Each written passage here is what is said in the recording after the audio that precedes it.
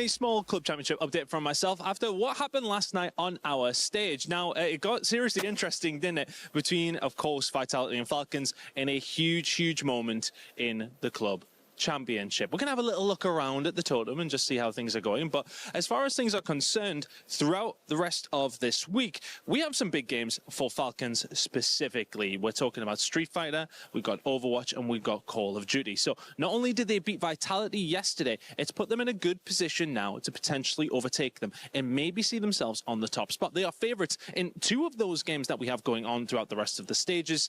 Let's see what they can do. Right now, they're sitting in 6th place. They are less than 1,000 points behind. So a couple of wins here and there may well propel Falcons to the very top. Teams like Na'Vi, who are very much sitting in that first place spot, don't really have too many more games. Have they potentially peaked too early? Falcons are the team, though, that potentially could get themselves over the line and into first place for the very first time. Let's see if it's going to happen. It's a big week in the club championship. We'll be keeping you up to date with everything we possibly can throughout the next few days.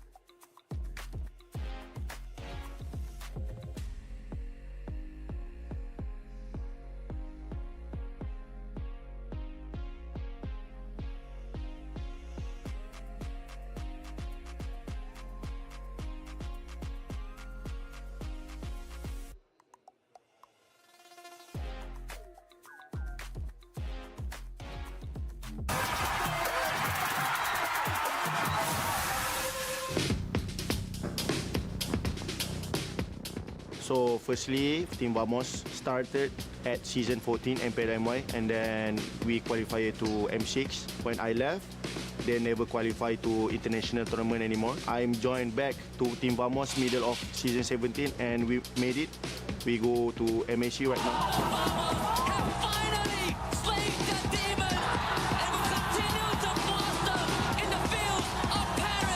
For season 17, Team Vamos is a last-minute roster, right? For me, I think going to EWC is a miracle.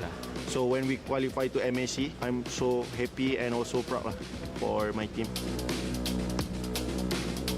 We expect that Team Falcon Mena will be a strong team also because they make it to the main stage and we just focus on our strength. We will not underestimate them. We treat them like all other teams and we will give our best. Just keep improving in our practice. Yeah, bring a new meta. SRG always get the podium, right? In top 3 in every tournament. Number 2 of Malaysian team need to step up to become like them. If we doesn't have SRG, then Malaysia is like nothing, right? Keep improving and keep climbing slowly. Just prove them that we can be a strong contender in this tournament. In the grand final of MPLM Boys season 17, we are losing to SRG 4-0, and that time Aero 404 was crying. I feel disappointed with myself because I think I can do much more better. I always had a dream to help my mom, especially about money, right? So being able to be here at EWC is like dreams come true. The prize pool is so big. I think that is big enough to help my mom. So just keep believing us and pray for us also. Love you.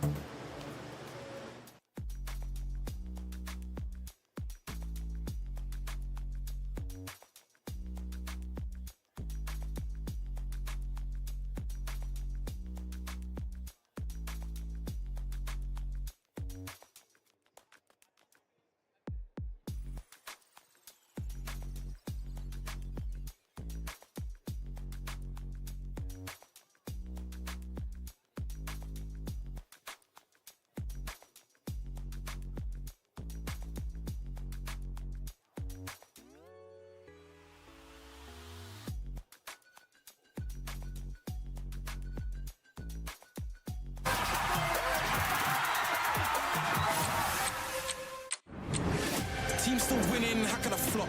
On the rise and I just can't drop. I joined Team Spirit in the very first season and in MCC, and then we won 5 seasons in a row. Bridges burn, tables turn, highs and lows, gotta figure it out. So in this MSC we have Zaur Geist in jungle and not one shot, and I think Zaur is just a young talent like Donkey in CS2, and he have better communication with team. His mechanics are also great, so we trust in him a lot. It's not that we didn't want to work with him earlier, it's just that it so happened that everything came this way and he's only in the team now. But obviously the good thing about him is that he's 16 and obviously very talented, so I have high hopes for him. It's really going to come down on how he's going to feel in the game. For ONIC Philippines, and a heartbreak for Team Spirit when they had the lead. I mean, if you've been watching MSC up to this point, you know that even if you have a 7, 8, 10,000 gold lead, a game can still turn around. It's very sad to lose like that, especially in the last game where we had a 10K gold lead, and then To the rest of the world, we have been known as a team that's more concentrated on their micro, more on fighting. We tilt, we choke, that's the opinion of the other teams. But this year, this tournament, we have new goals and we really have been working on our attitude to get better in game and outside of the game.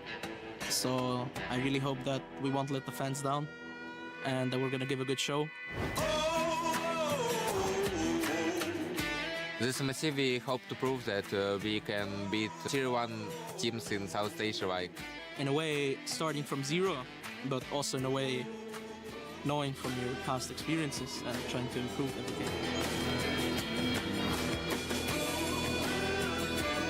We're always confident, but this time it will be like better results and not only words.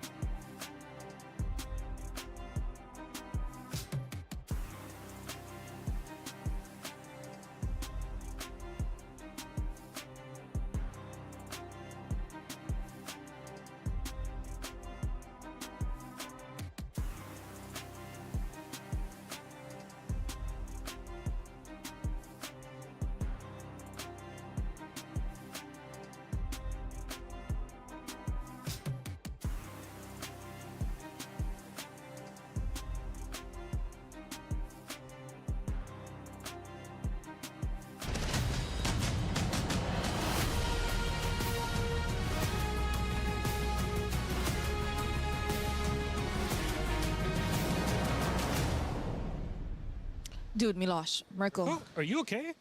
No, bro. Is it? It's Oh vitality. no! Yeah. Who gave him the vitality key? What? I think he stole it outside. He's You- the My biggest Goats, bro. vitality My fan. goats. That's It's- my goats, bro. We know, It's we okay. It's look. They'll be so much better. M series, right? It's a few No, months. they won't, bro. No. Oh, wait, are you talking like vitality? No, you can't say Oh, that. I'm sorry, He's I'm sorry, already I'm sorry, heartbroken. No, that'll be okay. sorry, I'm It'll be sorry. fine. It'll be... Look at my goats. Wait, Dude, I are you thought you'd be record- used to it by now. Look, you can't do that. This is a private moment. Yes, my friends, heartbreak, tears left on the cutting room floor, and that is only the beginning of our knockouts. Yesterday, day number 1 sent 2 teams home, and what a way to say goodbye to Team Vitality. The Bees have buzzed away back, and on the other side, oh well, YG, they had a hell of a day, Rose. Yes, indeed, Milosh. But today, we will find out the last 2 semi-finalists that will be competing for the grand finals ticket tomorrow. Today, 2 best of 5 will unfold here at MSC at EWC 2026. 2 keys will be shattered and 2 will continue their journey. It's the beauty of the tournament here, and it's a beauty that we have so many, well, pretty much every single rematch that you could ever ask for interregional, and that's what makes MSC so damn special. But we got our day ready to go. Yes, indeed. So, for our first matchup of the day, ladies and gentlemen, join me in welcoming Malaysia's finest, Team Vamos! This is what they call a last-minute roster who now carries the hope and dreams of Malaysia on their shoulders. They have defied the odds by taking down favorites and showing the world what they are made of. But can they continue flying? Can they win the matchup they asked for? Will Hala Vamos come out on top? It's a big ask, but if anything, we're getting the best part of it all because their opponents are ready to roll. Please join me in welcoming Team Spirit! They've made statement after statement in MLBB, but failed to stop the Vamos rising tide in the jungle in our group stage. The Dragon, my friends, hungers for victory. The Egoist yearns for a second chance. And revenge? Oh, it smells like Team Spirit, all right. You know what, Milosh? Will the gatekeepers gatekeep or will they be gate-kept? Only one way to find out, boys. You may place your keys and take your seats. And of course, to our captains, don't forget to meet in the middle for a little handshake, fist bump, or maybe nothing at all. We'll see what we get out of it. They asked for this matchup. Respect between our teams, gatekeeping, slay queening, and they're ready to get into it. Only one will head to the semi-final, and the other, he's crushed just like their dreams. So, who will come out on top? Only one way to find out. Let's head over to the Land of Dawn. The first half of MSC and EWC 2026 knockouts delivered a story of revenge and redemption. Day 1 opened with 2 long-awaited rematches. First, with Yangon Galacticos denying Pro Esports revenge, securing Myanmar's second top 4 finish since MSC 2022 without dropping a single game. And just like that, Yangon Galacticos remain undefeated. Vicious win, a sweep in the quarters. In match 2, revenge was served as Team Falcons PH eliminated Team Vitality. Now, Team Falcons PH are just one step away from returning to the grand finals. Team Falcons, after losing the first game, will now make it to the next stage here in the knockout stage. Our story continues into day 2, first with Team Vamos versus Team Spirit. Team Vamos were the first to choose during the draw. Can their gamble pay off, or will Team Spirit make history by breaking into the top 4 of MSC? Then comes our match of the day, Aurora Gaming versus ONIC, a rivalry that started at MSC 2025. While the MSC 2023 champions still haven't found redemption, Aurora Gaming stands as the tournament favorite to win it all. 2 teams will rise, 2 teams will fall. Who will rise above?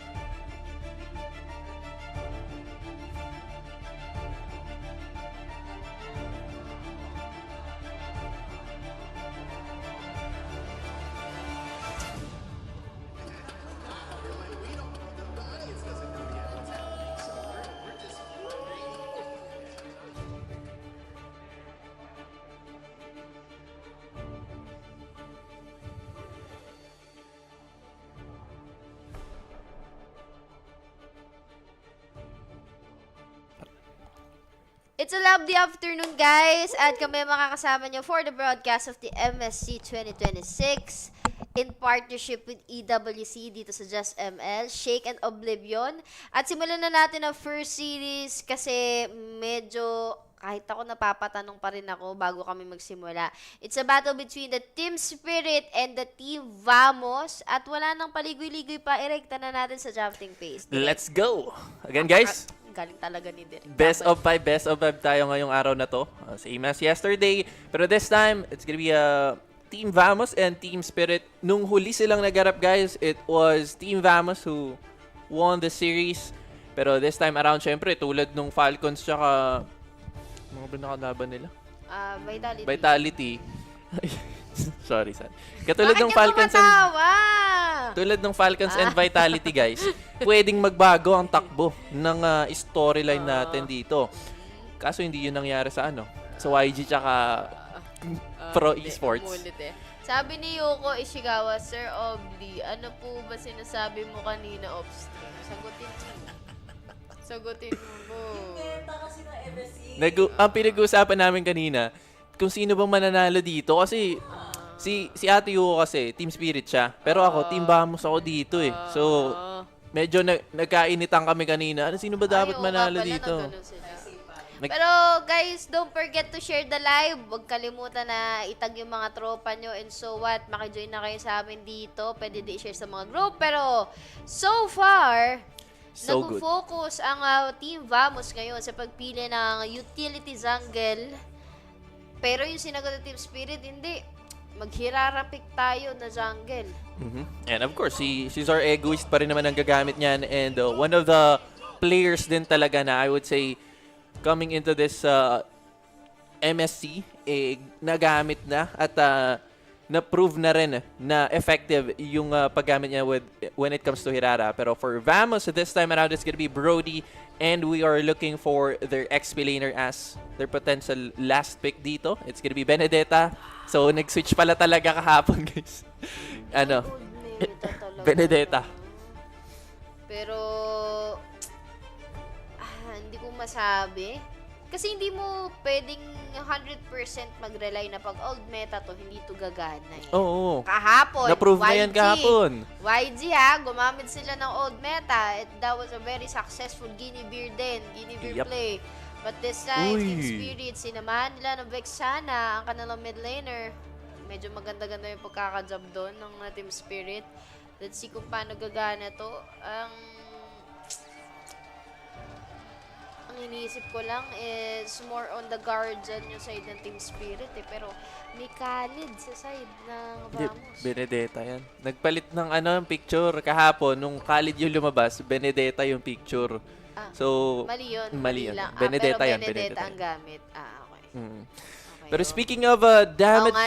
Ayan. Hindi sa amin yung guys Doon po yun sa mismong ng EWC. Labas kami dyan. Labas kami dyan, boss. Pero, wag nyo kalimutan, guys, na i-scan ang code na nakikita nyo sa mga screens ninyo dyan. Kung mapa-phone man yan or mapa-PC yung gamit nyo para mag-join sa ating creators program. And of course, available din ang ating Discord. Para mag-join kayo, i-scan nyo lang rin yung code na nakikita nyo. At sa mga nagtatanong sa comment section kung pwede bang manalo ng mga dias or what, bakit ka maghahanap ng dias kung meron namang $300,000 sa prize pool? Basta tama ang prediction mo. Kaya ano pang hinihintay nyo? Scan nyo na yung code at malay nyo naman, sumakses kayo. Pero katulad mula din sa may gitna, napasuccess yung pagkakabunot doon ni Chloe Kun. Yun nga lang ay makakabawi si Sunset Lover. MVP ni Jewel yan. MVP ni Jewel yan. For the whole MSC, guys. For the whole MSC. Yan. Nakalista na yan. Yan ang kay MVP. Pag may laban sila, alam mo na kung sino MVP dyan. Pero this time, so far hawak ng Vamos ang pera. Masyado malalim yung mga play nila dito. 3-2. Magiging laban na sa may gitna. Una nga makakakuha ng Little Wonder si Zari Gomez. Pero bukod kay Coily, ito yung isa sa may good record ng Hirara. Yan talaga. Actually, nung sa MCC region, isa rin talaga yung Team Spirit na actually pag palit ng meta natin, nakapag-adapt agad yung Team Spirit, and I think that's one of the reason as well. Kaya rekta sila sa group stage natin at hindi na sila nag-wildcard. Pero either way, for Vamos naman, not quite sure pero if I remember correctly, isang beses lang sila natalo sa Team Spirit. Kung hindi man na-sweep to. Pero all throughout the group stages, isang game lang yung tinalo nila. Almost the same with YG actually. Pero tingnan natin, this time around, kasi for Team Spirit, bago tong Vexana pick na nilabas nila. Let's see kung paano gagana yung guardian dito ng Vexana. But all in the first certain, nakapeso na agad ang team ng Vamos. 4 sa side nila ngayon. And even si Sawa ay mapapaback off lang ng konti. Wala pa nakapeso na jungler. Yung Hirara nandun sa may bottom. Pilit na binabawasan yung Brody. Uy! First blood agad kay Zaragois. Yun nga lang kapalit is 300 set of gold sa kamay ni Error 404. Para sa akin, okay lang yun Gold pa rin yung nakuha. Gold laner pa rin yung nakuha. Pero this time, if matitrade off si Zar Egois, hindi na magiging maganda yun. Pero still, Team Spirit secures the first blood. At going back into this replay, kita naman natin, pulidong gank coming in from Zar Egois.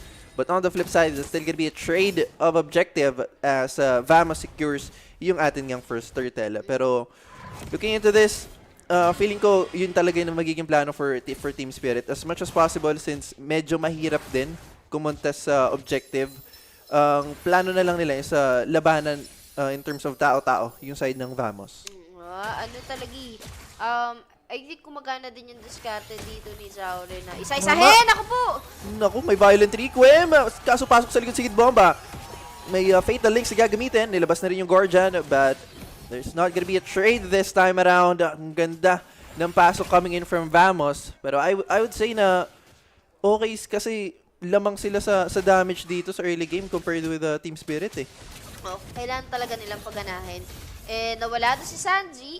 Medyo malaki-laki yung asawa rather, yung nawala, the Beleric for the side of the Team Spirit. Pero yung kanina na pera, magbabounce ulit sa side ng Vamos. Mababawi pa rin naman yan ng Team Spirit. Good thing lang as hindi si Sunset Lover yung natalunan. Kasi kung Vexana yun, medyo alanganin sila doon sa mid lane. At open pa naman yung lantern dito ni Clockun with the Sushin. Pero naka-ready agad si Error. Naku!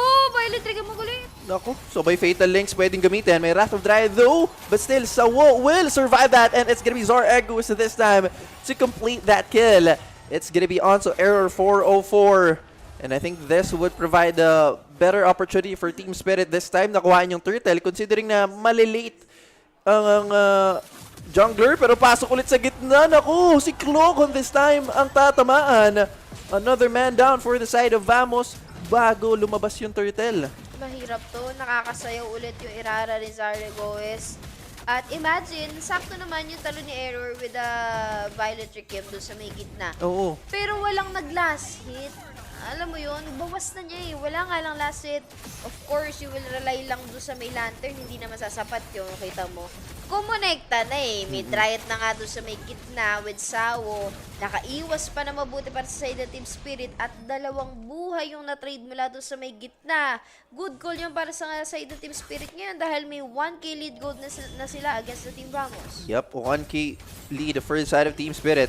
This could be it for the side of Vamos. Si Kid Bomba magiging target kaso nga may Purify. Napop na rin yan. May Petrify coming in from the other side. But Kid Bomba, buhay pa rin. Napakakunat talaga nito. Kunat nila dito. Pero Blaze ito agad kay Hiko. Maagang Urikim yun. Babalik ulit si Zikef. Pero buhay pa naman para sa side ng Vamos. Yun nga lang ay na-force yung mga ultimates nun. Kumbaga damage check lang siguro. Heat check kumbaga para kay Hiko. Kung gaano na rin ba kasakit yung damage. But still, that is gonna be 2 ultimates used for the side of Team Spirit. And at this point, for Vamos, parehong teamsmen parang ginigage pa nila kung gaano kalaki yung damage na kaya nilang ibigay. Kasi yes, sumubok yung Vamos sa top side, hindi sila nag-succeed. Same goes with Team Spirit dun sa may bot side naman, hindi rin sila nag-succeed. So, I think magkakatalo na lang to pag 5v5 na yung labanan natin. Tingnan natin kung anong gagawin ngayon ng dalawa. But 1.4 na yung pera. Naku po, nakapag-set pa. Naka-flicker out, nakisawo. Ready pa Rikim, hindi pa gagamitin. Balik muna na konti for the side of the Vamos. Ay, habulin ni Zauri agad. Naku, ganda nung habol. Ton connects and Natko falls down for the side of Vamos. 0-2 bigla yung gold laner dito ng Vamos. Nako, parang problema to. Shake ha? Problema nga yan. 2-0 to na si Zar Egoist. Tapos, basag pa yung bot lane ngayon ni Natko. Iba ang intensity ngayon ng Team Spirit. Irerespeto mo pa rin talaga sila pagdating doon sa mga macro play na yon. Pero eto muna tayo. Another set of the turtle. Last turtle of the gameplay. Sino kaya una makakakuha? Pero yung Dryad sa may gitna, wala nakapitan kay Sabo ha. Naku, isa nga lang yung nagamitan noon. So Wise falling low, may elect the final blow. Pero yung turtle, secured pa rin yan for the side of Team Spirit. Kaso lang, isa na yung namatay sa side ng Vamos. One as well for the side of Team Spirit. Pero after that, I think disengage ang magiging call for both teams as mukhang pupush na lang sa top side yung Team Spirit.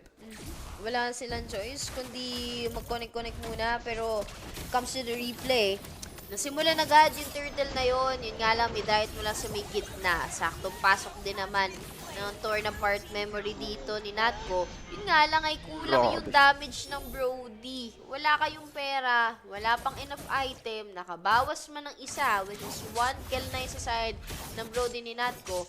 Pero considering na ang daming naging trade Oblivion para makakuha ng isang kill yung Brody, hindi pa worth it yan sa side ng Vamos. Tama. Pero for Vamos this time around, they're trailing behind 3.5k gold lead. 3.5k gold against Team Spirit, which is a big thing, I would say. Considering na pang late game kasi ito si Hiko, I think, well-farmed na siya compared with Natko at this point. And yun yung feeling ko yung nagiging problema for Vamos. Kapag kumo-connect si Hiko sa team fight, which is ganun yung ginagawa ng Team Spirit for the last team fights, nahihirapan sumabay yung Vamos. Pero as of now, tingnan natin kung ano magiging plano ng Vamos. For the last few series na nakita nating magtapat itong dalawang teams, laging lamang yung Vamos pero iba yung nakikita natin ngayon. Tingnan natin kung anong gagawin nila. Naka-conceal play agad. Zakif yung mapapasok dito, being Atlas. May makukuha kaya, na-deny nga lang yun. Pero nagamit din yung conceal for Sawo. So walang conceal play na manggagaling mula sa dalawa. Kailangan nila humanap ng magandang pwesto. 10 seconds cooldown for the first turtle na lumabas dito sa Land of Dawn. 5-2 ang diferensya pagdating sa score. Tingnan natin kung paano kukunin to ng Vamos. Kailangan nilang makakuha ng Lord. Pero kung first Lord lang naman, pwede pa rin namang i-give. Yun nga lang. Nagiging another add-up na naman yun sa pera ng Team Spirit. Yun nga. Yan ang magiging problema. And looking into the items, wala pa ng mga Trinity dito. Si Hiko, still waiting for the Golden Staff for the last item to complete off that. Pero we can see that almost all lanes actually are winning or on a lead for the side of Team Spirit. Yung mid lang actually yung ide, pero pasok with the falling star si Kid Bomba. Wrath of Dryad sa kanan, but Clogon will fall down. So I think this is enough for Team Spirit para makuha na yung Lord at mahirapang mag-contest yung Team Vamos. Naku po, dinadaan ng Team Spirit sa pindutan. Ang laro ng Vamos, makakabawas pa sila dito ng turtle ngayon. Nakuha ni Zari Goes. And definitely, it's so hard para sa side ng Team Vamos ngayon. Kailangan na siguro dito gawin Oblivion is bigyan ng chance yung Brody talaga ni Natko. Pero every time kasi na mag-torn apart memory yung Brody, wala na eh. After niya mag-burst yung ultimates niya, wala nang follow-up yun. Hindi siya katulad ng mga ibang marksman na mabilis lang naman yung cooldown, so pwede pa makapag-react dun sa mga binabato ng kalaban. But Lord is marching mula sa may baba, basag ang first turret sa may bottom lane. Nakakapag-clear pa naman dito, even sina Error 404, but ano kayang gagawin dito ng Team Vamos dahil dinediretso na sila ni Zaure? Yan nga eh. Actually, hindi rin ako sure kung nag-Cypher to pero kung nag-Cypher to, paldo-paldo din ngayon si Zar Egoist. And looking into the map, the pressure is on for the side of Team Vamos. Kita naman natin, under the turret, inuumpisa na siyang bawasan ni Zar Egoist. Meanwhile, at this point, matik mababasag yung mga inner turrets na natitira for the side of Vamos as they have to put few heroes dun sa may bot side since yung Lord nandun na rin sa baba. Pero speaking of sa may baba, mapipilitan na basagin pala doon sa may torre. At yung Lord ay destroy na rin. Pero sunod-sunod yung binabato nila dito ng kalahati yung buhay ni Zoep. May papasok na play. Ay, nandun yung falling star ni Kid Bomba. Purify forced out. Pero ang ganda ng Wrath of Dryad. Teka lang. Nabitin yung Blazing Duet pero papasok pa rin naman. Double kill para kay Zar Egoist. At naku, biglang kanya-kanya na yung call ng Team Vamos. 2 ang matitira, 3 ang mamamatay sa side ng Vamos. Meanwhile, only Kid Bomba will be the casualty for the side of Team Spirit. Our Egoist goes in again. Pero I think eto na yung panapos na play ng Team Spirit. Tingnan natin kung magagawa nila. Walang available na Elect to Final Blow. Wala rin Crimson Beacon na available. Pero ang galing na clear ng Team Vamos yun. Naku po, yun nga lang, masyado malalim. Kailangan nilang umalis ngayon. Nahabol pa ba the Flicker? Isa lang na Fatal Link. Ang layo ng kakampi niyan, guys. Parang nasayang yata yun. But still, it's gonna be a complete kill for the side of Vamos. At parang ayaw pa uwiin yung Team Spirit ngayon. But either way, they will take one before defending once again. 8K na yung lamang ng Team Spirit. Si Sunset Lover, yung napunta sa kamay ni Natko. Kulang pa rin. Kung tutuusin, isa lang din naman yung tinamaan ng Fatal Link. Hindi pa worth it yun sa side ng Vamos. But actually, ang akala ko hindi dediretso yung Team Spirit kasi meron pang turret mula doon sa may gitna and even yung wave ng minions hindi sasapat para idiretso nila sa may torre. But comes to this replay, good sana yung Fatal Link na yun. Isa lang yung nakuha. Pero bago ko sabihin lahat, ako pa meron sa gitna. Naku, si Hiko nga lang matatamaan this time with the Violent Requiem. Ang ganda sana na Blazing Duet. And just in time, the Lord spawns. -1 yung side ng Team Spirit. At isa pa sa pinaka damage dealers ng Team Spirit yung nawala ngayon. Mukhang problema to. Kailangang pigilan ng Team Spirit na makapag-lord yung Vamos. Pero kung yung Vamos, parang kailangan mo nang ipilit to. Kasi pag nabuhay si Hiko, naku, parang panibagong problema to sa side nila. Pero either way, error 404. We'll try to match up Kid Bomba. Medyo makunat yan, guys. Galing Pampanga yan, eh. Makunat talaga yan. Pero tingnan natin. Sinisimula na bawasan itong Lord ito. Zardo Gomez, sumahanap lang ng peso mula doon sa may likod. Pwede niyang kunin or i-cut yung wave dito ng minions mula sa may baba. Pero nakikita pa rin naman siya ni Sepat. Yun nga lang, sasapat kaya yung ginagawang diskarte dito ng isang Benedetta? Lord Dance na naman. Magre-reset ulit yung Lord. Makukuha pa ng Team Spirit yung pesuhan ng second Lord na to. Ay! Nakapag-ultimate agad pero kulang yung dami. Kunat nga yan, guys, eh. Kasasabi lang kanina, Lord secured para side ng Team Spirit pero Kid Bomba will fall down. And in exchange, Zekif will fall on the side of Vamos. So 1-for-1 ang palitan natin but still leading ang Team Spirit because they took that Lord. Ang ganda naman ng like final blow sa likod kaso nga lang walang nakuhang kill. Si Sepat ngayon ang mabibigyan. Sabay pasok with the Blazing Duet. Si Hiko couldn't complete that kill but either way, walang mamamatay dun sa exchange na yon. Uy, actually mayroon pala si Error 404 ang mabibigyan. So that's gonna be 3 out for the next few seconds for the side of Vamos. Tapos nandito na yung Lord ng Team Spirit. Nababawasan ng mabuti dito yung Vamos. Kahit makahanap sila ng peso, even si Natko nalilito na siya kung sino yung dapat habulin niya para mag-mark up bago mag-turn apart memory. But we're just marching mula dito sa may baba. Apat yung mag-go ng fall. Wala tinaman ng Dryad! Pero yung guard dyan sa mukha! Si Jacob yung matatanggal. Naku, napakasakit. Napagamit ng Wind of Nature ni Natko.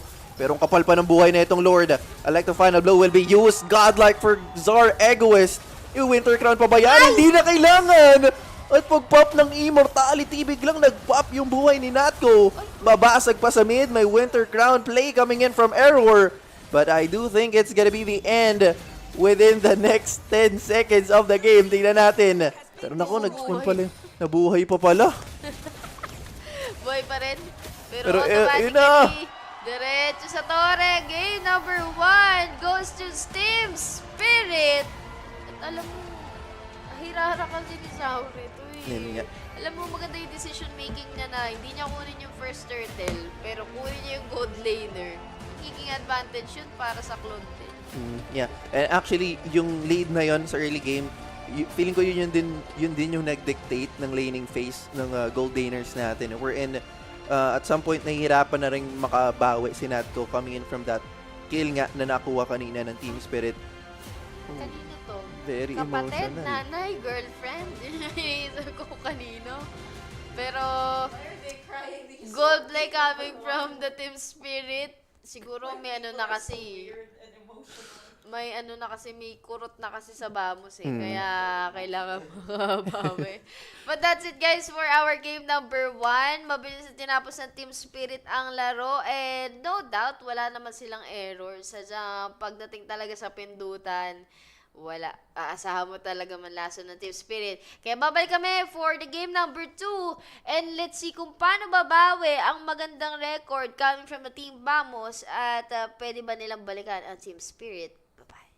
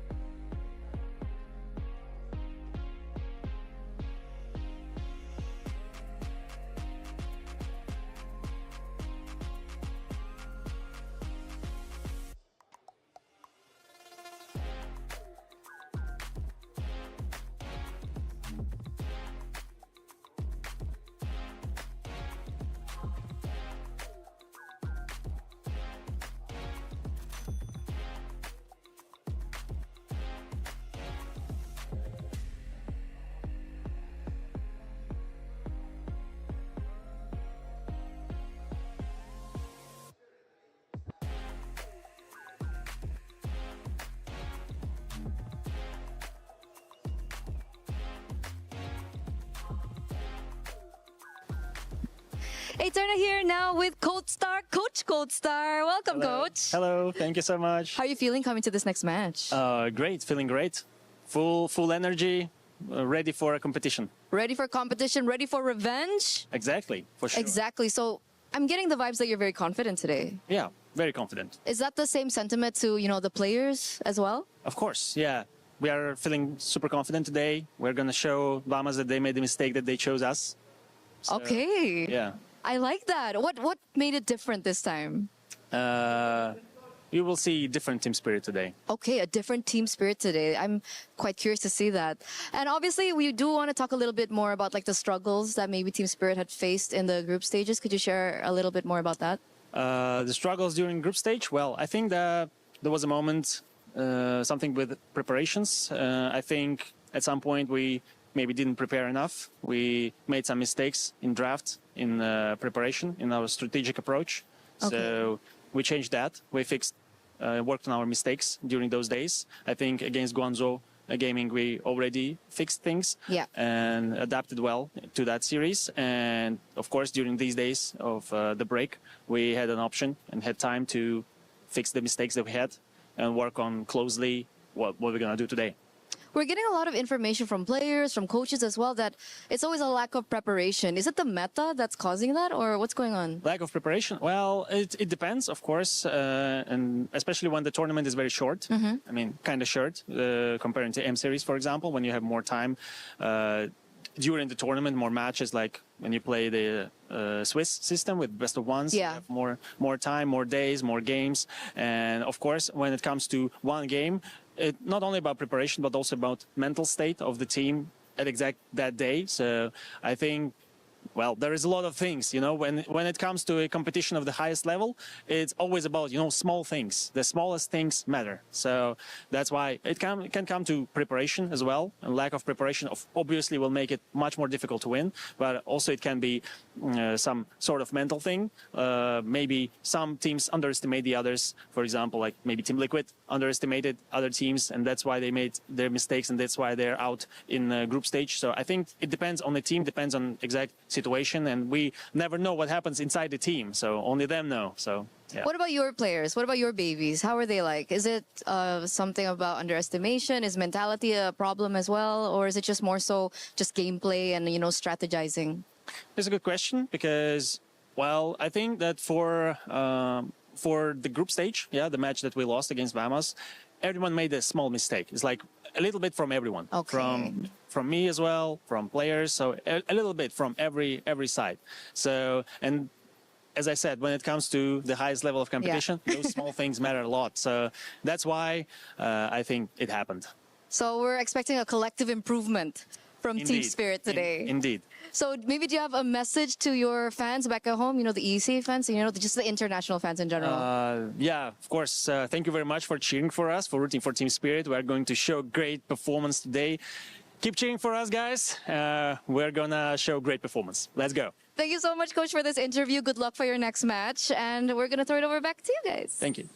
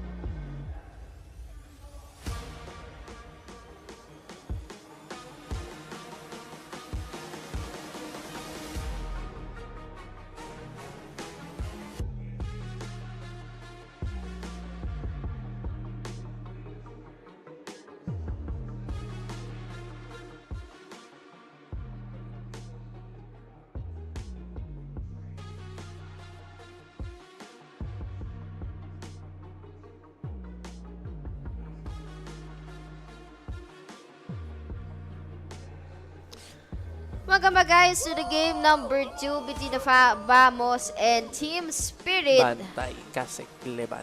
Pero game number 1, sa mga hindi nakakakita or naliliitan dun sa bar, kahit i-zoom yan ni Derek, Team Spirit po ang nakakuha ng game number 1 natin. But of course, this broadcast of Just ML for the MSC 2026 is in partnership with EWC. Wala na patupig-tupig. Valentina, Atlas, even the Melissa. Ba't binana naman nila tong Esmeralda? Sa side ng Team Spirit, gumana to sa kanila kanina. But sa kabila naman Team Vamos, Gord, Lilia, Fanny, Belleric, and Freya ang tinanggal. Tingin ko tinanggal nila yung Esme since Pakito Gold and Uranus XP sila. And as an answer for Uranus, syempre, Esmeralda has been one of the usual picks against Uranus, kaya tinanggal yan ng Team Spirit. Meanwhile, for Team Vamos naman, they banned out Lilia and Gord. Not sure kung ano yung reason nila on picking Zushan again, since yung threat nung Vexana is still up. And, okay, wala na palang Belleric.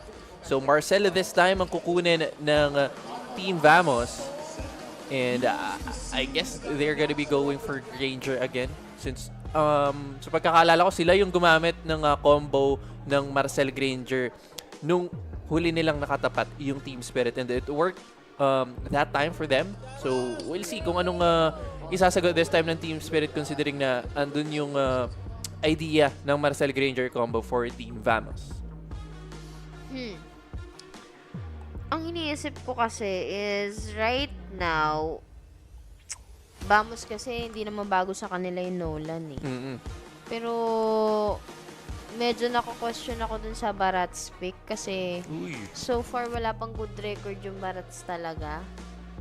Ay, naku, nag-ano sila. Usual pick ng Team Spirit, Eudora, and Matilda. Tilds lang, no? So, sasayaw na naman si Zara Goes neto. Hindi ko masabi, pero kung ganito kasi na binibigyan niya ng access si Zara Goes with the Herrera, hindi posibleng mag-spike siya eh.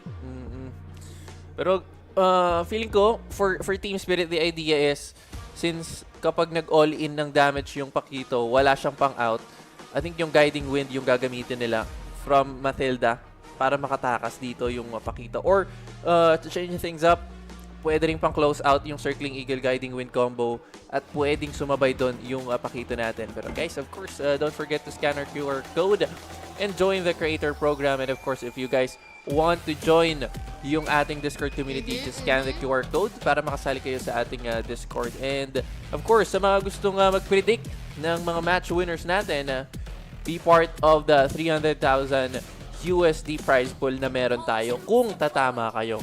At kung kayo lang ang tatama, sarap na.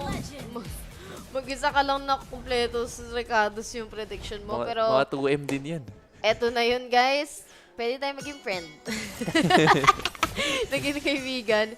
Pero going back sa Land of Dawn, eto na naman tayo sa side ng Vamos. Unang pick din. Nung game number 1, ang unang bumuhat, si Cloco na. With the Zushin. Second time around, Sushin pa rin napapaganahin over the Eudora. Naramdaman naman yun ng Team Spirit. Pero Zara Goes, makakuha ba ng first kill? Safe pa rin naman. Kamuntikan. Safe pa rin. Safe lang. And for Team Vamos this time around, I think they're gonna be playing this one a bit safer lang din. Since, yun nga, hindi nila kinantas yung Lethal Wonder, nag-focus lang talaga si Error 404 on other jungle camps sa pagkuha ng buff niya. Since andun din naman si Zikif, and ito rin feeling ko yung kagandahan ng isang Marcel sa Rome. Sobrang likot nito, and at the same time compared with Matilda, parang makakasabay siya sa pag-ikot sa mapa. Tingnan natin kung paano iikot na mangangalati yung buhay ni Kid Bomba. Pinanggigigilan ng XP-laner ng Team Spirit. Pero so far, hawak pa rin ng Team Spirit yung pera. Spirit pa rin naman ang lamang. Pero this time around, okay, wala pa naman mga ultimates na available for both teams. Pwera lang dun sa junglers natin. Pero mukhang magkakabigay ang Fracture Connects for Arrow 404. Not quite enough when it comes to damage. So, half HP lang yung aabutan for Team Spirit. Pero either way, Turtle is gonna be up. And mukhang paunahan na lang to sa pwestuhan para sa dalawang teams. unahan na ng pwesto dito sa may first turtle. Pero, grabe mata ng Vamos si Kid Bomba. Talagang pinipigilan nila. Mauuna makapwesto din si Kid. Geb! Naku! Nag-tones welcome agad. Dito nas welcome agad sa may fracture, pero patay si Zawo. That is gonna be Sepat taking, Error 4-4 taking that kill, pero yung turtle secured ni Zar Egoist. Ang problema, biglang low yung mga members ng Vamos, kaya double kill ang makukuha nila. Plus a kill coming in from Zar Egoist. Masyadong nagstay yung Vamos doon. And tingnan natin sa replay. Ayun o. Dito nas welcome kasi yung pinairal dito ni Sepat. Pero kulang yun eh. Imagine, ang iniintay lang kasi lagi ni Zaure is not the initiative. Pero yung last hit, last call lagi ng Hirara, double kill pa yun napunta sa kamay ngayon. Si Bossing ay galit na galit. Pero may 1 kill sa kamay ngayon ng Hirara. And Team Vamos, una man sila nakapeso mula doon sa may turtle. Nakuha pa rin ng Team Spirit na madali yung turtle. Pamasama. Nakuha na nga yung turtle. Nakakuha pa ng 2 kill. Pumabor tuloy sa side ng Team Spirit. 1.5k lead gold ang hawak ngayon ng Spirit. Mapipilitan na mag-back off muna ng konti for the side of the Vamos. Rekta ulit doon sa objective. Kailangan bumawi ng pera, boss. Hindi mo pinagpaguran.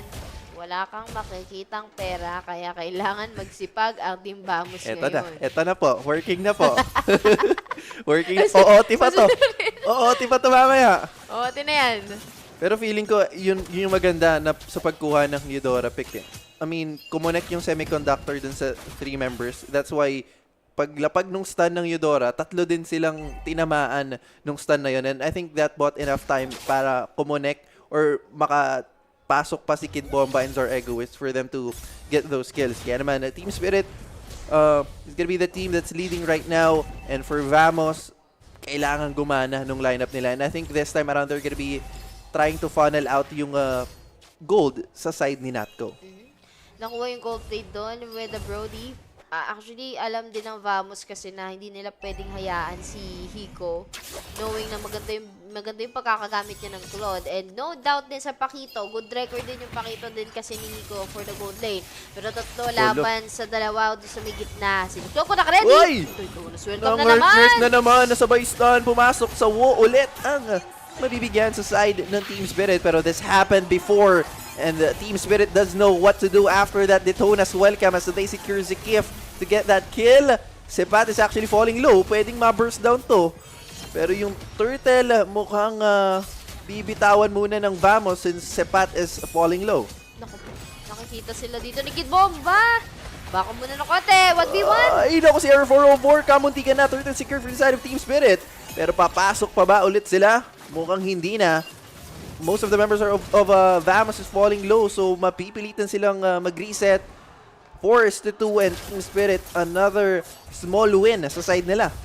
Nahihirapan dito yung Vamos. Every time pag humahanap sila ng tempo dun sa mga turtles, lalo na ngayon na may uusbong na last turtle, nauunahan pa rin sila ng Team Spirit at you need to respect the Hirara Zaregoves kasi wala na siyang pakialam kahit tatlo yun nandyan na humaharap. As long as kaya niya madali with the retribution, yung objectives ng laro, kukunin niya yun. And now, 5-minute mark of the gameplay, 3.3k gold ang kalamangan ng Team Spirit. Nako, makukuha na dito on welcome, 2v1.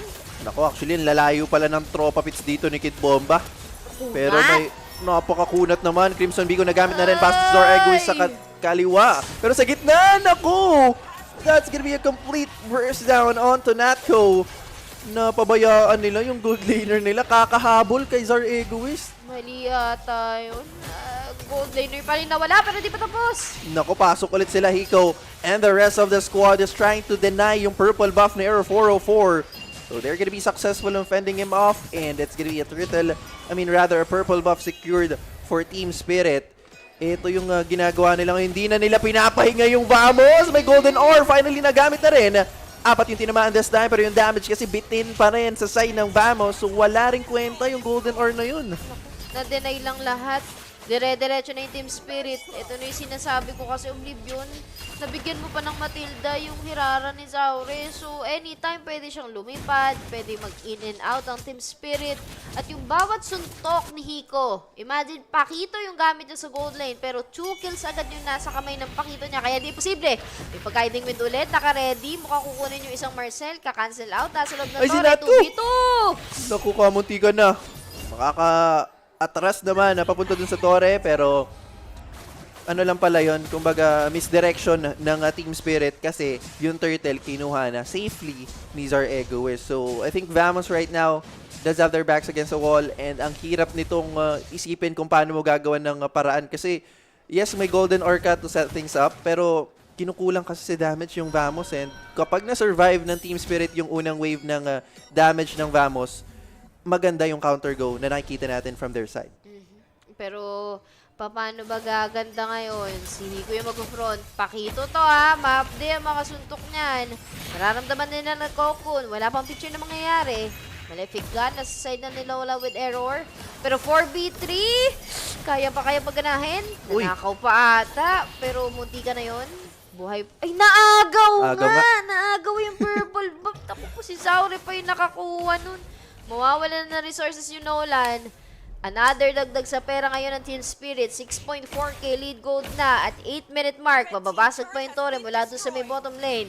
Si Hiko yung nagpo-front. Wala na siyang pakialam being the gold laner kasi Pakito yung gamit niya. Ito rin yung mahirap eh. Feeling ko nagawa ng Team Spirit yung idea ng lineup nila dito kung saan mag-snowball sila which is yun nakikita natin. All lanes are winning right now for Team Spirit and for Vamos naman ang hirap na itong sagutin. Ang hirap makabawi nito. Feeling ko mga 12 to 15 minutes pa yung kailangang abutin ng Vamos for them to survive yung team fight against Team Spirit. Pero may play sila ha. Ganda ng flank actually ni Sepat. Pero hindi nila tinuloy. Ako po, mag-isa lang dito si Error ha with the Solan. Ni Matilda ang Team Spirit. Pwede na lang liparin yan. Going to the bottom lane. Pero mapipilitang umuwi ang jungler ng Team Vamos. No chance para sa side nila. Kailangan i-clear yung mga lanes ngayon. Wave of the Minions, kontrolado for the side of the Team Spirit. 7.3k lead gold. Uusubong ang unang Lord. Nakapeso na agad dito. Ang side of Vamos. Pero bumabalik talaga sila pag may vision ni Kid Bomba. Yun nga. Ang hirap. Ang kunat din kasi ni Kid Bomba, men. Hindi nila alam kung paano sasagutin kasi wala naman silang kakayahan para i-burst lang agad dito si Kid Bomba. Hindi naman ganun kataas yung DPS nila as well. Knowing na hindi rin sila naka-DPS marksman. Pero with that, Lord this time secured for the side of Team Spirit. Good thing for Vamos, they still have the Holy Shields available. So hindi naman to may-end possibly ng Team Spirit. Pero either way, 8,000 po ang kalamangan ng Team Spirit. Masyadong malaki to kung titingnan natin. Laki nga. Imagine, yung namamatay lang sa side ng Team Spirit, si Sawo, which is the Matilda. At okay lang yung sa side nila kasi roamer lang naman. Pero BOD item, meron na sa kami ni Zari Gomez. Mabanda na yung bawat damage. Mali pa ata yung peso ni Ezekiel. May ipit atletic. Sinaklokong gagawa ng paraan para i-clear itong Lord na to. Pero yun nga lang, ang kapalit wala ng Holy Shield. Yep. Still, good for the side of Vamos as makakahinga pa naman sila for what, like 2 minutes probably of this game time. Pero either way, may hirapan din sila kasi ipe-pressure lang sila ng ganito ng Team Spirit, yo. Naka-ready pa, nako! Hala, hindi naka-golden hour. Sabay pasok si Kid Bomba dun sa likod. Izo-zone niya lang naman kasi yung members ng Vamos and Sepat falls down as well. Crimson Beacon force out this time. Pero pumutok yung damage ni Hiko. Stun, kagana din.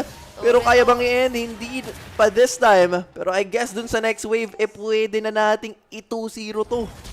Alam mo, sa lagay ngayon na 9.6k yung pera Oblivion, ang hirap habulin yan.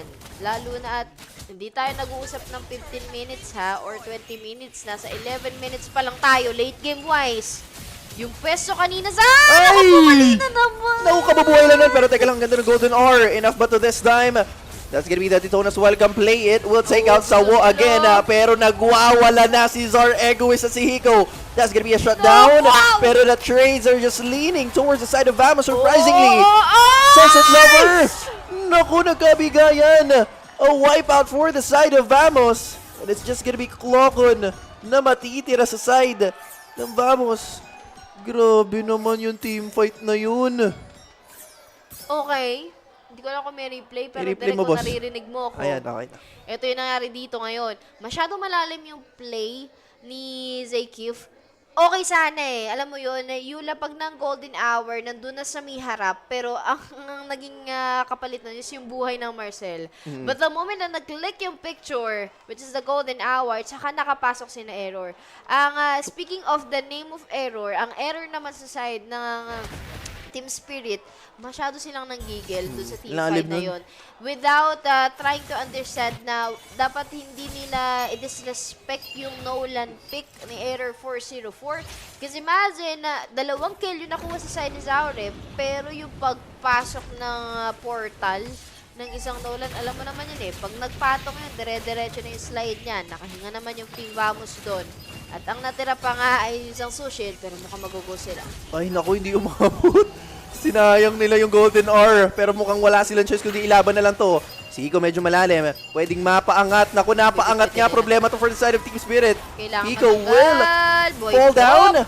Kailangan nila matrade to, guys. Masasayang yung lure this time ng Team Spirit if wala silang makuha ang trade. Kaya naman papasok ulit si Kid Bomba. Yung base. Napipilitan yatang umuwi yung Vamos. This could be a great escape. Pero sa likod, nandun pa pala si Air 404. May Circling Eagle this time. Napaangat yung dalawa.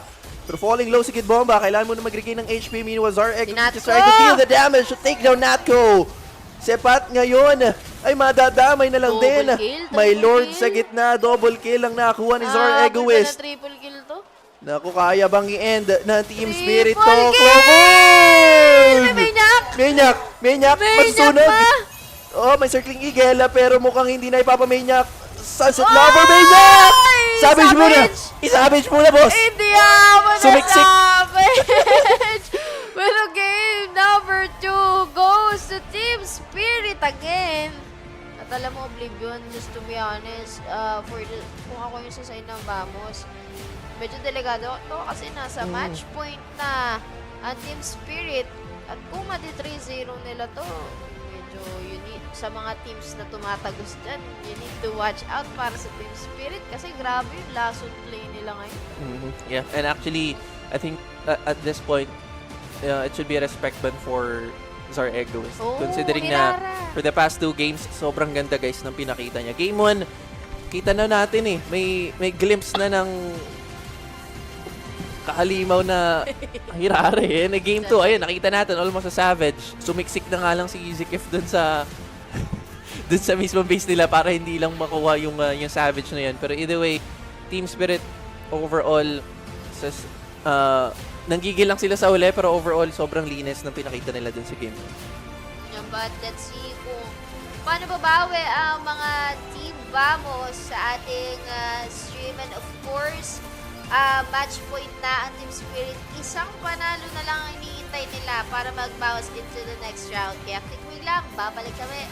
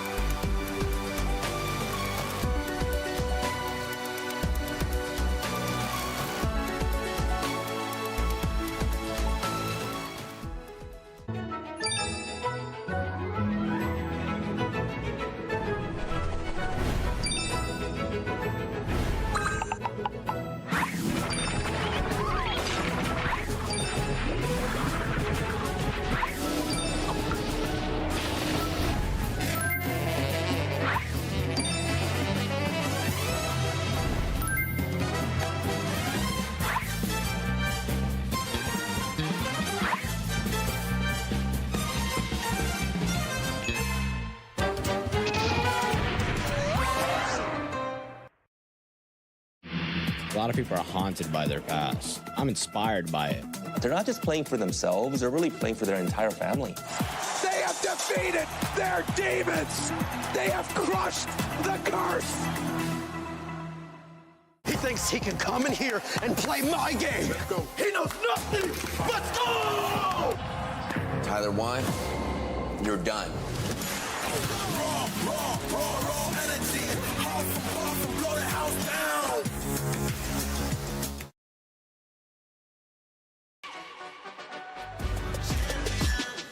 This ain't no regular thing. Came for the ring, you know what I mean. You see my name in the lights. Better get right, I'm champion.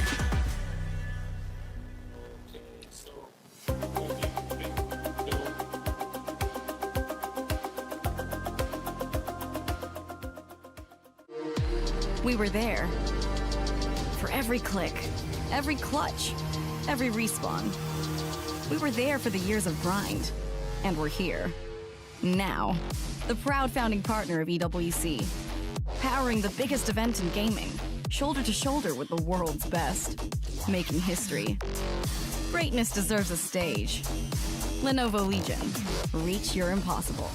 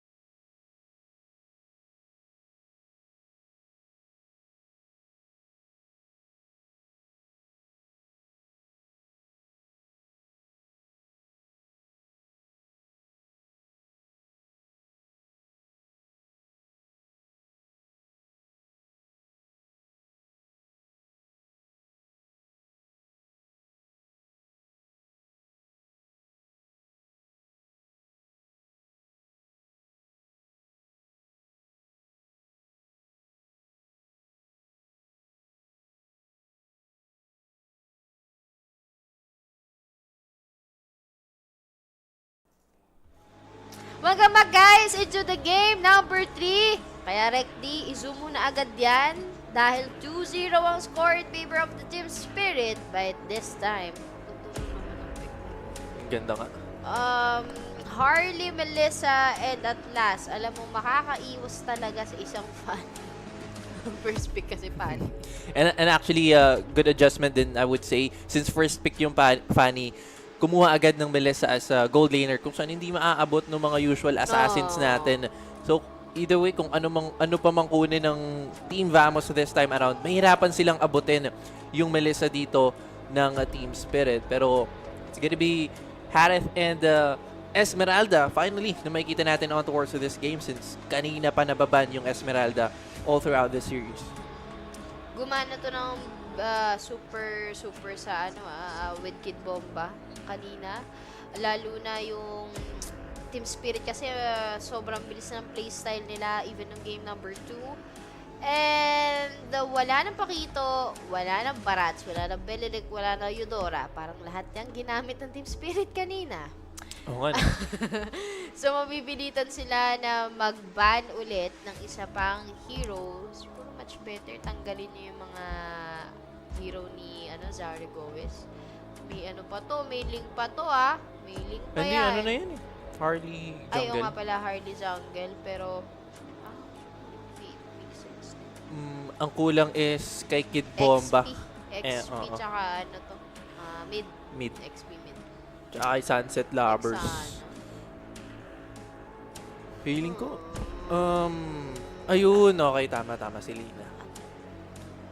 Sobrang lilikot ngayon ng heroes ng ng Team Spirit. And feeling ko ito, I mean, considering nga na naka-Fanny yung Vamos, good adjustment of our Team Spirit na comfortable din naman silang gamitin yung mga heroes na kayang mag-adjust kapag may Fanny na kalaban. And yun yung maganda for Team Spirit. Okay.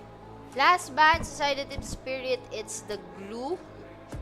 So, may potential pa na pumili ang Team Vamos ng last 2 heroes, which is the mid laner and the roamer. Pero kasi iniisip ko, ang pwede lang sumabay dito sa Atlas, if wala ka ng Beleric, is the Khalid. Or, Gatot. Tapos, Lilia, Gatot, and ang naisip ko lang na possible problem for Team Vamos is wala silang pang-combo kasi with this Gatot. Usually, we kinda see... Di tsaka matagal yan eh. Diba, may charge time. Na yung AOG niya bago siya lumapag eh. So, pwede mo pang iwasan. Tsaka malilikot na nga ito eh, diba? Ruby XP. May sariling diskarte yung Team Spirit. For Coach Polestar, talagang ang binibigay niya, game number 1 to game number 3, ang binibigay niya hero sa mga players niya is talagang comfortability. Hindi sila nag-experiment. Kung magko-connect naman yung hero nila, why not Coconut? Pero sa side ng Vamos, so far from compared to the game number 1 and game number 2, mas somehow medyo shaky pa dito. Kasi, katulad na sinabi ni Oblivion, sobrang likot ng hero pool ng Team Spirit. So, tingnan na lang natin for Vamos. As much as it's gonna be hard for them to gank dun sa gold lane, kailangan gumana pa rin talaga ng Fanny on the early game. Kasi kung hindi, problema to sa side ng Vamos. And knowing their lineup, they have the late game coming in from Harith. So, yun na lang yung aasahan nila kapag hindi gumana yung Fanny sa early game. Pero, without further ado, let's head on sa game number 3 natin. This is potentially the last game of Vamos. This is our MSC natin. So, let's hope for the best for both of the teams. Let's see kung anong gagawin nila dito. But, you can see the respect of Vamos kasi lahat sila, almost 3 of them are naka-Fury. Yun nga eh. So, trying to cancel out lahat ng Fatal Link and even kay Sunset Lover. Tapos sila lahat na-flicker. Wala na, no choice. Gusto kasi ng Team Spirit, parang more on kahit ng game 1, game 2, and yung mga pass play nila, laging push forward eh.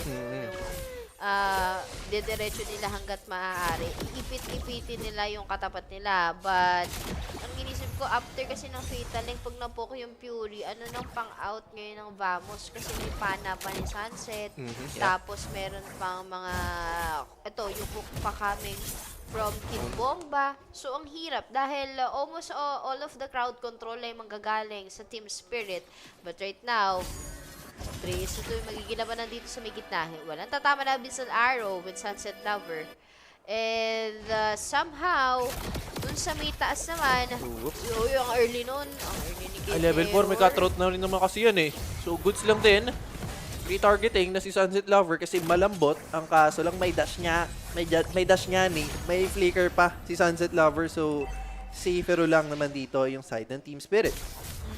Safe pa rin naman. Pero, yung mga ganong attempt ng funny 4 error, para sa akin parang hindi pa ata dapat. Kasi, kung gusto mo, katulad na ginagawa ni Saure, hindi siya papasok unless makita niya nakalahati na or bawas na yung buhay ng kalaban.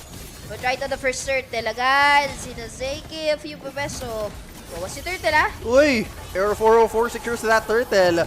Tapos nga lang, hindi gumana dun yung hila. Pero si Kid Bomba Delegado, naiwasan! Yung cable! Sinayawan! Grabe naman!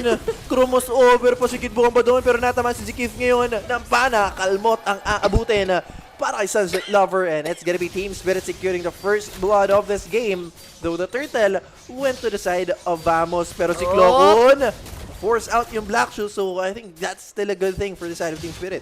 Nag-attempt ang isang error 404 doon sa may bottom lane. Pero may naging kapalit na buhay, boss. Pero kita natin yung replay dito kanina. Ito, piso na lang. Whoa! Pero bigla akong narinig yung kanta sa dance floor Ano yan? at isasayaw ko. Gumilid eh. Pero, tamo, even the player itself, napangiti talaga doon. No? Pero ito, Abyssal Arrow, wala na matatama. Ulit, for Sunset Lover. Yung pera ay nasa side ngayon ng Vamos, pero hindi siya umaangat into the 1K. May ganti pa rin naman na binibitawan yung Team Spirit. So, somehow, babalik ulit ang ating mga tropa sa kanilang objectives, which is kumuha muna ng mga resources such as the Beetle Lizard with his funny. Masyado malalim. Buti hindi na burst out yung Deadly Magic. Meron pa rin ng mga ultimates coming from Hardy. And let's see kung anong gagawin niya ng funny ng Vamos. Tingnan natin, ano maging plano? Andun yung Deadly Magic this time. Onto Clockhoon, but not enough damage. So, buhay pa rin naman. And force out ulit yung, ginamit agad yung Black Shoes dun, Pero sa gitna, Sunset Lover falls down. Ang problema, matutrade ba? Hindi. Direct pa, delete nga. Okay yun. Para dito. Dito sa side ng Team Spirit. Oo nga pero looking at the mark, at the 4-minute mark, ngayon pa lang nag-spike yung Vamos. And I can say na tinatapangan ni Error this time for the game number 3. Kasi imagine, yung bawat pasok or dive ng isang funny, hindi biro yun. Knowing na nakakakuha naman sila ng kill, isang kill pa lang naman yun, nasa kamay ng funny. But yung connection kasi between the Team Spirit, ando na yun eh. So, imagine, nakapwesto na agad yung Atlas with Sawo sa side ng Team Spirit. Inuunahan na napakitaan ng Visions. Yung Arrow, pero 1v1! Naman ng jungler na Team Spirit. Magiging open ngayon yung turtle sa side ng Vamos. At yung kanina na hindi umangat ng 1K, magiging 1.4K lead gold ngayon. Ako, ito yung binabanggit nating early game ng Vamos. And actually, it's working right now. Pero may Fatal Links gagamitin ba? Hindi. Actually, Error 404 goes in again. Na-force out yung Fatal Links. So this time, pero patay pa rin si Sunset Lover. This could be a secured turtle for the side of Vamos the second time around. Second time around ba? Kaya-kayang paganahin dito na Team Vamos. 2K lead gold in favor of the Vamos. Si Ero yung kumukuha ngayon ng turtle. Ganon kadali na mabibigay agad. Habang ina-expect ko dito, nagkamali kasi dapat hindi na kumagat pa ng araw eh. Umuwi na lang sana for Sunset Lover. Piso na lang yung buhay niya mula doon sa may mid. At even yung, siguro ate niya yun or cousin, hindi natin alam, or girlfriend, na pangiwe doon sa play na yun mula sa may mid lane. Pero good for Natco, mababasagan sila ng Tori ngayon. Tinamaan naman ang Abyssal Arrow, pero walang follow-up dahil nakabantay yung dalawa sa side ng Vamos. Dahil basag yung Tori dito ng Team Spirit. And actually for Team Vamos. Things are working well for them. Mainly because ang likod sa mapa ni Air 404. Parang kumbaga siya yung nagiging catalyst ng Vamos para makuha yung mga kills and makaikot din sa mapa yung buong team nila. And I think that's one of the reason as well kaya lamang sila ng 3,000 ngayon against Team Spirit. Pero speaking of the 6 minute, medyo lamang yung side ngayon na Vamos in terms of the money as well it counted para sa side ng Team Spirit. Pero mula dito sa may gitna, 5v3 yung magiging sitwasyon. Magbaback muna ng konti para sa side ng Team Spirit. Para gusto nilang habulin ngayon si Error. Nasa kanya kasi yung count ng most bounty. Pero ito Falling Storm ang gagamitin this time around. Taunt coming in from Zekif will connect. May fatal links na gagamitin this time pero ang ganda na free hit ni Hiko. Tingnan natin kung magiging enough. Not so much as Sawo ang masasawi sa Team Spirit. Pero naku, mukhang makakabawi yata dito yung... Ay, buhay pa rin si Zekif. Buhay pa. Naku po, ayan na si Sawi! Si Hiko may makakuha ng kill. Hindi mo malalapitan kasi yung Melissa. Ay, wall spam ka. Oy! Kala mo, Dalawang beses na. Dalawang beses na silang nagsayawan ni Kid Bomba, ang Ruby na Team Spirit. Pero eto na ngayon. Mukhang mahihirapan sila pumeso. 2 turtles ng side ng Vamos. Another set of turtle ang magpapakita. Kailangan makuha to ng Team Spirit. Masyado nang malaki yung pera ng Vamos ngayon. 3.8k lead gold sa side ng Vamos. Pepeso naman yung tatlo dito sa side nila Natco and Cloakun. Pero kanino? Grabe naman yung abyssal arrow na yun. Nakita mo? Ang laki! Ang laki no abyssal arrow. ang hirap iwasan ng abyssal arrow na yun Kung sa'yo ibabato yun. Hindi mo may iwasan yun. Pero natama ng para this time si Air 404. Still, the stun will not come through. So, makakatakas din naman siya. Vamos right now, ang ganda ng pinapakita nila dito sa game natin.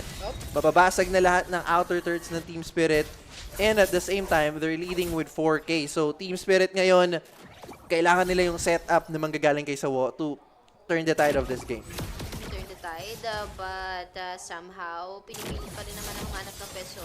Good thing for the Team Spirit, hindi pa sila bumabawi agad. Hinahanap nila yung tamang tempo or yung count kung pwede pang may makuha na ibang resources such as the minions. Kasi hindi pa sila makadali sa kill Lamang pa ng 2 kills yung team ng Vamos. But as you can see, trying to clear naman si Higo yung makikita doon. Makakaiwas naman with Error. May follow-up din naman ni Sawo. Muntikano na yung buhay ng gold laner ng Team Spirit. Pero somehow, kompleto pa rin naman. Yep, kompleto pa rin naman. And quick item check, guys. So, Feather of Heaven, Starlium Scythe for Natco. Meanwhile, for Hiko naman, who's behind with around 500 gold lang din naman. Isa na lang yung kulang sa Trinity item niya. So, we're still waiting for that golden staff. Meanwhile, for junglers, 1,000 pala yung lamang dito ni ni R404. Kid Bomba falls down. Naku! Pinabalagbag na sila sa ilalim ng Torres or Egoist. Mukhang muntik na madamay. Fatal Links this time magagamit. Ang ganda ng pasok ni Hiko. Pero hindi pa rin sapat to burst down any members of Team Vamos. Ito ang problema, Shake. Problema na to. Parang susundan ulit. Sunset Lover! Nawala na nga doon si Sunset. Nadali na naman ng funny play dito ni Error 404. At inuunti-unti na ngayon ng Team Vamos ang side ng Team Spirit. Naku. Hirap nito 5k gold lead ngayon. Lord. Ang hirap din i-contest actually for the side of Team Spirit this time around.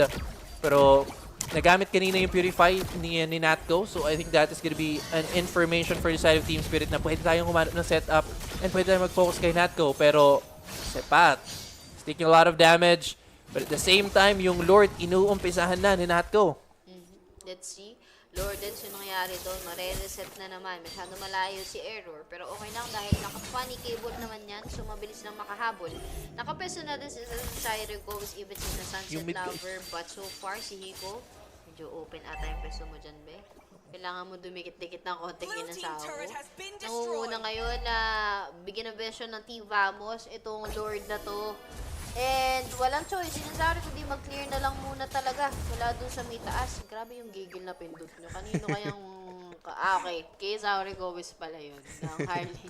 Gigil gusto para masisira yung screen. Si Higo nga, chill lang Pero yung ano, yung itsura niya mukhang gigil.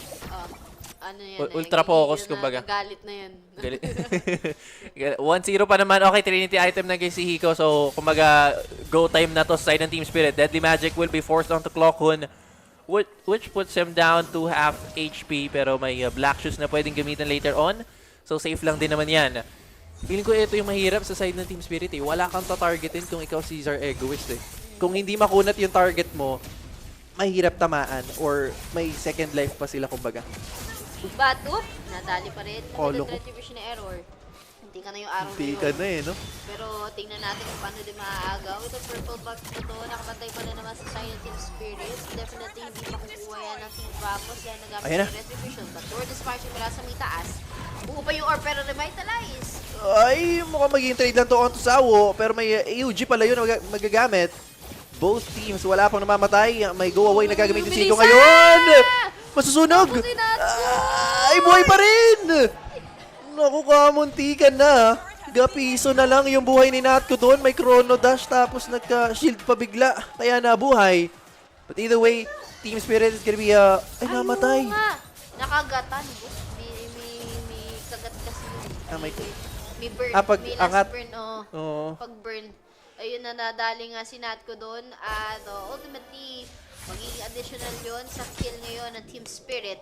Buhay pa Team Spirit. Pero sa composition kasi Oblivion sa hero pool ng Vamos, dapat ma-end nila as early as possible. Pag tumatagal kasi, mas nagiging adapt yun kay Hiko. Sumasakit na yung Melissa niya. And even yung mga item setup dito na Ruby ni Kid Bomba and ni Sawo, sila na yung tumatanggap ng damages. Ayun na nga, Radiant Armor na yung kasunod dito kay Kid Bomba. So ultimately, ang goal nila is hindi malapitan talaga yung Melissa ni Hiko. Para somehow, kung gusto man lumalim nila error, at least yung damage dealer ng Team Spirit buhay pa din. Uy, nakakonsentrate si Sawo. Hindi tumama yung hila doon ni Kid Bomba. Mabilis na lang din naman yung cooldown niya. Pero sa likod, actually, ang ganda nung patama doon sa kay Cloco na. Hindi pa-proc yung... ay, naku, puputok pa yan. May Deadly Magic. Patay na si Sepat. Ulti na yung Melissa. Actually, nabuhay pa nga. Pero this time around, Kid Bomba almost falling down as well. Pero... still, Team Spirit, it's a back and forth duel between these two teams, guys. Kahit 5,000 yung lamang ng Vamos, kayang sumabay ng Team Spirit pagdating sa team fight. Nadali ni Hiko yung red buff. Munti ka naman nakakaw sa kanya ni Error. Good thing na nadali ng lasit ng Manika. So yung needle tumama agad doon. But right now, ito yun kanina pa sinusubukan ng Team Vamos na tanggalin talaga yung Melissa ni Hiko. Pero boss, yung 4 kasi nakapalibot sa kanya bukod pa doon sa shield ng ulti. So wala talagang makalapit para sa side ng Vamos. 5k lead gold. Nababawasan naman yan ng Team Spirit. But 6-3 yung nagiging score ngayon. 14-minute mark. And speaking of the item, kulang pa ng 2 item dito si Zara Gomez. Kaya yung Deadly Magic hindi pa ganun kakami talaga. Enough time yung iniintay dito ng Team Spirit para makabili ng mga item na kailangan nila para bawasan yung side ng Vamos. But this time, another set of the Lord ang magpapakita. Yep. It's gonna be the 3rd Lord, if I'm not mistaken. Pero either way, Vamos yung nakakuha nung Lord kanina. Pero si Zikef actually sinusubukan na nilang bigyan. Pero focus sila this time kay Kid Bomba. Andun yung cables coming in from Air 404. Deadly Magic forced onto him. Pero walang further damage coming in from Team Spirit. Mapipilitang umuwi si Zikif ngayon. But the side of Team Spirit, mukhang gusto nilang ilaban na to Kailangan na nilang ilaban to, Min. Kailangan talaga. Kasi pangatlong Lord na to. At mahirap-hirap at mabigat-bigat pag nakuha pa Ay, i-burst nila. Vamos. Pero makikita na agad yung I-burst nila. doon. Hindi aabot. Naku! Hindi abot si Error 404. Secure na Team Spirit yung Lord. Pero mukhang sa tapatan ng tao malulugi sila.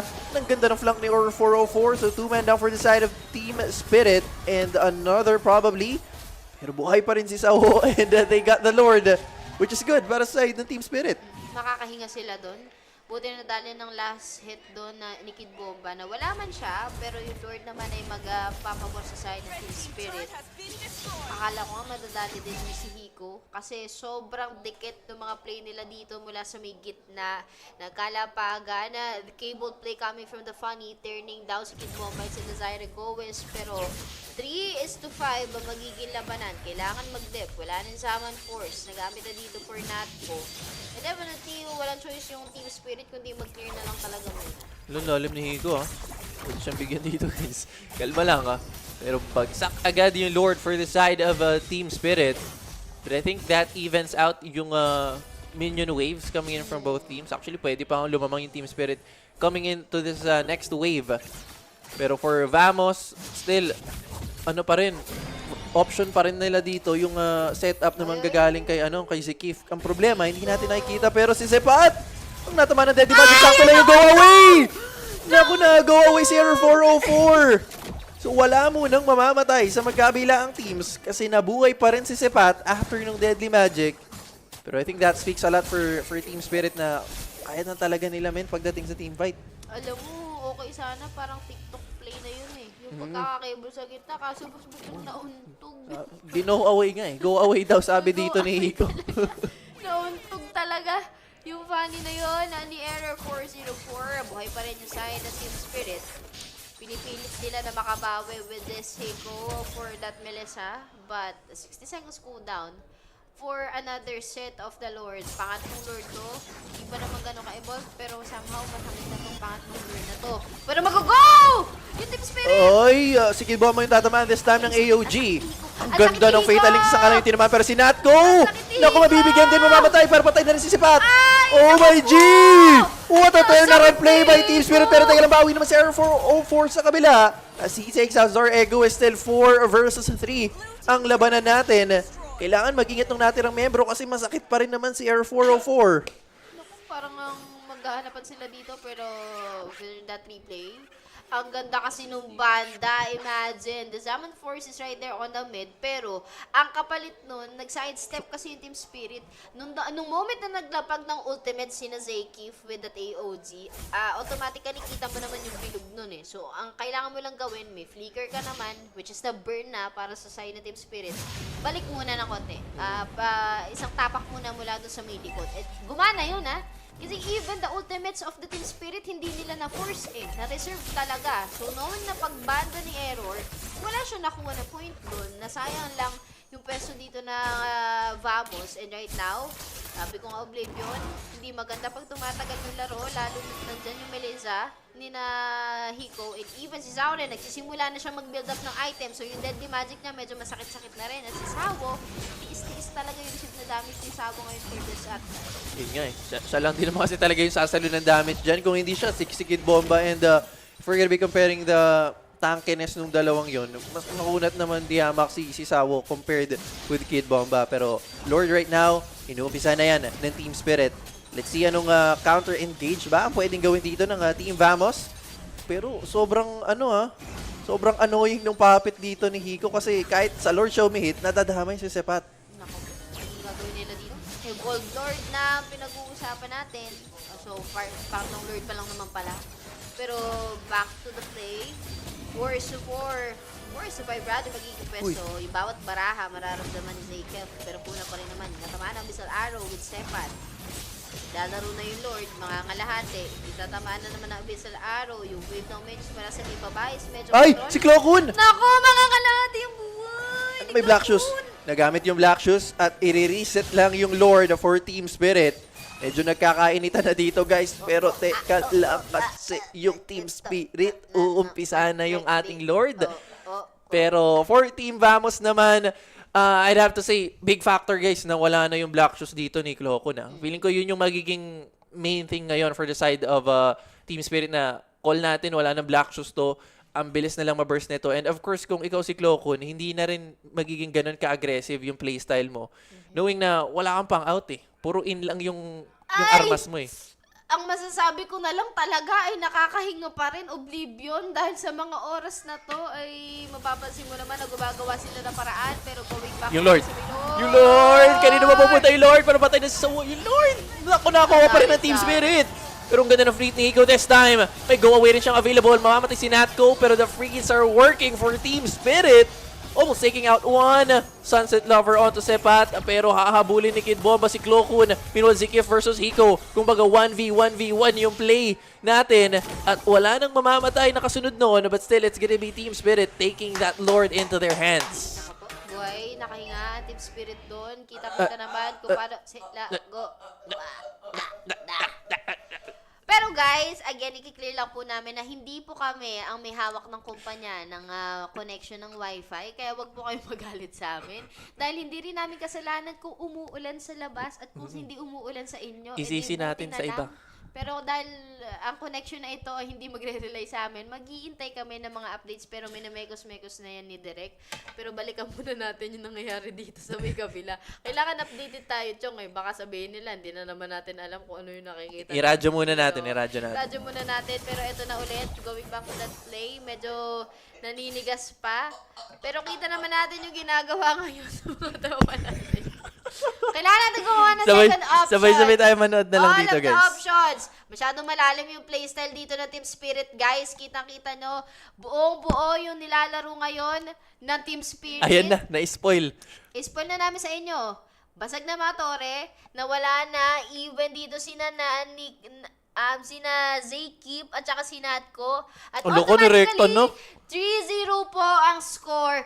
Team Spirit ang magbabounce into the next round at mamamaalam na, sad to say, knockout stage to, mamamaalam na po ang side ng, nagsabaw. Nagsabaw sila. Ayan na. Magpapaalam na yung side ng Vamos dito. Kasi game number 3, automatically sa side ng Team Spirit.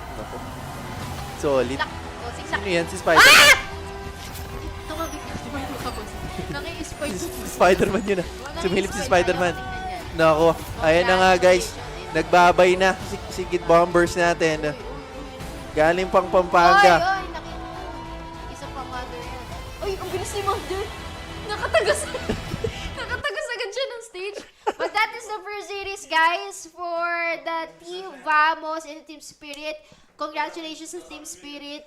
Dahil sila yung magbabounce into the next round. Pero guys, hindi pa tapos ang lahat. Dahil eto na, pagbalik namin, quick break lang. Makikita nyo na the final battle, I guess, between the Aurora Gaming and the ONIC ID ang iniintay ng lahat. Kaya wag kayong mawawala. Ayusin lang namin connection. Again, this is Shake alongside with Miss Oblivion for the broadcast of Just ML for the MSC 2026 in partnership with the EWC. Babalik kami. We'll be right back.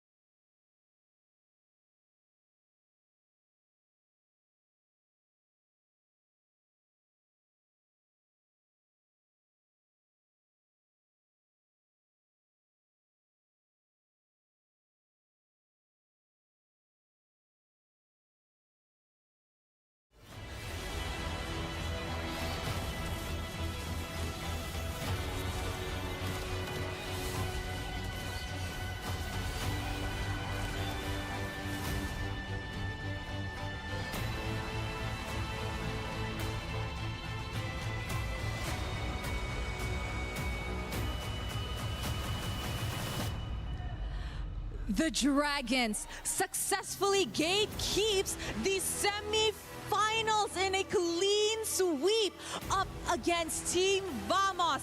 And on stage we have Kid Bomba from Team Spirit. Wow. Kid Bomba, let's go straight to the point. They were the first team to pick in the draws and they picked you. You successfully won this rematch up against Team Vamos. And there are so many supporters in the arena cheering for you, shouting your name. And I heard even your family is here who kept on crying and yelling throughout the match. How are you feeling right now? Feeling amazing. We knew that we would win. We knew it would be a 3-0. They didn't do the right choice choosing us. We just played bad the first time we faced them. Now we show them the real team spirit and we send them home. Oh, wow. Kid Bomba, you said you knew it would be a 3-0. How did you know? We're just good like that. Oh, period. He's just good like that. Now, of course, let's talk about what happened, you know. In the group stages, team spirit, a lot of people were saying you guys look shaky. A lot of people were saying you guys might actually not make it to the knockout stages. But this knockout stages, team spirit looks so different. What happened in the 2 days break that we actually had? What did you guys do? I mean, every team here knew that we are a really good team, you know. We had really good scrim results. Every team here knows that. Every team knows we're a threat. We just had a rough start into the tournament. Now we're back to our prime form, so everybody can be scared of us. Oh!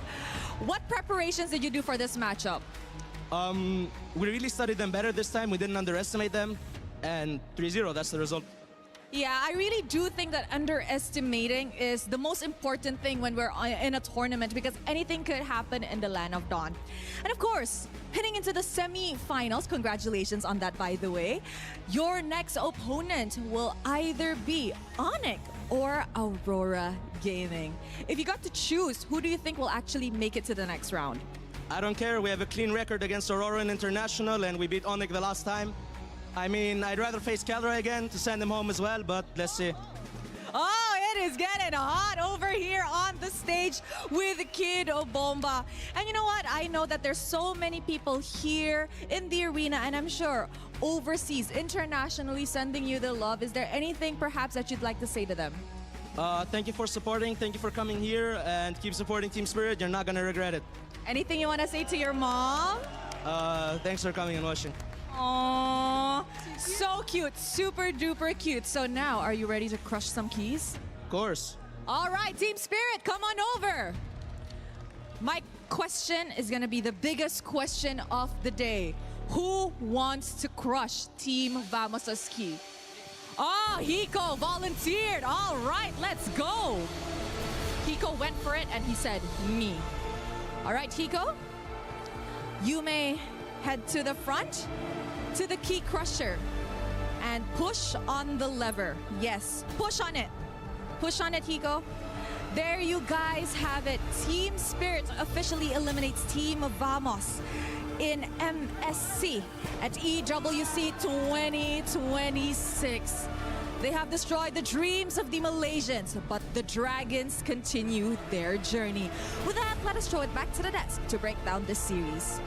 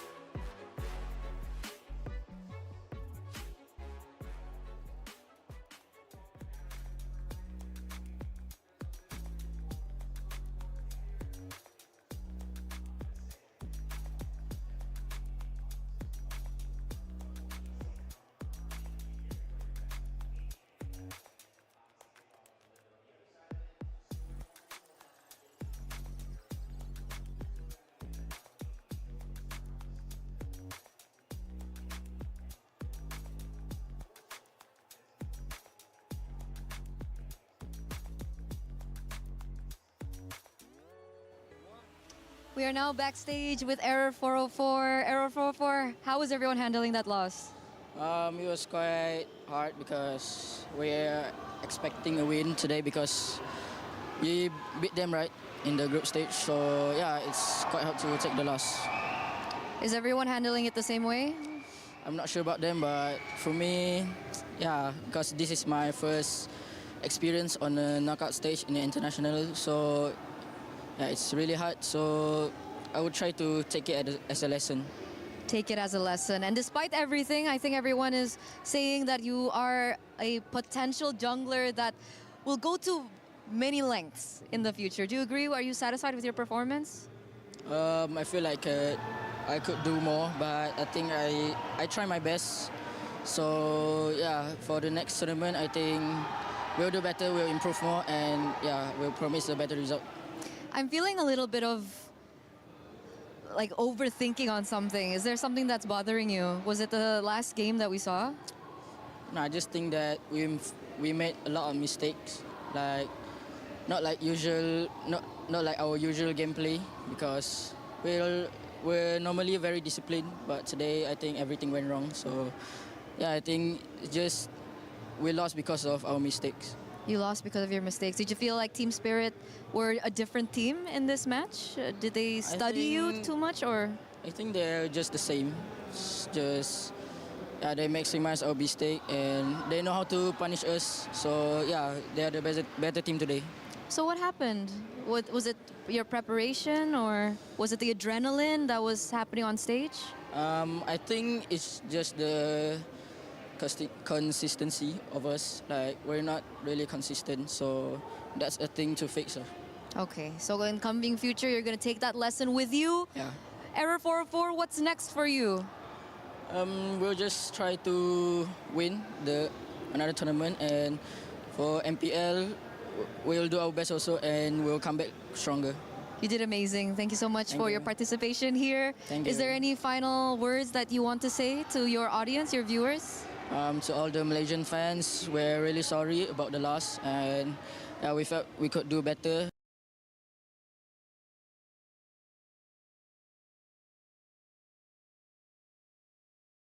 But I think we tried our best to reach here, and I don't think anybody expected us to be this far. So thank you for your support, and see you next time. Thank you so Come much. back stronger, vamos. Thank you so much for this. We're going to throw it over back to you guys.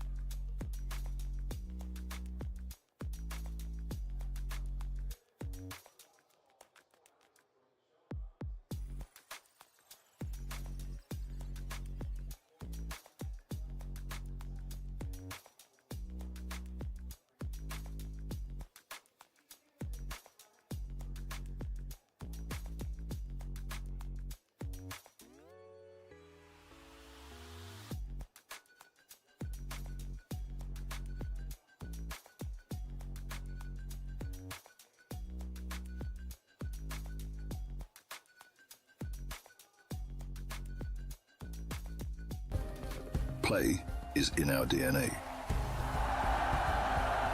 Whenever we let it out, it becomes our superpower. Now imagine an entire city being built to supercharge it. Kadir City, powered by Play.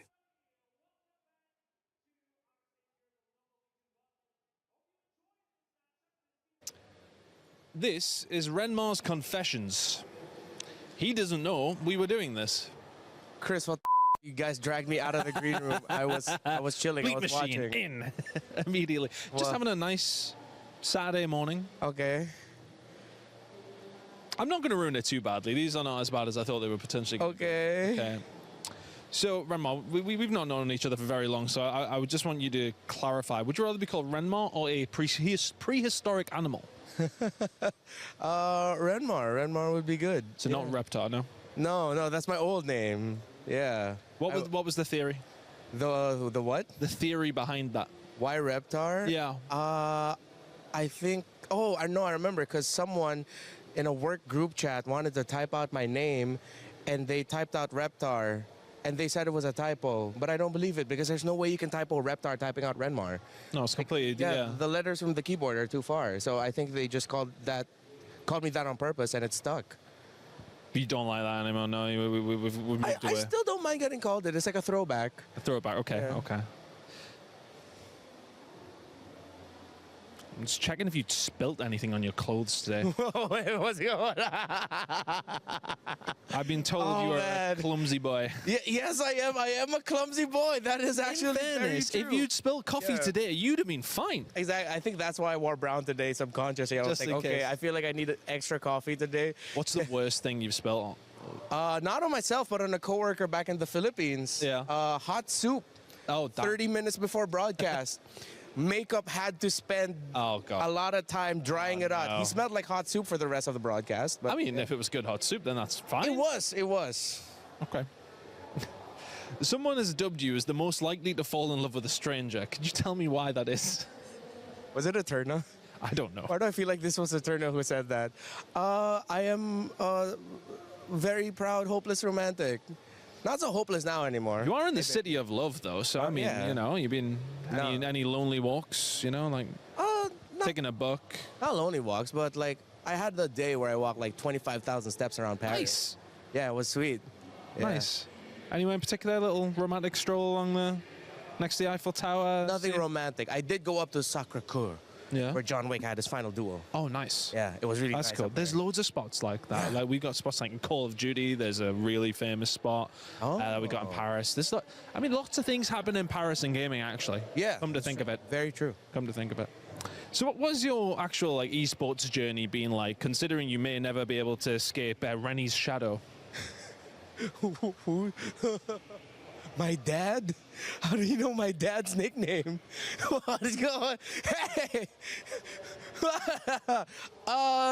No, I feel like when it comes to my dad, I feel like I've never really been under his shadow. He was a lot of guidance from him, considering that he's also... It's useful. Yeah, he also worked in radio, so... He just gave me some general tips at the start, but at the beginning he was like, he didn't understand what I was doing. At least he didn't like get you the job and everyone be like, this guy's just got the job because of that. Yeah, that's a good thing. Like, not at all. When I told him, it's like, Dad, just imagine I do what you do, except it's not delivering the news, it's talking over video games as a sport. That's when he was like, oh, okay, I kind of understand it. You're behind a mic, I get it. That must make it really cool, though, to have that, like, to have that guidance, that kind of thing. Because my dad just worked in a factory, so he was. My dad still doesn't know what I do. He's like, you working for Call of Duty? No, Dad, I'm doing other things. Doesn't get it. So at least your dad knows. Yeah. Anyway, I think it's a basis of just like broadcast. So yeah. Okay, that has been Renmar's Confessions. I'm gonna actually ask for harsher questions last time. Yeah, you're fine. Please don't. Don't worry. I'm good. A lot of people are haunted by their past. I'm inspired by it. They're not just playing for themselves, they're really playing for their entire family. They have defeated their demons. They have crushed the curse.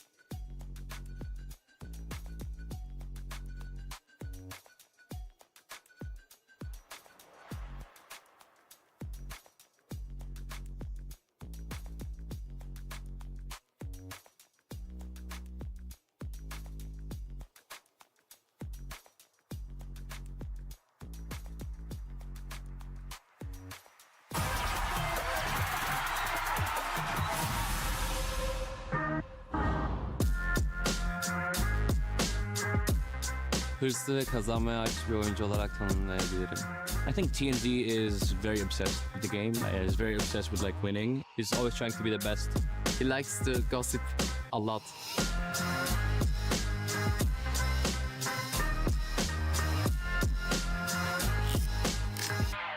Yani ailemin dediğine göre 2 yaşımda bilgisayardan Spider-Man oynuyordum. Ben biraz böyle Spider-Man hayranı olduğum için 6. sınıfta ya da 7. sınıfta ortaokulda bir arkadaşımın önerisiyle başladım. Orada bir tane karakter vardı, yani Spider-Man'e benzediği için sırf. Yani çocukken çok heveslendim, öyle başladım, oynamaya devam ettim.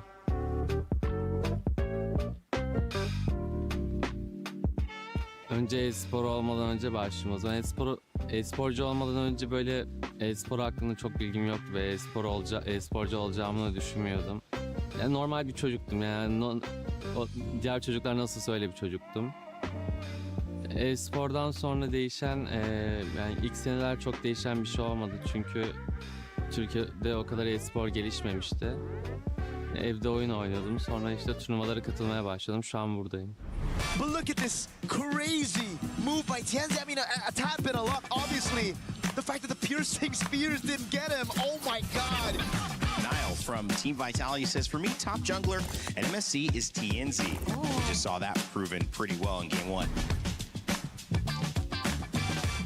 Şöyle karar verdim. O zamanlar yani daha yeni başladığım için tabii benden daha iyi oyuncular da vardı.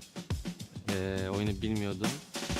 TNZ is different in a way that he's always trying to win, like no matter the result, right? The Turkish region wasn't always so good, right? Like how it's right now. And even though he kept like pushing, trying to improve, going to every single tournament, maybe the results weren't perfect, but over time it's becoming better, right? And I think everyone can see it. One of the most ambitious player I have seen in my life. The one thing I like about TNZ is that he will listen. If what you're saying makes sense, he will listen to you, and he will try his best to understand and also like accommodate changes that needed to be done for the team. I think he's reached that version that he wants to be, you know, like he wants to be a very good jungler. Now everyone knows that he's an exceptional jungler. In the current meta, I think micro-wise, TNZ is the most skilled jungler there is right now. Gonna be next, chopped off, taken out, and Sanford falls as well. A double kill into the hands of TNZ. It's Aurora Gaming advancing to the knockouts. What a story. ONIC, they're gonna have to work through it. Kişilik olarak çok değişmedim, yani kişilik olarak değişmediğim için buralardayım bence. Yani dediğim gibi baştan beri nasılsam şu anda öyleyim. He's a fun kid. Like honestly, I believe he's a good kid at heart. He just doesn't know it yet. Playing with TNZ, we're trying to be very perfectionist. We're trying to fix every small detail, trying to improve as much as we can, trying to be basically the strongest. Bu turnuvada birinci olmak istiyorum ben. Bunda başaracağımıza inanıyorum takımla birlikte. Bu kadar.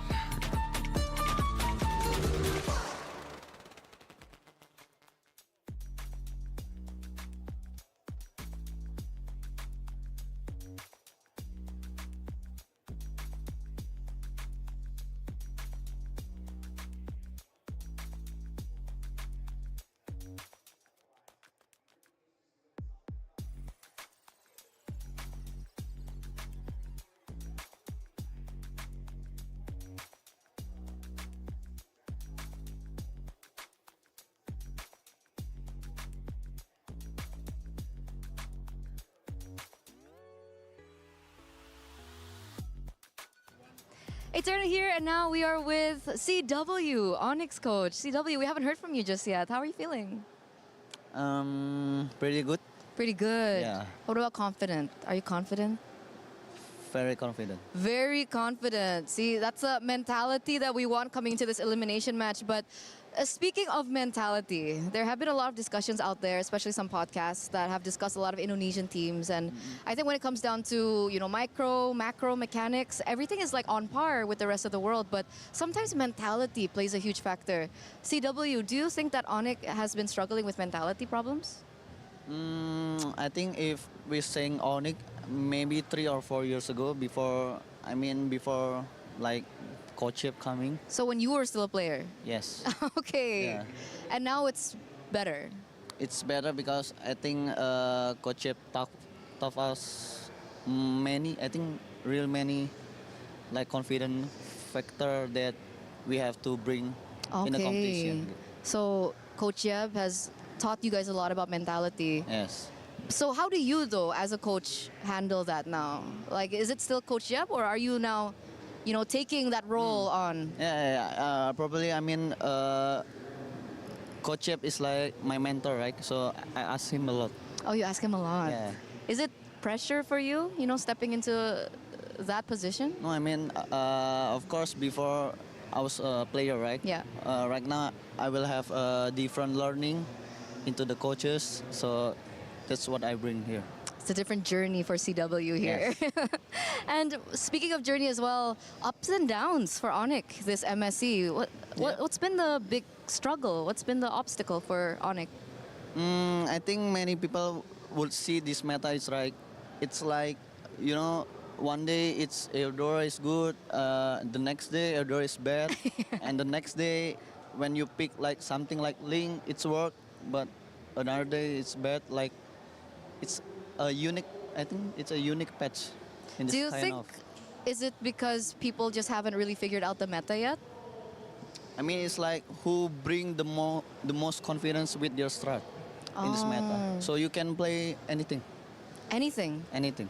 So there's no priority heroes in different roles right now? Of course, there's some like priority hero, but if it doesn't suit the team, I think it's not working. Okay, so that's the struggle that ONIC has been facing right now. No, I mean before knockout. Oh, before or the knockout. So now everything's okay? Yes. Yes! We settled it. You settled it. Yes. 0 to 10 confidence level, coach. 9.9. 9.9, that's so high. Because 10 is like, it's perfect score. It's perfect. And there's no one perfect in this world. That's why he's coach. It's wise. CW, does it stand for coach, like you're wise or wise coach? Coach wise? Coach wise. But speaking of, being wise and all that, were you surprised that Vitality got knocked out? Kind of. Kind of. Because I think they are really strong, especially Nanail with the assassin meta. Yeah. Yeah. Do you feel pressure now that you're the only remaining MPL ID team? No, we just No. want to play. They just want to play. Yeah. And if you want to play today, what do you want to say to your opponents today? What do you want to say to Aurora? We are. It's okay. It's okay. We'll give you some time. Go ahead. We are ready. 100%. I thought it was To beat you. 9.9%. I mean the ready is. Oh, okay. So he's 9.9 confidence out of 10, but he's 100% ready to face you. Aurora. All right. Thank you so much, CW, for Thank this you. interview. And we're throwing it over back to you guys.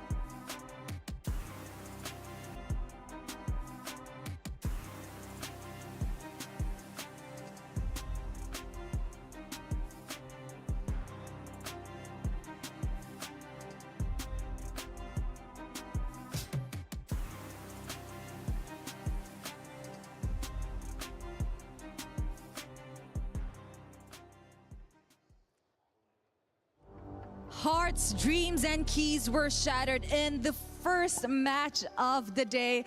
And I'm not gonna lie, my heart was shattered too, but the show must go on as we continue with our second match of the day, where ONIC goes up against Aurora Gaming. Very much so. I'm sorry, Rose, but that's the nature of competition.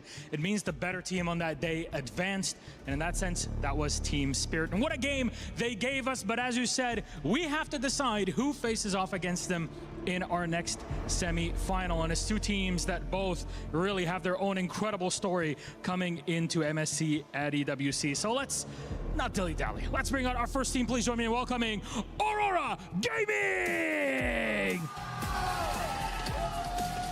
Aurora is their name, domination is their game. A rematch was called not only to prove that they are the better team, but that the Kingslayers deserve a personal and regional run deeper than ever before. So when the sun rises tomorrow, it'll be a second after a resilient Aurora Gaming.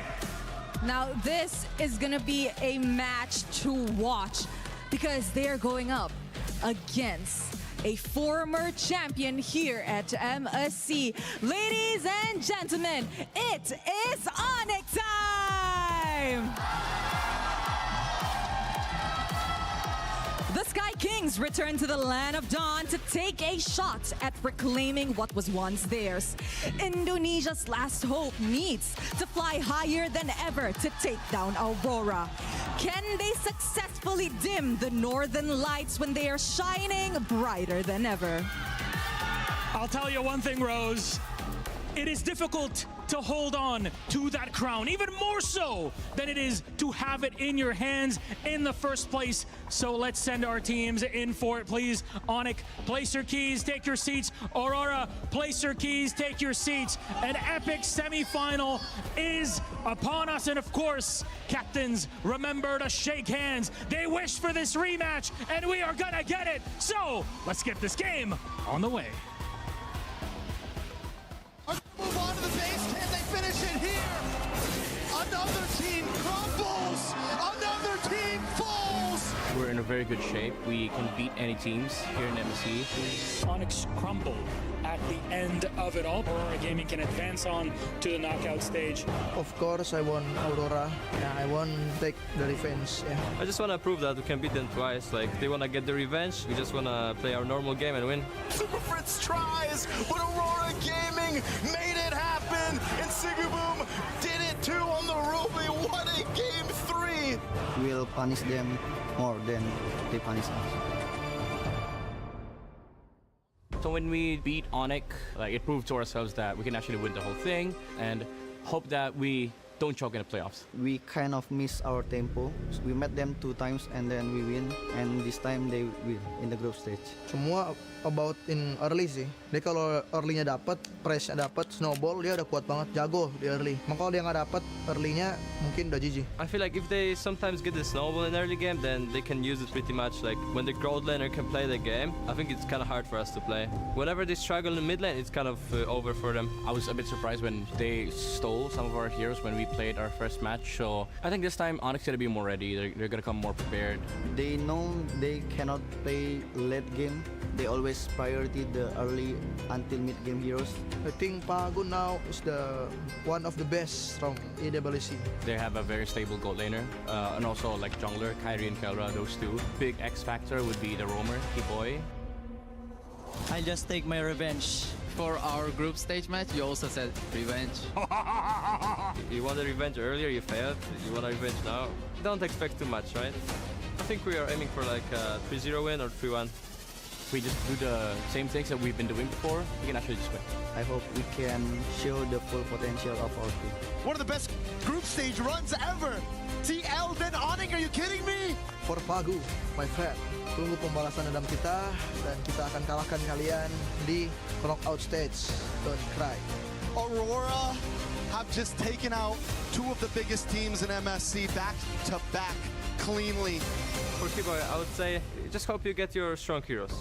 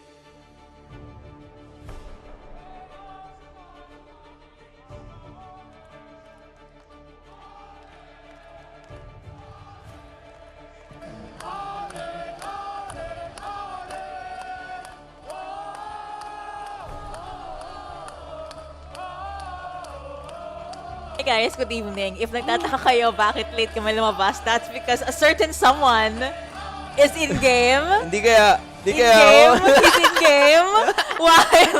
While we were in the pick and ban phase, pero okay lang guys, Miggy is winning. Kasi kalaro niya, yung stream director namin, tsaka yung department head namin. But welcome again, good evening. Ito po ay ang ating series number 2, laglagan pa din. I repeat, laglagan pa din. Whoever loses, wala na po sa Grand Finals contestant for MSC.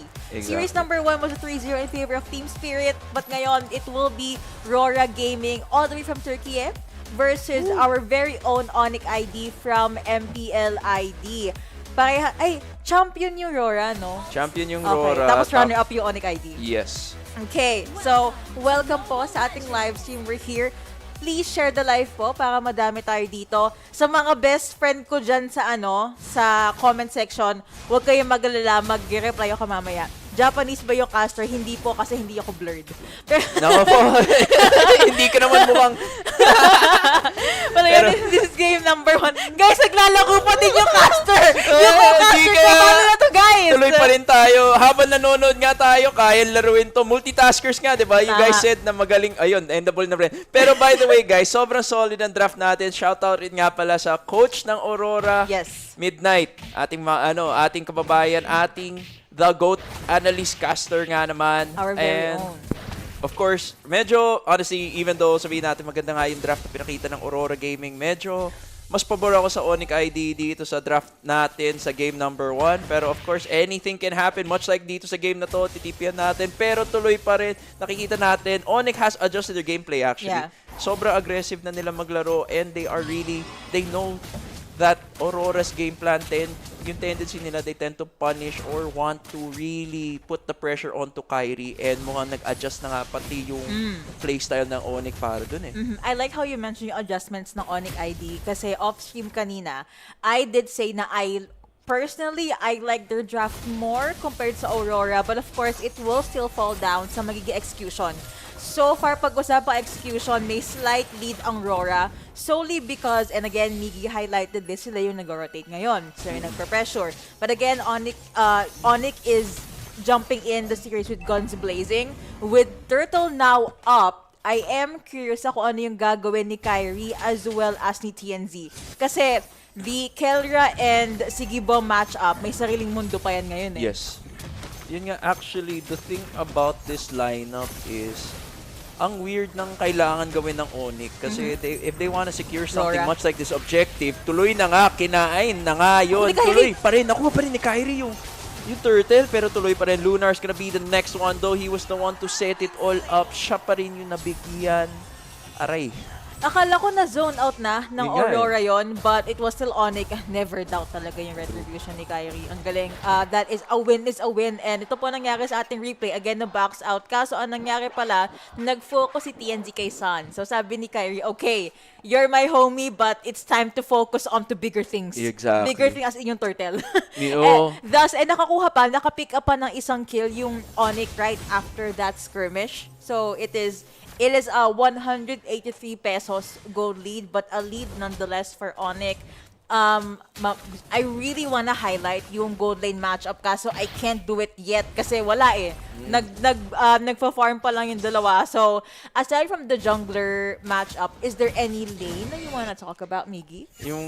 I guess in terms of lanes, yung pinaka-different with this type of team composition is yung rotations ng ONIC ID. Medyo mapapa-adjust sila kasi alam naman natin dito sa lineup na to, the mid lane actually is one of the lanes I want to highlight kasi alam naman natin Rosa's Louis is so cool, is so clean.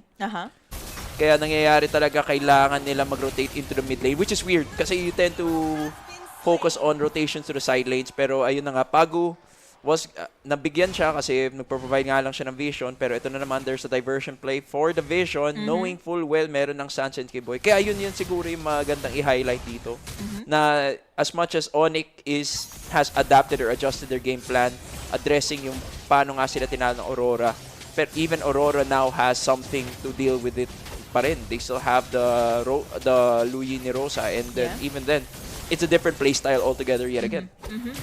Ang daming naging safety net ngayon ng both teams natin. And before we talk about the turtle, pull back muna tayo sa pick and ban phase kanina. Yes. First pick red side, yung Valentina. It was a preemptive pick up kasi they know na baka may maganda ultimate. And I think Way of the Dragon is a good pick. But of course, yung diversion kasi ni Rosa, yung main target dito ng ONIC. Alam ko, Valentina and Belleric yung first 2 picks dito, pero Kiboy does get taken by Lunar. Man tayong Detone as well. The kill does go over to Sigibomb. And nakuha ni Lunar! Yung turtle natin dito is 1 and turtle down for the sides of ONIC and Aurora. They do want more. Si Lutfi medyo malambot pa siya. Plus, yung vacuum coming out from Rosa, yung vacuum talaga ni Rosa, yun nga, yun yung hindi ma-anticipate ng ONIC Indonesia or ONIC here.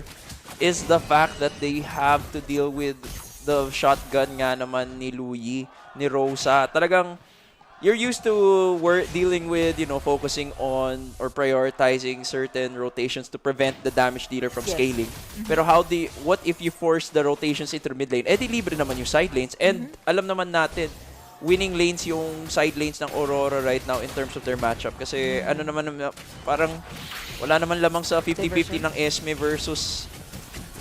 versus Barats, pero ito na nga si Keldra ata yung binibisita. Yet again, they don't know that they have a full team, pero Wrath of the Dryads used to the follow-up of Way of the Dragon, pero may vacuum play nga at mabibigyan si Sans. At ayun na nga, welcome to your knockout stage. Kinalimutan, Aurora goes for the kill. I'm not sure if I'm allowed to repeat that, pero it's a win for Aurora. yung director namin, grabe yung tawa. Direct, ba't ka tumatawa kay Mickey? Grabe ka Hindi ko naman. gets pa-explain nga. Hindi ko alam Pero kung alam ko lang, killing spring ang Sigibomb, and that is everything you would want in a Paquito Gold lane. He is repping a 3-0-1 right now compared to a Kelra na, well, Claude is a given. Kasi kailangan muna niyang mag-farm. He needs 2 items or Trinity muna. But I have to say, with all the golden EXP taken by Sigibomb na to, Sultan Robert de Guzman, that's Renmar. Yun yung pangalan ni Neil, I think. Neil Robert ata siya, de Guzman. Neil basta. Yeah. Neil de Guzman. Tama. I think. Na-dox pa natin yung coach ng Aurora. Pero sorry, it is Midnight. what it is. Pero shout out sa'yo.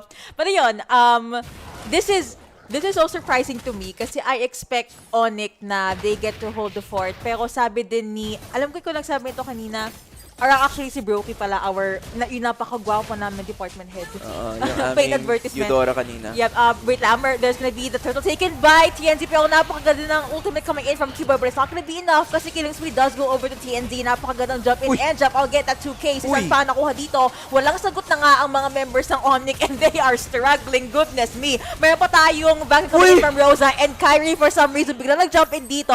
Was able to use ang ultimate jump, but it's not gonna be enough kasi Aurora, they get 3 and they get all of the outer mid lane turrets. Baka pwede mong pasabugin ang Holy Shields dito. Pero diversion muna sa taas baka maklear ang wave. And this is what you expect. Replay tayo dito, Miggy. Ibang klase. Wrath of the Dryad to start everything up. Pero ayun na nga, dahil sa iframe nga TNZ, nakatakas sila. Tuloy-tuloy pa rin yung pressure. Yet again, yun yung weird kasi sa lineup ng Aurora ngayon kasi you want to address the side lanes, you want to address the damage dealer, pero paano mo i-address yung damage dealer kung sa mid ka nga kailangan magro-rotate at magro-rotate, and thus kaya nag-scale na talaga yung Aurora doon sa ating engagement na yon, pero tuloy-tuloy lang talaga yung pressure. What are you gonna do if yung side lanes kailangan mo i-punish, pero yung nung nag-scale sa lineup naman ng Aurora Turkey is in fact, or Aurora Gaming is in fact their mid lane na si Rosa. Sobrang active niya. Weirdly sobrang sakit ng damage niya, sobrang ganda ng pag-utilize niya ng diversion plays niya talaga, na tipong nasa Paris sila, nagiging turista lang sila doon, hinintay lang nila mag-fireworks yung mid lane turret, tapos umalis na, pumunta na sa ibang part ng mapa. Quite the discipline talaga from Aurora. And as I was saying, sabi ni Brokey dito kanina, with this draft, gustong earlyhan ng Aurora. And I was hesitant sa draft ng Aurora kanina kasi they weren't really doing much in the map. But nung naka-double kill si Sigibomb, I'm like, okay, it's over. And after nga nun, more pick-offs, more team fights. However, sa mga fans po ng ONIC ID, don't fret. It's not the end of the world yet, but we are calling it as it is kasi Miggy, 9 minutes in, 7.2k na ang goal lead ng Aurora. And they get first dibs sa Lord na to. Mind you ha, naka-Sky Piercer yung Hirara ni TNC. Kaya these are the moments wherein you have to really respect yung hero pool at yung mechanics ni TNC as an assassin jungler main. Pinapakitaan talaga sila, this is how you play a Hirara with a Sky Piercer. Pero, as you mentioned nga, hindi pa naman tapos yung laban. As long as ONIC Gaming, ONIC Esports, can survive this first Lord, 12 minutes in naman, more or less, they're gonna be the ones in terms of scaling. Lamang na sila dun sa 12-minute mark na yan. As long as, nakikita naman natin, Keldras, though medyo na-delay yung farm niya, 0-0-0 pa rin siya eh. That means his farm has not been affected that much. With that, mukhang malalagyan na ng butas ang base ng ONIC ID dito. They definitely have no choice but to prolong the game. Pero if usapang patagalan naman ng game or extending ng team fights, ONIC ID is definitely the team for that.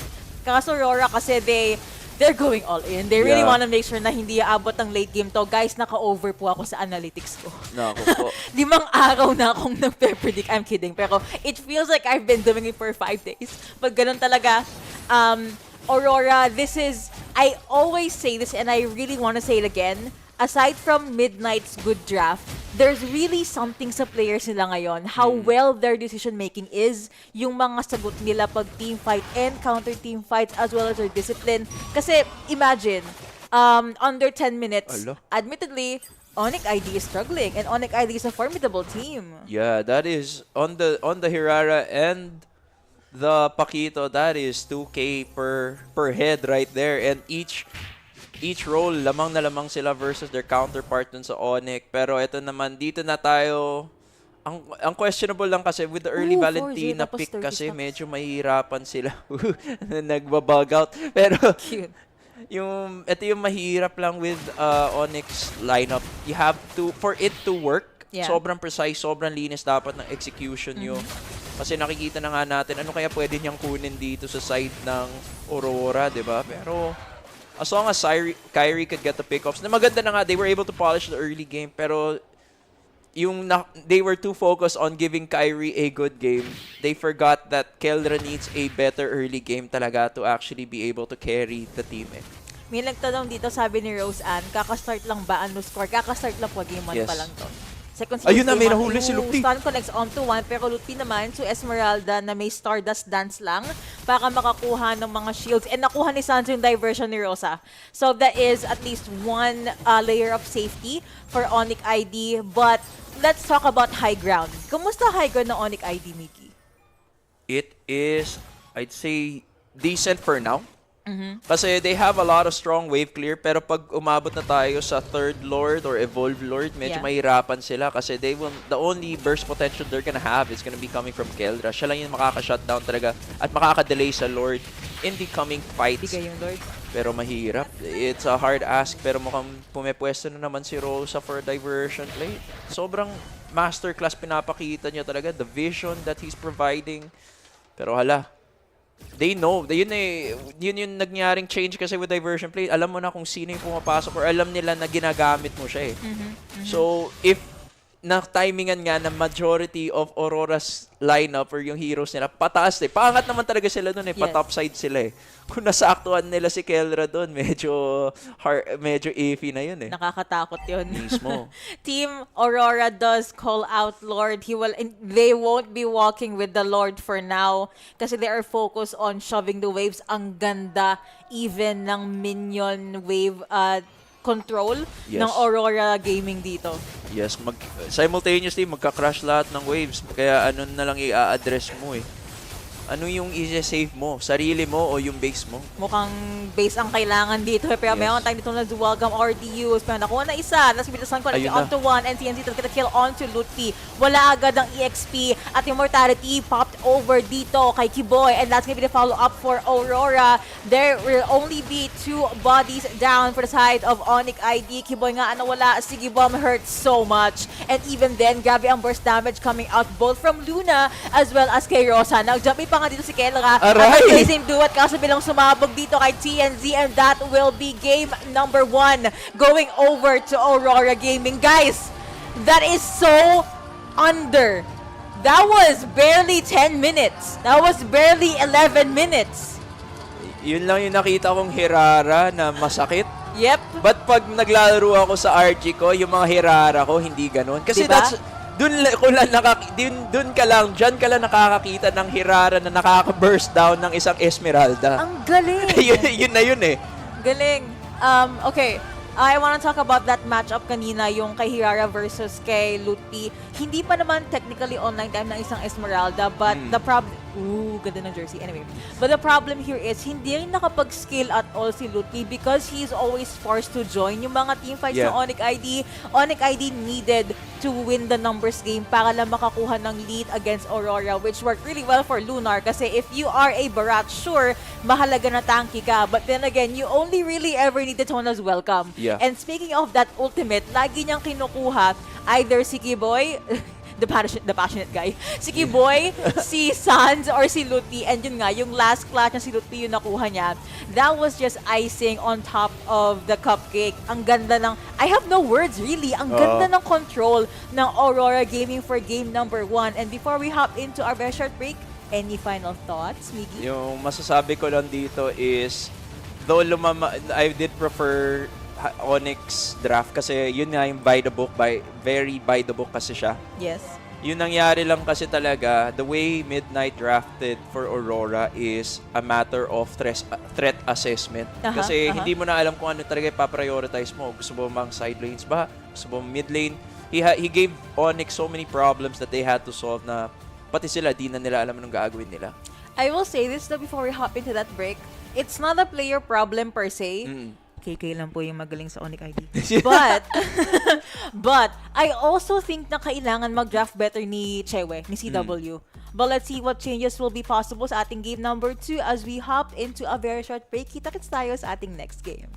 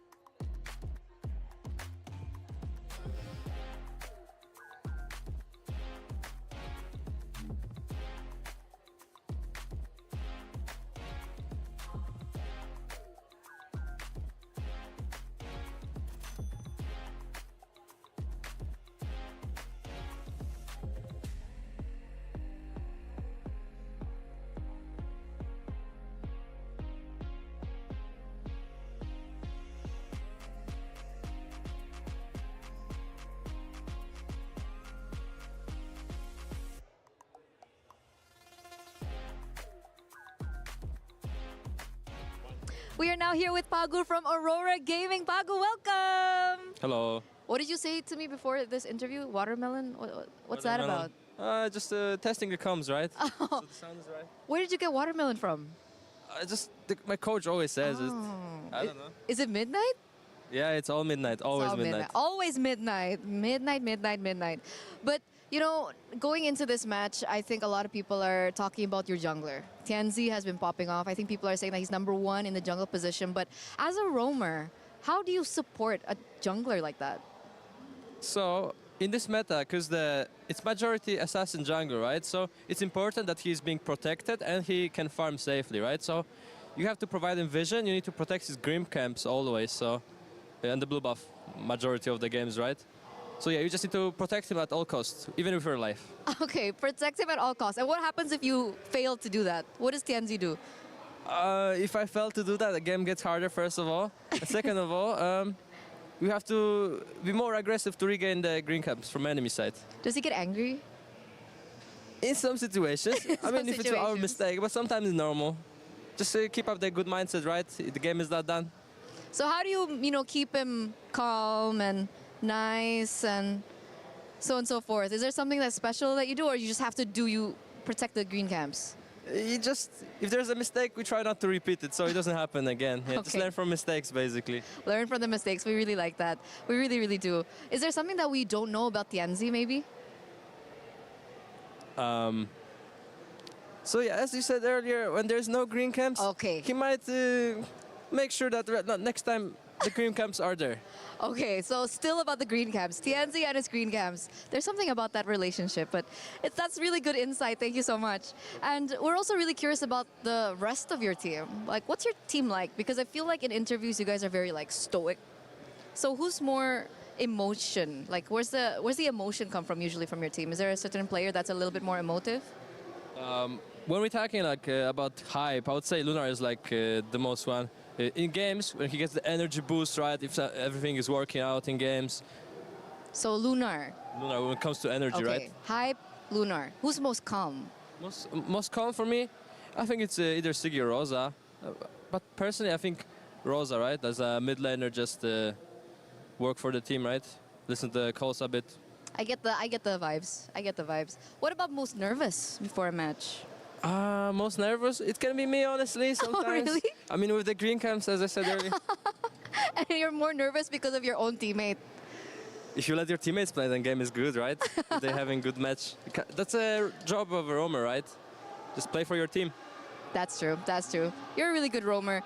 Is there anyone that's a little bit more, does they tilt easy or they get upset fast? Are you going to say me? Green camps. Oh, okay. Okay, we got it. So coming into this next match, are you confident that you can win against ONIC again? Out of 0 to 10. Out of 0 to 10, I would say 7. I mean, anything can happen. Maybe the draft will be something crazy. Who knows? But so far, if we just play our normal game, I think we got this. Okay. We'll take your word for it. But now, before we let you go, do you have a message to your teammates? Yeah, guys, just keep up the good work. Let's play normal game, no tilting. I hope our green caps are safe and everything works out. Okay. Thank you so much for this interview. It's been fun. And we're going to throw it over back to you guys.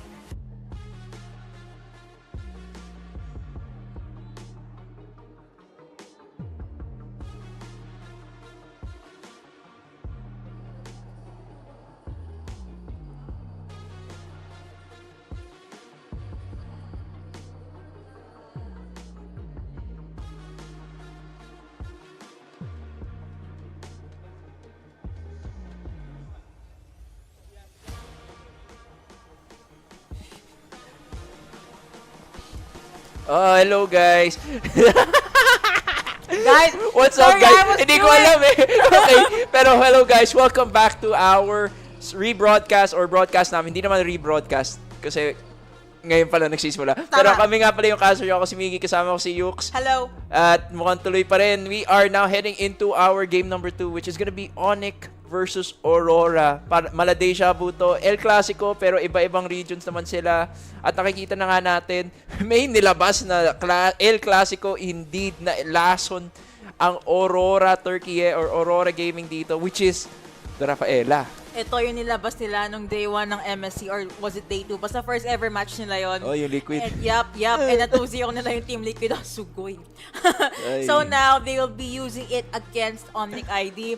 May, sabi ni Din Kabi, sorry if ma-mispronounce ko Din Kabi Gunda Ayola, wag mo naguluhin caster, baka ma-rockdown, kumakain ako ng pasta. Kanina nag-argue siya. Ako naman ngayon kumakain ng pasta. Patas na kami. Tama. Patas patatas. Tama. I love potatoes. Pero Yes, tayo sir. ay locked in na ngayon. I wanna say, 100% win rate yung Rafaela ni Rosa. See, we think na mid lane na yan, but there's also this weird thought na baka ibigay ni Midnight sa roam yan. Oo, So or you don't really know. jungle. I'm sorry, what? Miggy, what? Hindi mo alam, Ura, Beleric, Rafaela jungle. Hindi mo alam, magpapakamatay sila tapos biglang meron jungle. Oh nga pala, jungle Rafa, ni-resurrect sila. Hindi mo na lang alam eh. Ay, lahat ng pumili ng kalaban matatalo ata. Actually, although Aurora yung pumili sa ONIC. So, if ever they win against ONIC, sila lang yung nanalo against sa team na kinalaban nila. I think kasi wala silang no choice nun eh. Oo. Sila kasi yung last pick kaya nangyari. Napunta talaga sa kanila. ONIC, hindi sila yung pumili mismo, guys. Kasi Vitality chose Falcons, wala para nang hindi no nila choice kunin yung yung ONIC ID. Mismo. Kaso ayun nga, natalo ng Falcons. By the way, semifinals na po ang Falcons PH. 1 win and the finals na sila. Hopefully, they make it out alive. Last ban for the side of Aurora Gaming ay Melissa. Tapos sa side ng ONIC ID, Harley.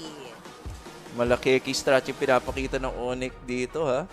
They have the Dushin, the Esme, and the Hirara. Ito na ba yung last na ipapakita ng ONIC Indonesia? Malaman na lang natin. Alam naman natin, guys, terror yung Keki strat, pero may Atlas na pinasok. And of course, we're still currently looking for a Gold Granger ni Kelra. Ooh. I think this is obviously a draft for Comfort. I'm not sure if Comfort to ni Lutpi as well as Nicky Boy.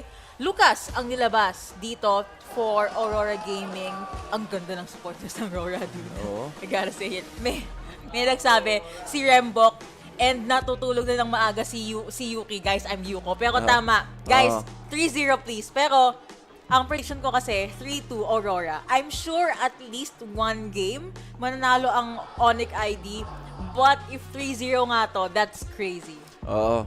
Kasi kanina pa lang pinag-uusapan namin na ito na naman tayo, guys. Mahaba-habang series, pero parang gusto na rin matulog ni Midnight.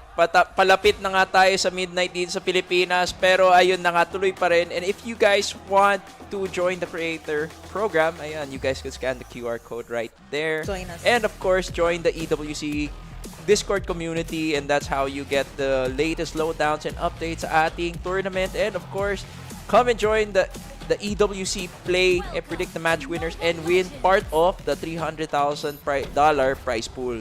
Dollars yan, guys, ha? So, tuloy-tuloy lang at ayun na nga, nilabas na nga ni si Naruto para mag-Rasengan, and turns out it was in fact a Lucas jungle. It is. I really don't think na may iba naman pwedeng mapuntahan yung Lucas unless you wanna put him sa EXP tapos jungle na na Uranus, but I don't think they would do that.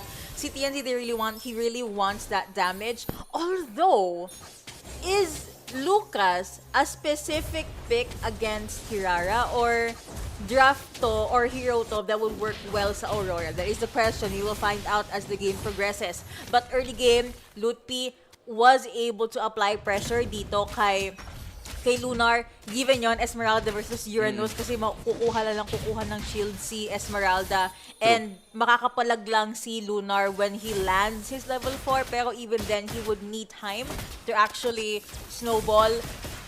Again, sabi ko nga din dito, we don't really see Granger sa meta na to. So they really pick this hero up because it is a hero na comfortable si Kelra. And guys, share the live stream po. Thank you. Kung nagagapuhan kayo kay Miggy, i-share niyo yung live stream. Ayos ba yun? Di mukhang walang mag-share. Pero tuloy pa rin yung life goes on and I do agree with you. And honestly, eto na naman tayo yung parang papabor ka kasi parang mas comfortable nga. Parang safe nga naman yung pick ng ONIC. Kaya mapupunta ka talaga, papabor ka sa kanila. Pero you never know what's in Aurora's sleeves kasi talaga. Nakikita nga natin, eto na naman, Lunar, biglang tinutunaw ng isang Herrera. Pero of course, alam naman natin, this Lucas, actually, judging by the skills na pinili, the emblems na kinuha niya, mukhang assassin build na Lucas to. So you're gonna be seeing a lot of burst damage coming from TNZ. Pero alam naman natin yung Lucas kasi may specific timing siya to join teamfight engagement and of course, hindi sila makakatuloy. Pero biglang alam niya, may peep doon na knowing full well Kiboy was gonna be there. Mukhang bibigay muna nila yung first turtle na to pero si TNC makaka-connect tata. They're just gonna go for the kills right after. Pagu is taking all the hits. Pero mukhang respeto na lang ang papakita ng parehong teams natin. A little bit of gold plating for Kelra but he did decide to play it safely kasi naamoy niya Spidey senses na pababa na si Sigibom and hindi na siya nakakuha it further. Wala pang first blood sa ating game number 2. Kung kakapasok niyo lang po, second series, game number 2, first game po, panalo Aurora, underlings. Mismo. Overlings pa naman ako parehas. Ngayon, nag-invade na at the very least ang ONIC, so that's more. Well, yung lineup nila, pang balagbagan talaga. You really would see Kiboy sa buff area ni TNZ a lot. And you mentioned yung emblem to si TNZ dito. Yes. If in layman's terms, super lambot ni TNZ dito. So I think the Uranus as well as the Belleric pick are good. But if you get access sa backline ng Aurora, that is an immediate -1. Mawawala agad si Lucas. And ang nakikita ko lang dito na pwede mag-1 agad is not really loot P kasi feeling ko pang sustain lang siya. Si Kyrie on Hirara. Yeah.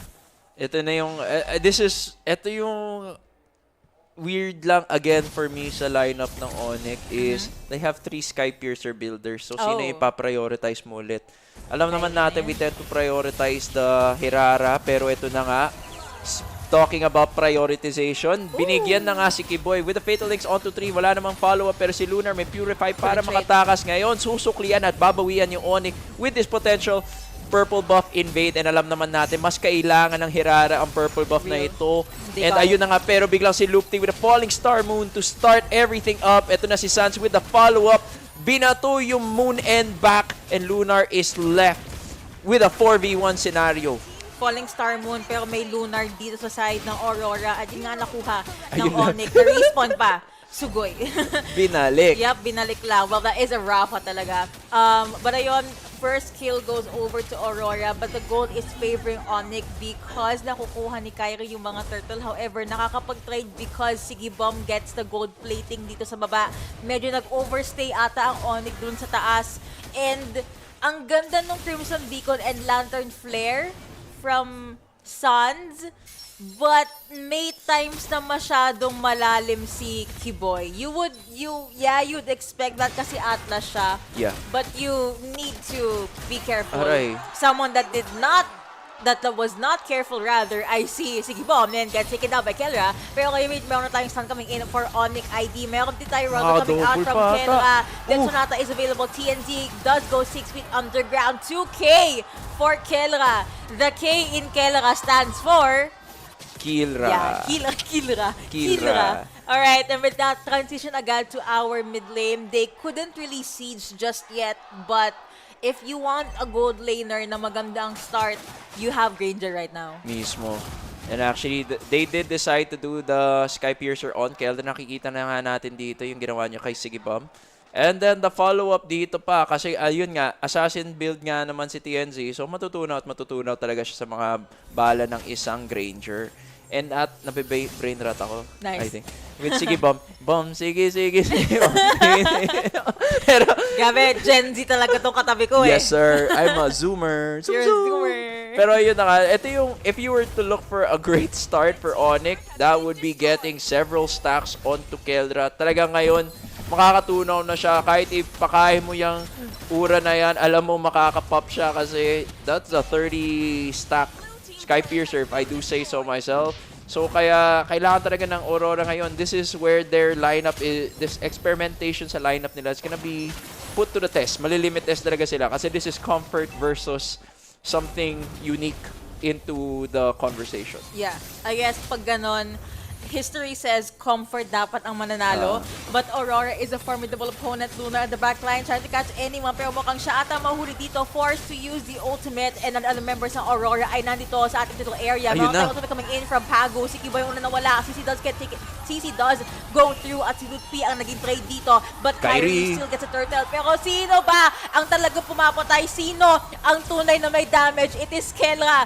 Wait lang, I stand corrected. Napaaray si Kyrie dito sa ultimate, not sa ultimate, sa dash in rather ni Sige Bomb. And here is the replay. Mom, sige, sige, sige, Bum. And we saw there as soon as naging beast form nga naman, naging Ninetales nga si TNC, sumakto talaga, kaya pala may Wrath of the Dryad. Kasi as soon as the Wrath of the Dryad connected, yung taunt na yon, it was a clean combo coming from TNC. Talagang burst damage in an AoE yung nanggagaling sa kanila. Idagdag mo pa dyan yung Zaman Force. Pero speaking of big ultimates, ayun na nga, nagamit na nga yung one-man Fatal Links para lang pakain kay Keldra yung Sky Piercer stacks. We're looking at a 50 stack Keldra and tumutuloy pa rin nga naman ang ONIC dito. Pero it looks like they gotta play the respect game kasi Lupti is nowhere to be found.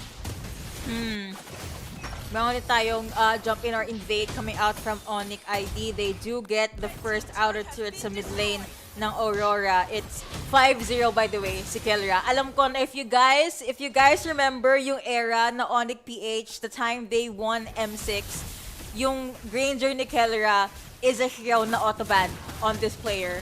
Autoban. So now na nakuha niya, it really is making waves sa game, even if supposedly may hirapan yung Granger sa gantong setup. Hago again taking too much damage, was forced to back away. Meron na tayong mobilize coming in sa isa at meron na lantern flare dito.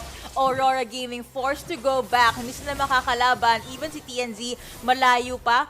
Kumukuha pa din ng buff, and Kyrie, he sees the buff. Kanina ninakawan nyo ko. Ngayon siya naman na mag-i-invade. Yun, nagkakasalitan na lang ng purple buff. Eh, di kung ganun, dun ka na lang. Pero ayun na nga, lamang na lamang si Kyrie in terms of farm with the 004. We're now waiting on a Lord Dance, pero ang hirap kasi dito. Lupti's hero basically cancels everyone out, pero with the Wrath of the Dryad to follow everything up, ito na naman, it's an all-out fist fight. Tuloy pa rin TNC na angat, and Kyrie takes TNC out. Ito, humahabol na nga naman. Kelra with a double kill. Walang kaya makakasya. Wala na. Ang sakit na ni Kelra masyado, guys.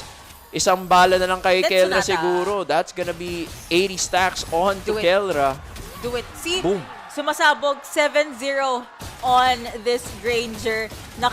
Okay, I stand correct. Di ba sabi ko kanina, dapat si Kyrie naka-Sky Piercer because it's a Hirara. You know what? Never mind. Put it on Kelra. Kelra naman sulat talaga sulat ang kanyang Sky Piercer dito.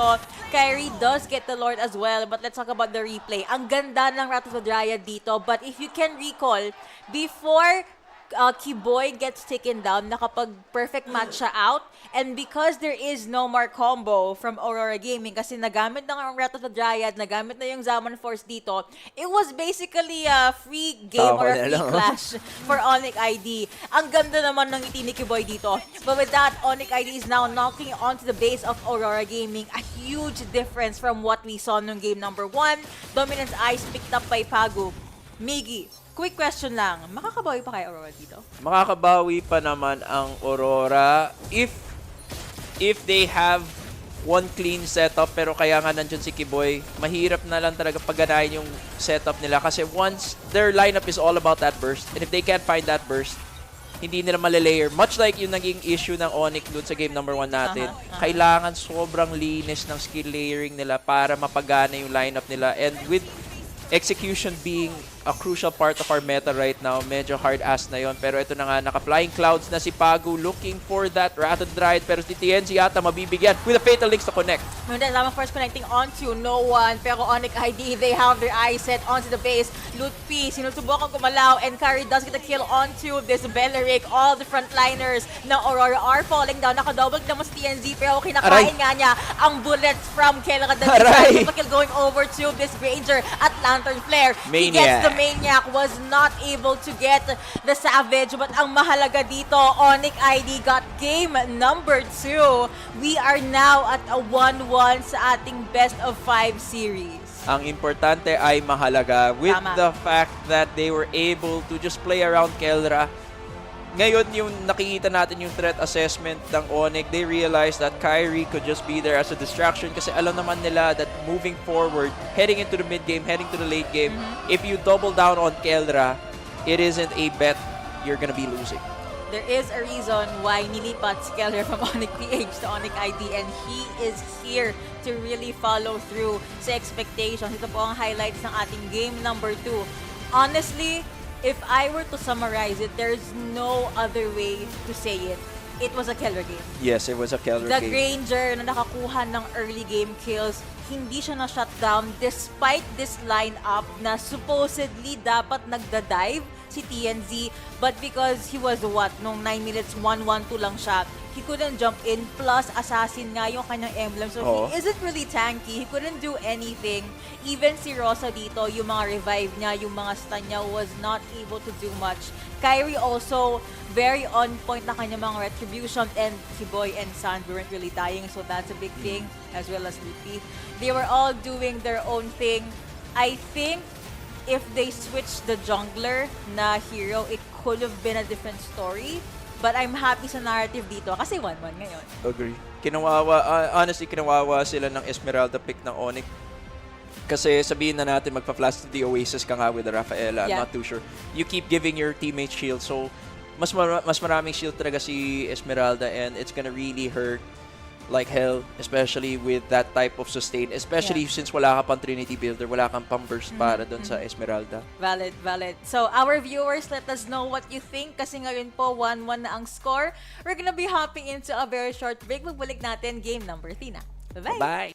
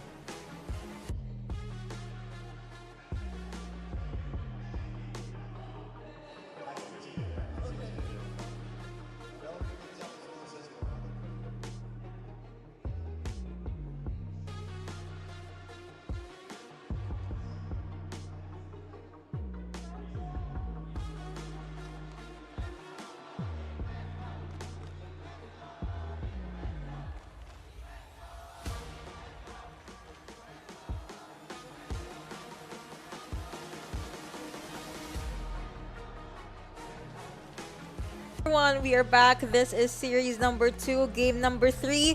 1-1 po ang score. I repeat, 1-1 ang score. If there's anything I want to highlight today though is that hindi maganda ang win rate ng Eudora today. And hindi din maganda ang win rate ng Barats kahapon. But we see both heroes sa draft ng Aurora Gaming ngayon. Sinagot naman ng ONIC ID to with a Beleric.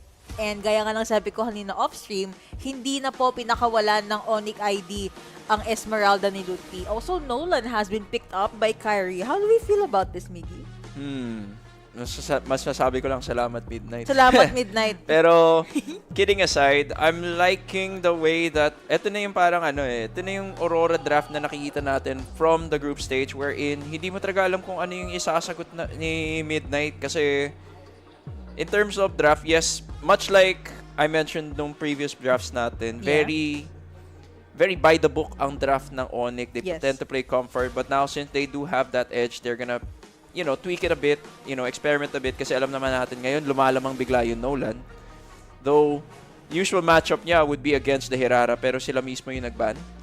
So, up in the air pa rin yung nakikita ko dito, pero possibly we might be seeing the Barats be played in the jungle. Kasi yun yung kagandahan sa draft rin. Pero yun yung medyo yun yung na-highlight sa draft talaga ng ONIC wherein you already know where these heroes are gonna go in. Yes, tama. There's no flex. Walang flex na mode dito for ONIC ID. And I think it's always been like that. Very straightforward yung mga draft ng ONIC ID because ang puhunan nila ay si Kelra. But also yung skills of players. Speaking of Kelra, we won't be seeing a Granger ban kasi again, I don't think Granger is worth a ban. Yes. But Kelra on Granger is just insane. Iba so, naman. tiyan natin ano ang gagawin ni Coach Thank You Midnight. Last ban dito for the side of ONIC ID is the YSS and Lilia naman for Aurora Gaming. They don't want that slippery mage being used by Suns. Assuming, EXP to, tapos Rome, and then there's a jungle. Pwede Zushin got banned. Yeah. Nakuha Eudora. Eve, possibly, pero maganda yung Eve, but then you're gonna be leaving yourself to a burst. Leaving you prone to a burst kasi alam naman assassin meta. Yeah. Eve or Farsa? Farsa, okay. Close enough, para sa AoE yung ultimate. Maganda yung burst niya, prefer that, pero mahuhuli pa rin siya yun yung siguro, pero alam naman natin, Sans plays a really good Farsa, so again, they're playing the comfort game ulit Yeah. Oh, and sinagot ng Minotaur for Aurora Gaming and a Paquito. It will be a Paquito. Actually, Freya and Paquito pwede magpalit ng lane to but I think by default, mag-gold to. Yeah. Para lang depende sa magiging pick ni Kelra, feeling ko. Yes, kasi Esme can address both of them. So, ang tanong na lang is, sino yung mas importante para sa ONIC sagutin? Hindi lahat kasi sinasagot Tama. Kasi hindi lahat nanliligaw. Nako po. Anong oras na ba kasi? PM, I'm sorry. Hindi pa. 10 minutes pa. Lapu-lapu ang last. Ay, Lapu Gold? What? Lapu Gold? Esme Gold! Wait, hold on. Kelre's on the Lapu. And Kyrie's on the Esme. Huh? Okay. Teka. Kyrie Nolan for real? Okay, Esme Gold, right? I'm not insane. Esme Gold. Okay. So with that, sige mo makukuha kay Freya. Ooh. That is smart. Okay, that is smart. Kasi ang nangyari, last pick yung Esmeralda, Freya and Paquito, they both have shields. Yes. And yung ina-expect natin na mag-EXP Esmeralda si Lutfi, which sabi natin kanina na straightforward yung draft ng ONIC, we too were bamboozled by Coach Chewe. And they made the adjustments accordingly. Good choice for ONIC ID. They have to give it to them. Yes, honestly, this is the most 50-50 draft we've had in the past 2 to 3 games natin. And gusto ko yun. Hindi ko na maalala actually kung nakikita ba nila yung pangalan ng mga kalaban nila when they're drafting or switching up their heroes. Pero maganda yung pagka-switch up nila nga. Nakita na natin. Sige, Bom, on that Freya versus Kelra on Esmeralda. Not a familiar sight to see. Pero si Sans malapit na mabigyan. Ayun na naman, 10 HP NA Dream. Pero buti na lang, nakaka-fly away nga naman si Sans. And mukhang nagbibigayan talaga. Walang suklian dito sa top, sa side lanes natin sa game na ito. No po, it is a good start definitely for the team. At meron tayong jump in actually. They will be able to corner Kyrie. First blood, however, does go over to Pago. But a kill is a kill nonetheless. And Nolan ang napigilan nilang mag-snowball dito as they rotate over sa kabilang side ng mapa. And Aurora is not stopping. They see Kelra. They see na hindi pa nakapag-scale yung Esmeralda dito. And they are set for blood. I am curious kung ano yung sinabi ni Midnight Adjustment nila during the break kasi ang tagal ng break kanina. Exactly. And ngayon ko lang na rin na-realize na hindi pala sila Barats jungle, kundi Pakito jungle naman. So talagang dun pa lang sa opening ng Aurora, hindi mo na talaga alam kung sino-sino nga yung ilalagay nila sa mga roles nila.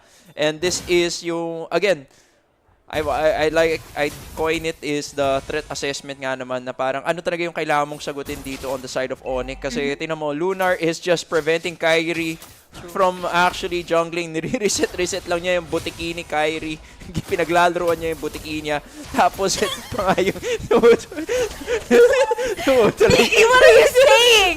yung lizard niya, yung horned lizard niya. Stop! Turtle already up. Bago pa mabana ang live stream, kailangan na tumahimik ni Miggy. But with the objective up. Aurora Gaming does jump in. Gets a kill on the Lutfi. Hindi man lang nakapag-Bravest Fighter. Dito si Lutfi and now they have the eye set onto Keyboy. TNZ does jump in but the kill goes over to Lunar. And Aurora gets first dib on this turtle.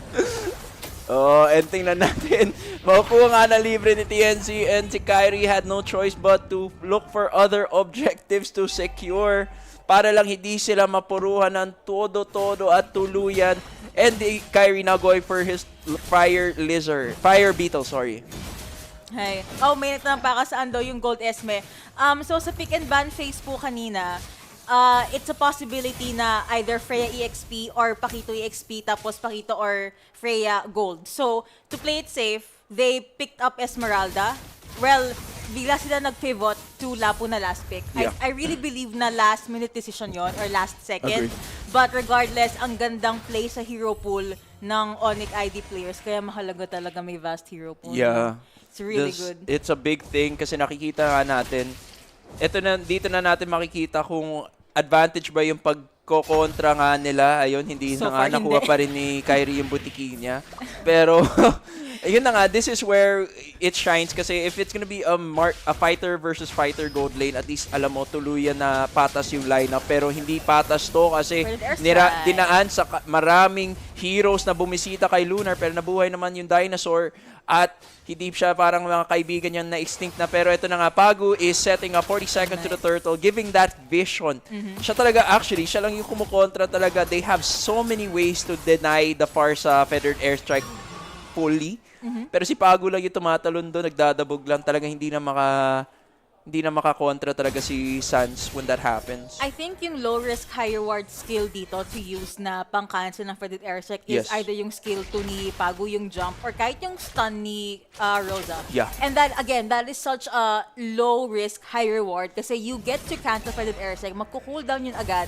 And ang bilis makaka-counter go ng Aurora kasi meron ka pang ultimate, yung Lightning Strike ni Eudora, and meron ka pang Minoan's Fury.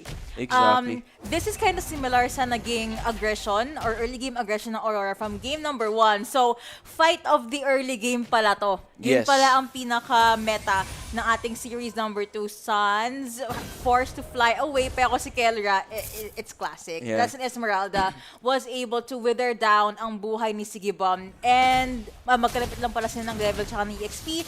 But magkalapit dito naman ang mga members ng both teams at the turtle area. Retribution is available for both teams, and TNZ yung highlight pala, Pakito jungle for TNZ. Yes. Ito na nga, Daytona's welcome to come, pero Valkyrie's descent stopped by Kelra, pero ito na nga with the Feathered Airstrike. Lunar goes down. Medyo kailangan mag-disengage ng Aurora kasi TNZ rin nabigyan. Ito kata kasi yung they kind of played this a bit greedy. They saw that Aurora Gaming sobrang low nila. Pero tinuloy pa rin nila. They wanted to pursue and contest this turtle. And ayun na nga, kinapitalize ng ONIC yun. Apakaganda ng vision na binigay nga ni Kelra. Being able to zone out the damage dealer. Pero ito, Kyrie, denied off. Naku po, na-deny na nga yung invade niya. Nabigyan pa siya ni Rosa. Oh, kill going over to Eudora, makakaskill, at least more gold, more EXP for the side of Aurora, by the way. May basher kasi tayo na negative yung IQ. Baka sabi niya ingay ng caster, hindi caster, as in CU. Tapos, caster? yung admin ng Just ML, nag-reply, roller coaster. Direct. Guys, I don't care kahit magalit kayo. That was so funny. Ang galing ng fun ng ating direct dito. Pero baka maging maganda din ang setup ng Aurora Gaming. They have the eye set on Keyboy. Keller again waiting for the perfect opportunity to strike. Pero baka meron tayong pullback coming in from Lunar. Let's compare junglers muna. Both junglers are not having a good time. With an airstrike connecting onto one. Napaangay dito si Sigibom. Forced to dash away. At mukhang iba muna ang kailangan mag-dish out ng damage kasi 0-2 si Kyrie and 1-1 si TNZ on Napakito. You'd think na ahead si TNZ because he got 1 kill. But I say no kasi iba po ang conditions ng isang Pakito jungle. Kera taking so much damage at the members ng ONIC ID. Nandito na sa ating taas. Lunar does get quite the damage. Keyboy gets stunned and does get taken by TNZ. Detona's welcome connecting onto 2. Kyrie the backline. Nataunt. Nag-first airstrike. That's the kill going over to Kyrie. Pero EXP ang kanilang nakuha. Ganda ng execution ng ginawa ng ONIC Indonesia doon. And honestly, dito, I just realized na nakikita na nga natin yung Belric, mostly nagpi-flicker na sila. Pero dito kasi sa ating lineup, makikita na natin.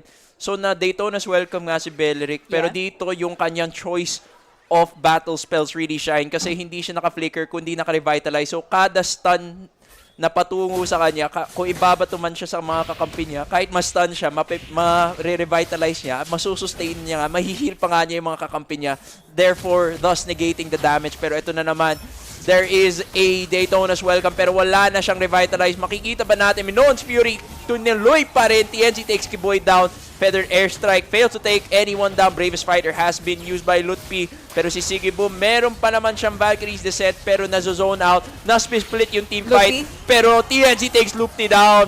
Si Sigibum na pa-flicker back to disengage. Pero ito ata, the fall of Kyrie. Waiting, 2.0 Rosa. Almost gets it, pero si Lunar yung nag-secure. Kelra goes down as well. Talaga nagbibigayan dito. That is 3 members down on the side of ONIC Indonesia at na-secure pa ng Aurora ang turtle. Nagamit pa ni Sans yung Wings by Wings. Divine Glaive picked up by Rosa. 4-1 na ngayon si TNZ. I think that was because pag extended team fight, it definitely favors Aurora. And napaaga yung bitaw ng combo ng ONIC ID that or they weren't able to layer yung CC nila kasi nakita mo nag-ultimate yung isa na wala yung Dryad, na wala yung Fred's Airstrike, na wala dito yung Falling Star Moon. Tapos late pa yung Bravest Fighter. It was amazing pressure from Aurora Gaming. Not to mention, na-realize natin sa item check, may Sky Piercer si TNZ. So, if we're talking about late game scaling, especially dito sa lineup natin, it's whoever has the higher stacked Sky Piercer. Kasi ang kunat ng lineup ng parehong teams. Pero as long as you have that insta-delete button, alam mo ikaw yung lamang. Kasi nakikita na nga dito na apakasakit nga ng burst potential ng Aurora. Pero the only way, na-assess naman rin, malakas rin naman yung burst damage na manggagaling sa lineup ng ONIC. But the only thing that's gonna separate that is kung sino man yung makakatunaw talaga ng front line ng kapwa teams nila or contra teams nila. Ooh, Kyrie making his presence known dito sa lane ni Sigibom. 1 hit away na lang, I believe, yung turret doon, or it's already gone. Probably already gone.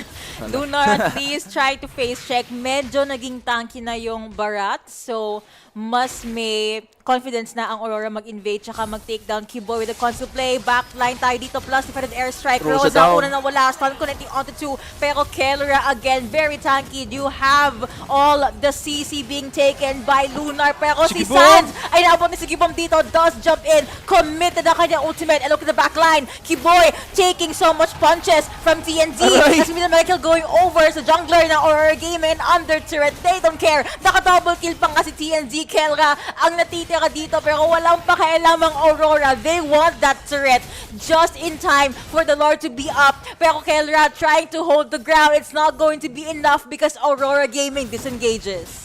Wala nga talaga silang pake kung ano man yung bato ng ONIC. Nakikita natin sa replay to. Maganda sana yung angle na kinuha ni Kiboy pero nangyari nga lang with the Daytona's welcome. Lagi na lang sinusubo ni Lunar at tuloy pa rin yung pressure na hindi nga nagka-disconnect sila ng slide kasi nagamit nga naman yung Wrath of the Rides with the Feather Airstrike. But with every team fight being so scattered, hindi ka talaga makaka-focus fire sa any of the heroes doon sa side ng Aurora. And of course, yung trabaho talaga ni Keldra doon was to zone out Sige boom, pero ayun na nga, mabibigyan sila and much like a replay, eto na naman with that Minoan Fury to set everything up. Meron one man down na nga ang ONIC. There goes Sige boom and that might be the disengage Aurora ONIC once pero tuloy pa rin yung Aurora. Kahit wala silang damage dealer, tutuloy pa rin sila. Si Pagu very aggressive. Lunar flickers forward aggressively pero maybe this is not the game you want to be playing. You gotta play at 5.4k gold lead. May Lord ka pa. You don't have to be playing it so risky. Nakuha nila si Kiboy trade for Sige Bomb which is not good.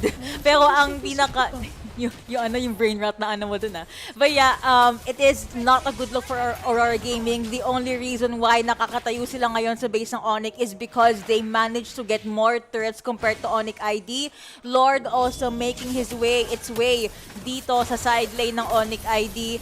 Let's talk about late game. Let's talk about ang long-term na game. Sino ba talaga ang malakas pag late game? Wala sila late game pareho. Pero, kidding aside honestly, it's gonna be whoever can sustain the longer team fight. Alam naman natin, the ultimates of both teams, ONIC Indonesia, mahaba yung mga cooldowns nila, Feather Airstrike. Pero as soon as late game hits naman, if the fights get drawn out, you're gonna be expecting 2 Feather Airstrikes.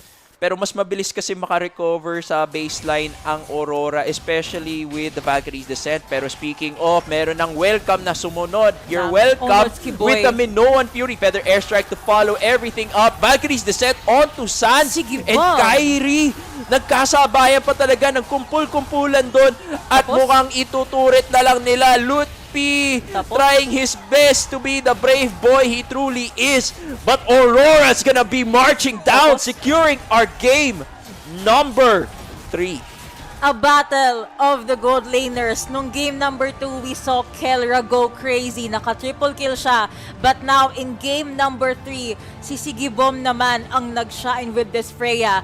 In that last clash, I will say this po lang sa damage yung ONIC. But in that last clash, you can see how easily the Freya was able to access yung backline ng ONIC. Tabi-tabi pa sila kasi they were gunning for the fact na masakit yung damage ni Sans, which is true, but it's not enough kasi iba nga naman yung Freya ngayon. After they get 2, it was inevitable. Nakakuha pa ng iba and a wipeout eventually ng Aurora Gaming. Again, that was game number 3. 2-1 na po ngayon in favor of Aurora Gaming. I saw some comments sa ating live stream. They are saying na kulang talaga ng damage, hindi connect yung ONIC ID, and I do agree. No, agree. Hinahanap ko yung galaw nila from game number 2. It wasn't translated dito sa game number 3. Yeah, yung nangyari kasi dun, alam na nila because of the draft, because of the choice of fighter gold lane nga. By the way guys, walang lower bracket to pag natalo, laglag na. They knew that the prioritization was the damage dealer at si Sans yun. Yun nangyayari nga actually, in a lot of the team fights you see, every time na dinadive si Sans, may ka-teammate siyang didikit sa kanya. Weirdly enough. Kaya nangyayari, knock up sila, pareho, dalawa yung nahuhuli, at dalawa pa yung Valkyrie Descendant. I think dito yung mangyayari yun kasi nakita natin, as soon as Sans went for the Feather Airstrike, may tumabi agad sa kay Sans. And ayun na nga, kaya dumodoble pa yung crowd control na nanggagaling sa Aurora. And if you notice, this is a small detail for me, but I think it is the reason why Aurora won. Hindi sila nag-initiate unless malapit na yung minion sa kanila. Mismo. So they took the risk na umiyak si ate girl. They took the risk na let's see if we can take out at least 3 and they got 5. Kaya sumunod pa sila sa minion wave, thus pretty much finished yung game number 3. Ayun na naman tayo. 3-5. Yeah, 3-5. But that was the story ng ating game number 3. Again, 2-1 in favor of Aurora Gaming. Sa mga viewers natin dyan, let us know ang predictions nyo for game number 4. We're gonna be hopping into a very short break. Kita-kits tayo sa ating match point.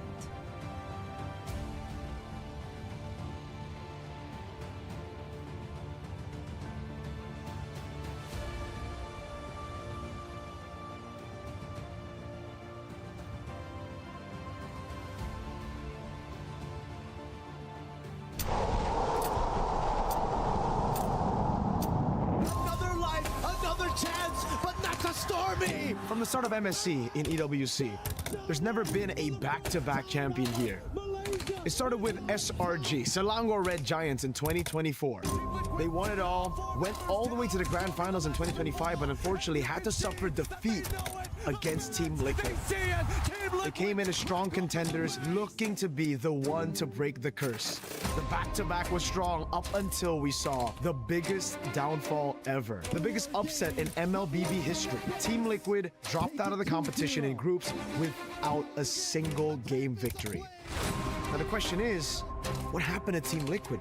Why is the curse so strong of no back-to-back? I cannot tell what really went wrong. Pressure, or is it the mental aspect of it? Maybe some of the things were wrong. But as of now, all I can say is that that's definitely not the level that we usually bring. It might be the worst international run for us. Definitely not what we expected, but we will learn from and come back stronger. We're so not prepared to the meta shift. We didn't think that it would affect us so much. There's a lot of people saying that I can't keep up with the assassin meta, and yeah, they were right. I will need to do better next time. It sucks to lose this early in the tournament. It's my first time experiencing this. I don't want it to happen again. For me, it was a failure. I don't think anyone expected this to be this bad. Even now, I still can't believe that. From last year, winning all of it, and then now being the first team to be eliminated. We must recover first with what we're feeling right now and find that motivation all over again. Let's see where life takes us.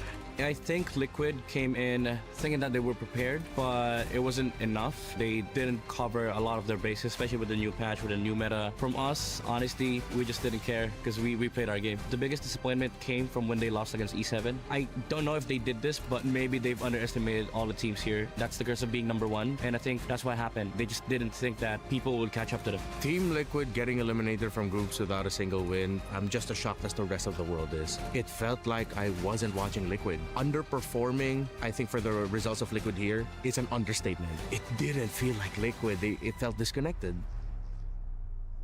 For me, Carl, I know Carl since I've been playing with him since my rookie season, which is season 6. I know him and I don't think that he would give up that easily. Yeah, I hope he would still try his best, and I really hope to meet him again in M8. The PH team got shocked in some of the pocket picks of the other teams. We are not really familiarized on that hero, so we just got us good, and I think we can still adapt if they try pocket picks again.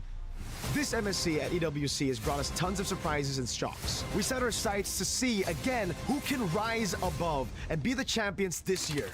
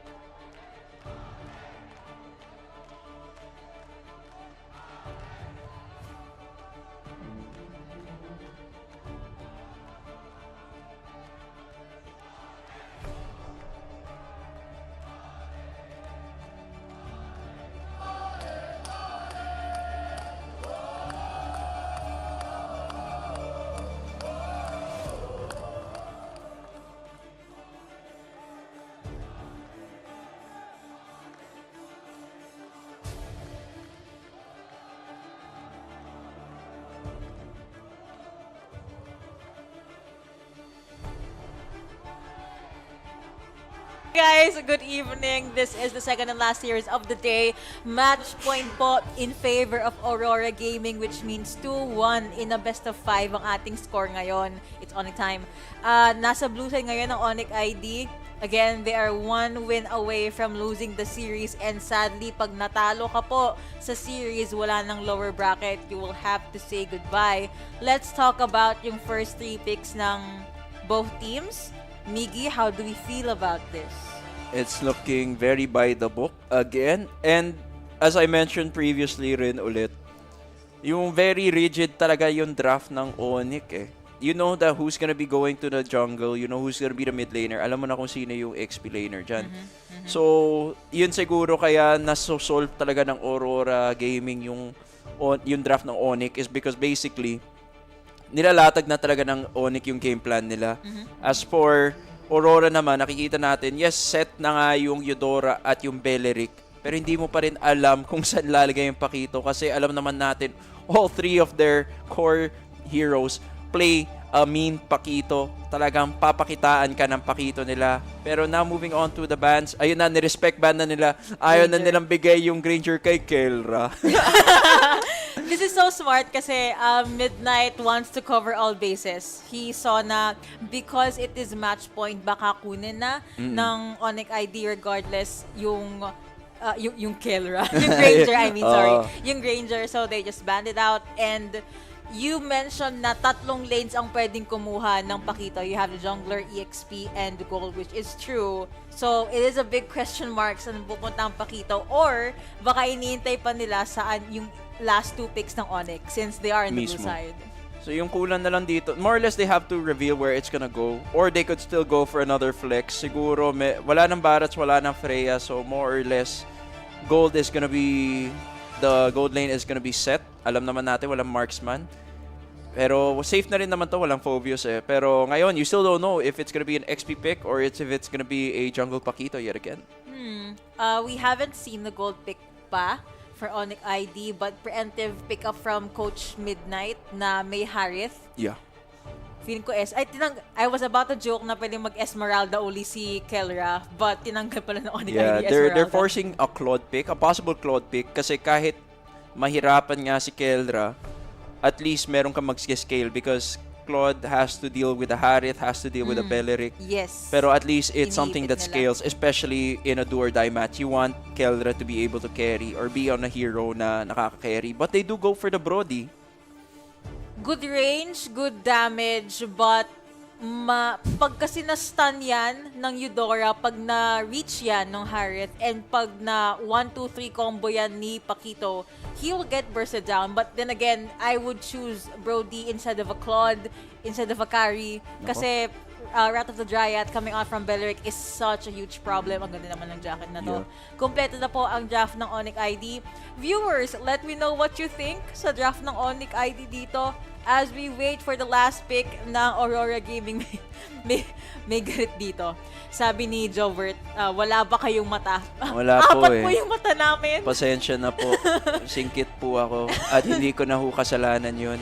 Pero with that being said, no, hindi rin naman kasalanan ng mga players kung ano mang mangyaring resulta dito. They just had to play their hearts out. Pero nakita rin naman natin yung body language ng ONIC. Medyo time is of the essence, nape-pressure sila. Pero of course, knowing sina Kelra, sina Kyrie, you know these guys could bounce back. They just have to have that good early game start.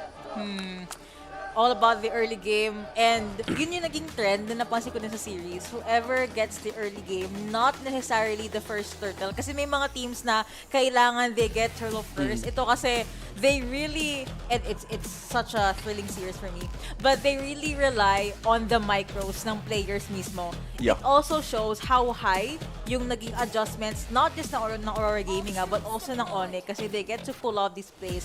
Yung ONIC ID kasi, we know them as a team na pag late game, kaya pang mambaliktad, kaya pang manggulat, but they also manage to be a little bit more aggressive in the early game as we hop into the Land of Dawn. Ito na nga. Then, as we were talking about that, nakita ko lang yung final pick ng Aurora, which is an XP Hylos. As a way to counter the Gatot Kacha, and ngayon medyo mahirapan na si Brody sagutin yung burst or yung kakunatan ng lineup ng Aurora. Pero it's still possible as long as the Skypiercer gets online either on Kyrie or Kelra. But that just means mas kailangan pa i-polish ng ONIC Indonesia yung kanilang gameplay. Because right now, execution has to be perfect. Super clean kasi ang hirap na nito, especially with Aurora's execution. Sobrang dali i-execute ang lineup ng Aurora. I'm looking at the mid lane matchup kasi ang laking pivot. Well, Sans is Zushin 1 ng game number 2. But ang laking pivot nito from a Farza pick kanina. Do we think Zushin is good against a Eudora? I mean, feeling ko passive naman yung dalawang mid laners dito. They're in it for the team fight. Lunar popping in with the high loss. Glorious Pathway definitely will be up in a few seconds kasi level 3 pa lang siya.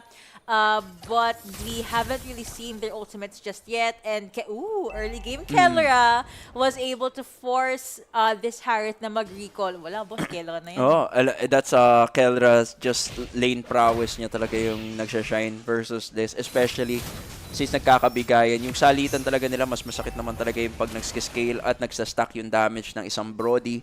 And nakikita na nga natin moving towards the next turtle. Nakapwesto na si Kiboy. TNZ, nandun sa new bush, nandun sa likod ng turtle. Pero mukhang walang hahawak muna. Hintayin na lang nila yung turtle dance. Because this is dangerous grass, I think mas nagiging careful ang mga teams because literally there's a lot of grass. Yes. So maraming point of contention and even mga surprise ganks. Although ONIC ang may unang makakakuha ng turtle dito. If Aurora cannot contest, they can always just get Kelra. By the way, speaking of Kelra, nagamit na ang flicker niya. Kyrie gets the first turtle at Aurora. Sige, let's focus sa gold lane ng ONIC. If we can take down Kelra or Kiboy, bigyan na lang natin ng konting gold plating si Harris or si Sigibom, and he does manage to get some. Yun yung maganda yun yung sobrang linis kasi ng early game execution ng Aurora eh. Talagang they know when to decide, okay, we're not gonna take the turtle, okay, hindi na tayo mag-hesitate kung kukumit pa ba tayo anywhere else. Pero AOG is gonna connect to no one. Matalia. Very early, pero very risky nga naman. Ngayon, may info ang Aurora na walang AOG. So, alam naman natin walang magbabalagbagan dito sa XP lane. Nandun lang sila, nagkikilitian lang sila eh. Nada. And Revitalize also nagamit na ni Kiboy kanina. With that Aurora, they decide to be a little risky. Nasa jungle area sila ng ONIC ID ngayon. That's a lot of damage being taken by Sans. Well, it is Eudora, so combo lang yan. Pagu, of course, decides to join the lane, and Lunar was forced to use Glorious Pathway. The roamers are choking sa ating game. But you have Zaman Force, it was a Chrono Dash, pero you can't outplay. Why 1v1 Kelra? You can't really 1v1 Kelra. That's first blood going over to the Brody na supposedly walang damage yung Brody ng early game. Wala, what can you do? Si Kelra yung damage. Kelra is the damage. Si Brody lang yung kanyang ginagamit para ilabas yun. Parang yung si Thor nga, the hammer is not your power. You're using it to direct the power. Tama, wow. Nerd. Pago daw taking quite the damage at hindi mo nalalaban ang Aurora. May sariling mundo si Lunar, pero mukhang may sariling mundo din si Kelra kasi lumalapit siya dito sa turret ni Sigibom, but he is a little bit too close for comfort. Ayun na naman, jumping in and risky jumping out. play. The kill does go over to Sigibom at everyone ng mga ilang sagot ang ating Aurora Gaming. They have their eyes set on Sans, who was forced to use Crimson Beacon, and Pagu does get boxed in by Kyrie. That is a 1-to-1 trade. I still think it is a win for Aurora kasi nakuha nila ang gold lane and ang mid lane. Sans goes 6 feet underground. Lunar, after taking that pick off, sabi niya, my job here is done. Pero bumalik pala siya a little bit into deep, nag-Law and Order, but walang follow-up, so Aurora Gaming gets to live another day. Ibang klaseng linis talaga ng execution na ginawa nila doon. They were able to just split focus, making sure that damage dealers do not connect to the bigger team fight ng galing sa ONIC, di ba? Pero nangyari nga lang was, nagkakasalitan nga sila ng mga damage dealers. Pero all the while, I do agree with you, Yux, na lumamang talaga yung Aurora doon. Kasi even though they got the kills and everything, wala naman na-convert na objective. Yes. At yung gold lead naman ng ONIC, hindi lumaganap eh. Oo nga. nga. Instead, it is a stable 1.5k ngayon. Glorious Pathway Glorious nagamit Pathway. na ngayon agad ni Lunar, but Revitalize is still available. Lunar does get knocked off airborne, at ngayon, ang kumukuha ng mga damage from ONIC ID side ay si Kiboy. But well, he is a gatot kate, so may passive yan na Steel Bones. Buhay pa din ang turtle natin. Gold laners are nowhere near the objective or turtle pit. So, clean 4v4 ang laban natin dito. And because Aurora does not want to take their chances, turtle non-contested taken by the Sky King Kyrie. Parang mukhang talaga tested na to yung kanilang aggro shift ng ONIC, ng Aurora. Because of their double tank lineup, they are able to just exchange, nakikipagsalitan lang sila sa damage, so you don't really know who to soak or who to deal the damage to. And once it happens, much like this, si Kiboy ata yung mabibigyan pa dito. Nagamit pa yung Wrath of the Dryad, so I feel like, that's overcommitting na talaga. Yeah. But that might possibly open up the mid lane turret ng ONIC Indonesia. But, -1 is still a -1. 7 seconds before makabalik si Kiboy. And instead, aside from the kill, makakakuha pa ng isang turret ng Aurora Gaming. That will be the Glorious Pathway used as the backline. Ang ganda ng ginawa ni Lunar doon, ng gulat lang sa likod as Aurora disengages. Pero buff ni Kyrie, hindi pa din makukuha. A staple 1.8k gold lead still in favor of ONIC ID.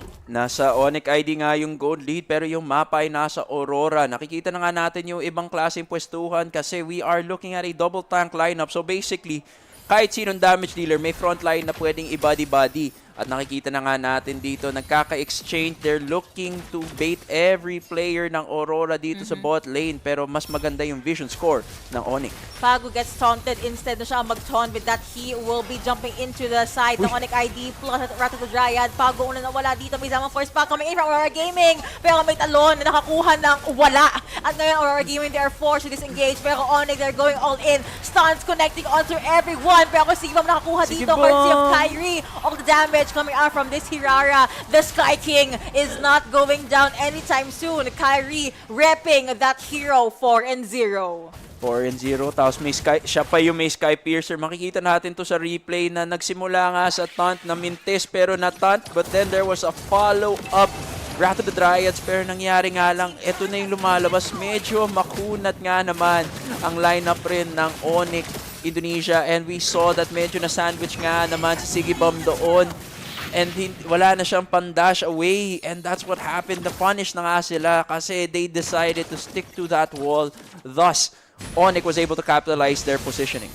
And with that, they ballooned the gold lead in further from 1.8k ngayon, 4.5k. But I'm still looking for good turret takedowns kasi medyo kailangan pa mag-push, specifically mid lane ng ONIC ID, but it's not impossible. I'm looking at the gold ng ating gold laners right now. A staple, give or take, 1k gold lead in favor of Brody. Well, 1-1. Yeah. So, Kyra is just farming just fine. And lagi sila ang nag-initiate ng mga laban ngayon. Matagal pa bago mag-up ang next objective. Aurora, they are still looking for the next possible pick-off. Pero ONIC ID, they are making it difficult. In this lineup, let's look at the lineup ng ONIC ID. Yes. If one scales, Kelra or Kyrie. Yes. Yun lang talaga, I'm sorry. Pero if they scale, there's really no way for Aurora Gaming to stop them.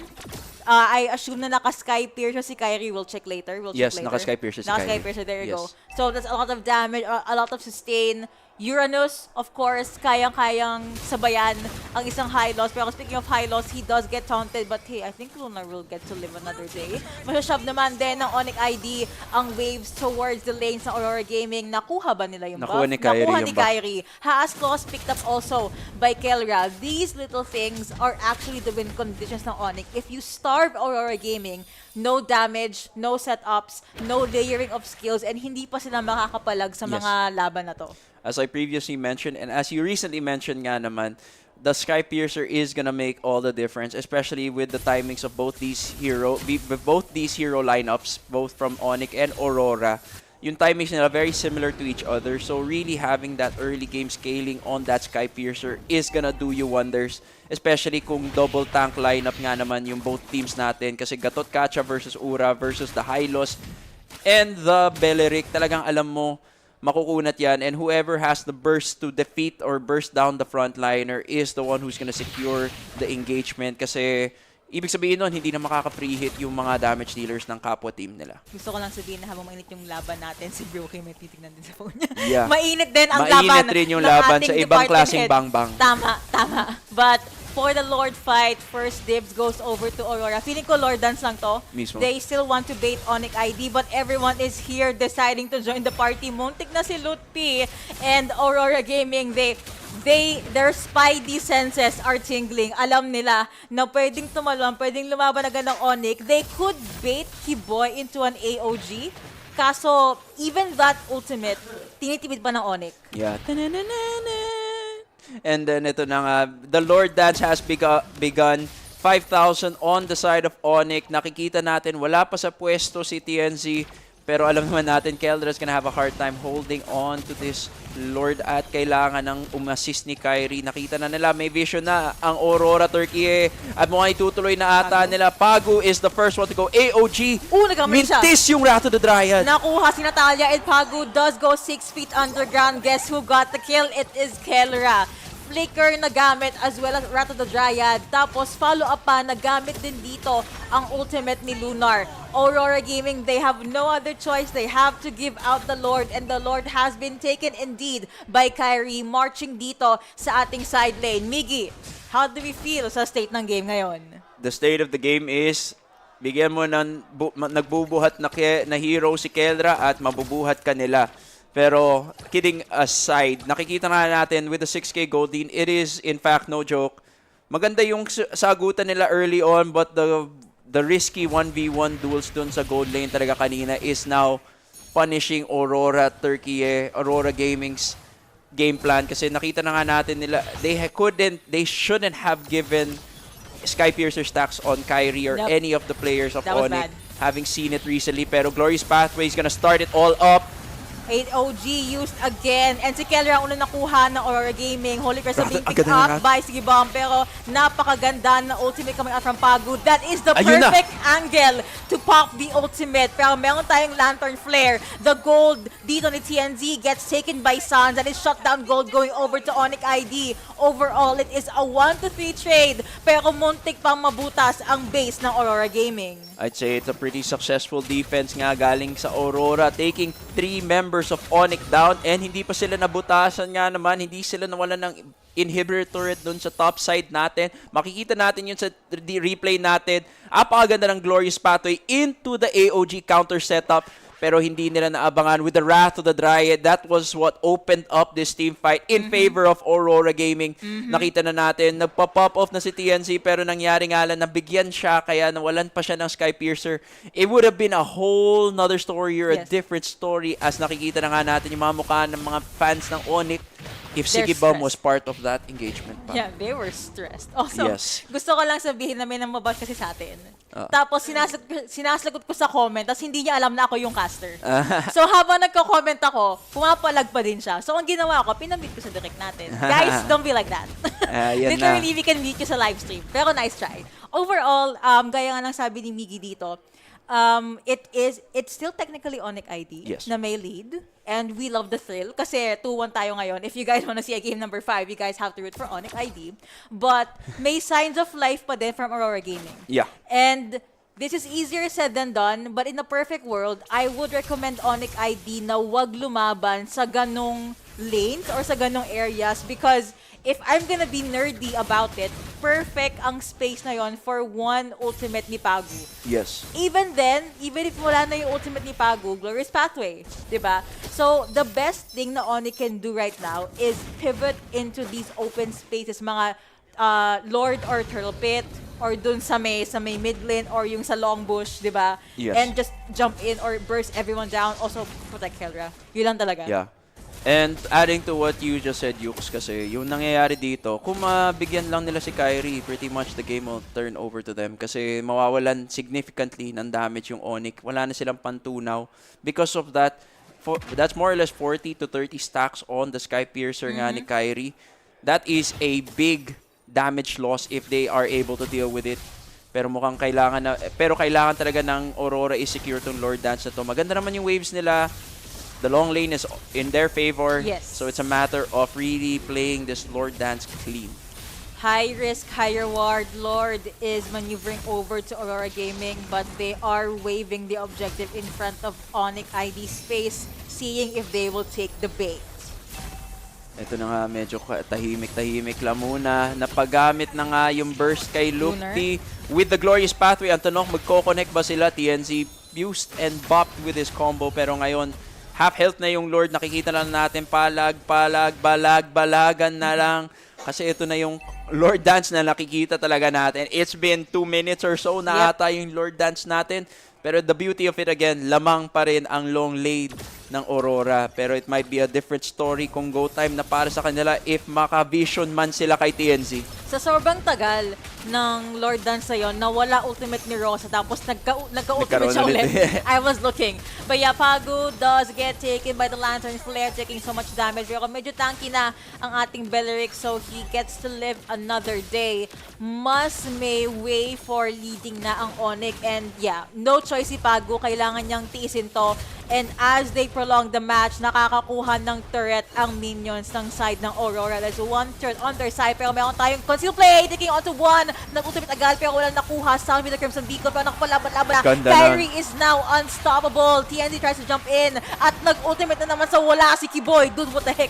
Immortality picked up by TNZ, but still, there will be a lot of answers going over to ONIC ID. Naka-double kill dito si Hirara, and walang trade ang Aurora. It looks like even the Lord will be taken by ONIC. Apakaganda na nangyari doon. We're gonna see it in the replay because this was 200 IQ play coming from Keldra. Gumamit siya ng Winter Crown na i-frame niya talaga lahat. Wrath of the Dryads and everything. Pero you have to give it also kay Kiboy. Ang ganda ng angle na pinanggalingan niya. He came from the back. Ang layo ng inikot niya. Halos ikot jeep na siya nung para na makakuha ng magandang pwesto doon. At na ngayon, medyo nahihirapan na mag-defend, pero mukhang they overstay their welcome. Kiboy forced to AOG defensively, pero made-defend pa ata ng Aurora Gaming ito. Feeling ko mawawala na yung last turret doon sa side lane ng Aurora Gaming. Concentrated energy picked up by Sigibom as well. At si TNZ, rinse and repeat lang sa pag-clear ng minion wave and ice. Ayun, tama na. That is one hole na nalagay sa base ng Aurora Gaming. They have the damage, but I don't think worth it na mag-all-in kay Kiboy. Or maybe inisip nila, just get one. Okay na yun. And then win the numbers game. Yeah, ito na nga, medyo masakit na and crucial na talaga yung pick-off nila kay Kyrie kasi this is a 6-0-2 Hirara. And now we're gonna see, medyo nabuhat nga naman, ang sakit ng damage sa Aurora. Pero kaya pa rin naman, defendable. They might not be losing majority of their inhibitor turrets, but that one inhibitor turret dun sa top side is gonna affect the flow of minions. Pero buti na lang yung long wave. Patas pa rin ang ONIC at Aurora. I was about to say na ONIC had a lot of opening kahit nung lumalapit sila sa base ng Aurora kanina. I wondered why they were playing safe. Pagtingin ko, wala pala kasing flicker si Kelra kanina. And ngayon, kaka-up lang ng flicker niya. So, that is another layer of safety. Most likely, papalag na ngayon yung ONIC and nagka-dominance ice na din si Kiboy. Hopefully, he will last sa teamfight ngayon. Pero again, Lantern Flare on to Pagu. Pero may ultimate siya. Won't be using it just yet. Does get taunted at oh no, Lutpi gets melted down. Half of his HP already got melted down by the combo ng Aurora Gaming. Yeah, that just Ura things kasi ma-regen niya ulit yun. Pero ito na nga nakikita natin, this is Aurora has to find out ano yung opening na hinihintay nila kasi right now they're able to defend the base. They're basically playing to survive the high ground, pero right now they haven't found the key to victory. Yung parang hindi pa din nila mahanap yung butas na kailangan nilang palakihin on the side of ONIC.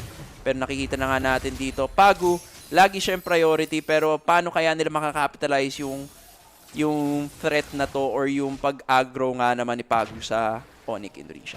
Kailangan iton. Yun lang, kailangan iton. Kailangan mag-connect.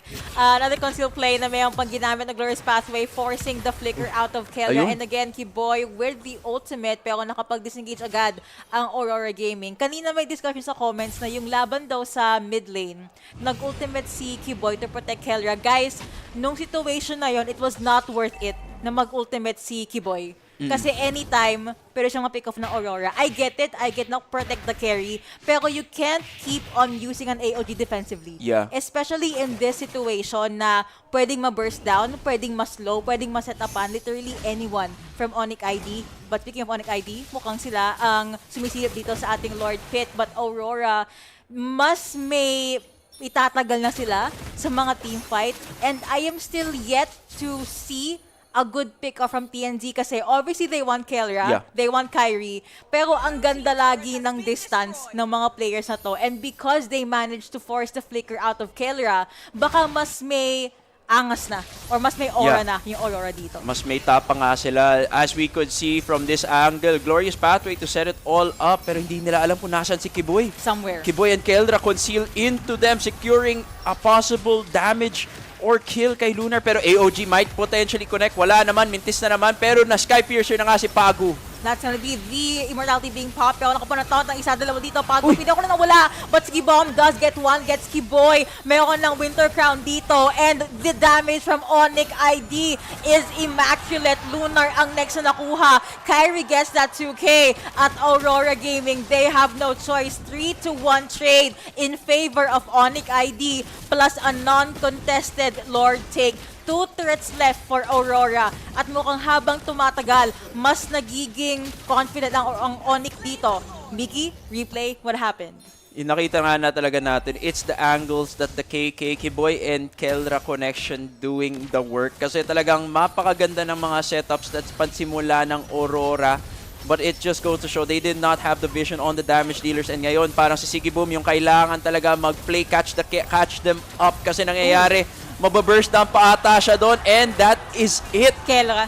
We have a game number 5 in our hand because that is ONIC Indonesia fighting their way into a game number 5. Gusto ko lang sabihin na a lot of us, tayong talent sa Just ML, we called na this will be a game number 5. Yes. Si Oblivion lang ang nagsabing aabot ng game number 4. 3-1 Shoutout sa'yo. siya. Shoutout sa'yo, Oblivion. But this is great.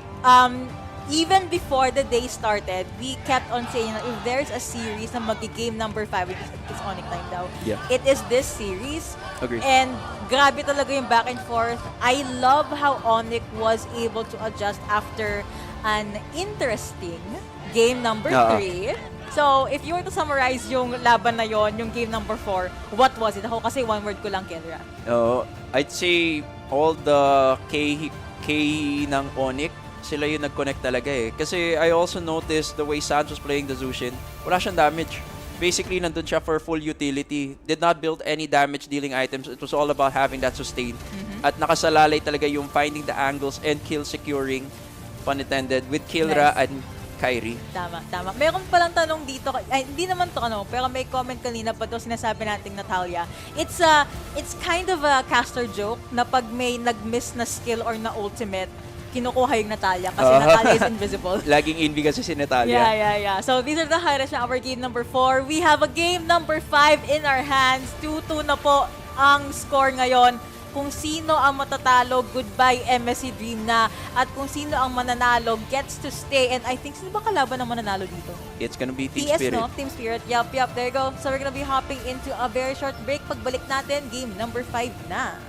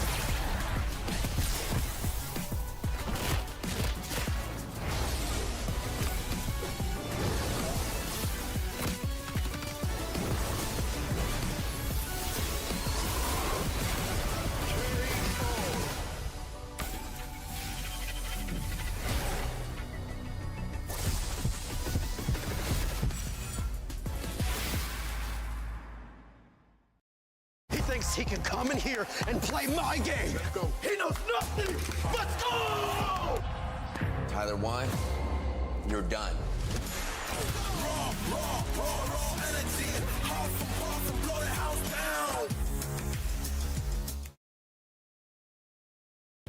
Play is in our DNA. Whenever we let it out, it becomes our superpower. Now imagine an entire city being built to supercharge it. Kadir City, powered by Play.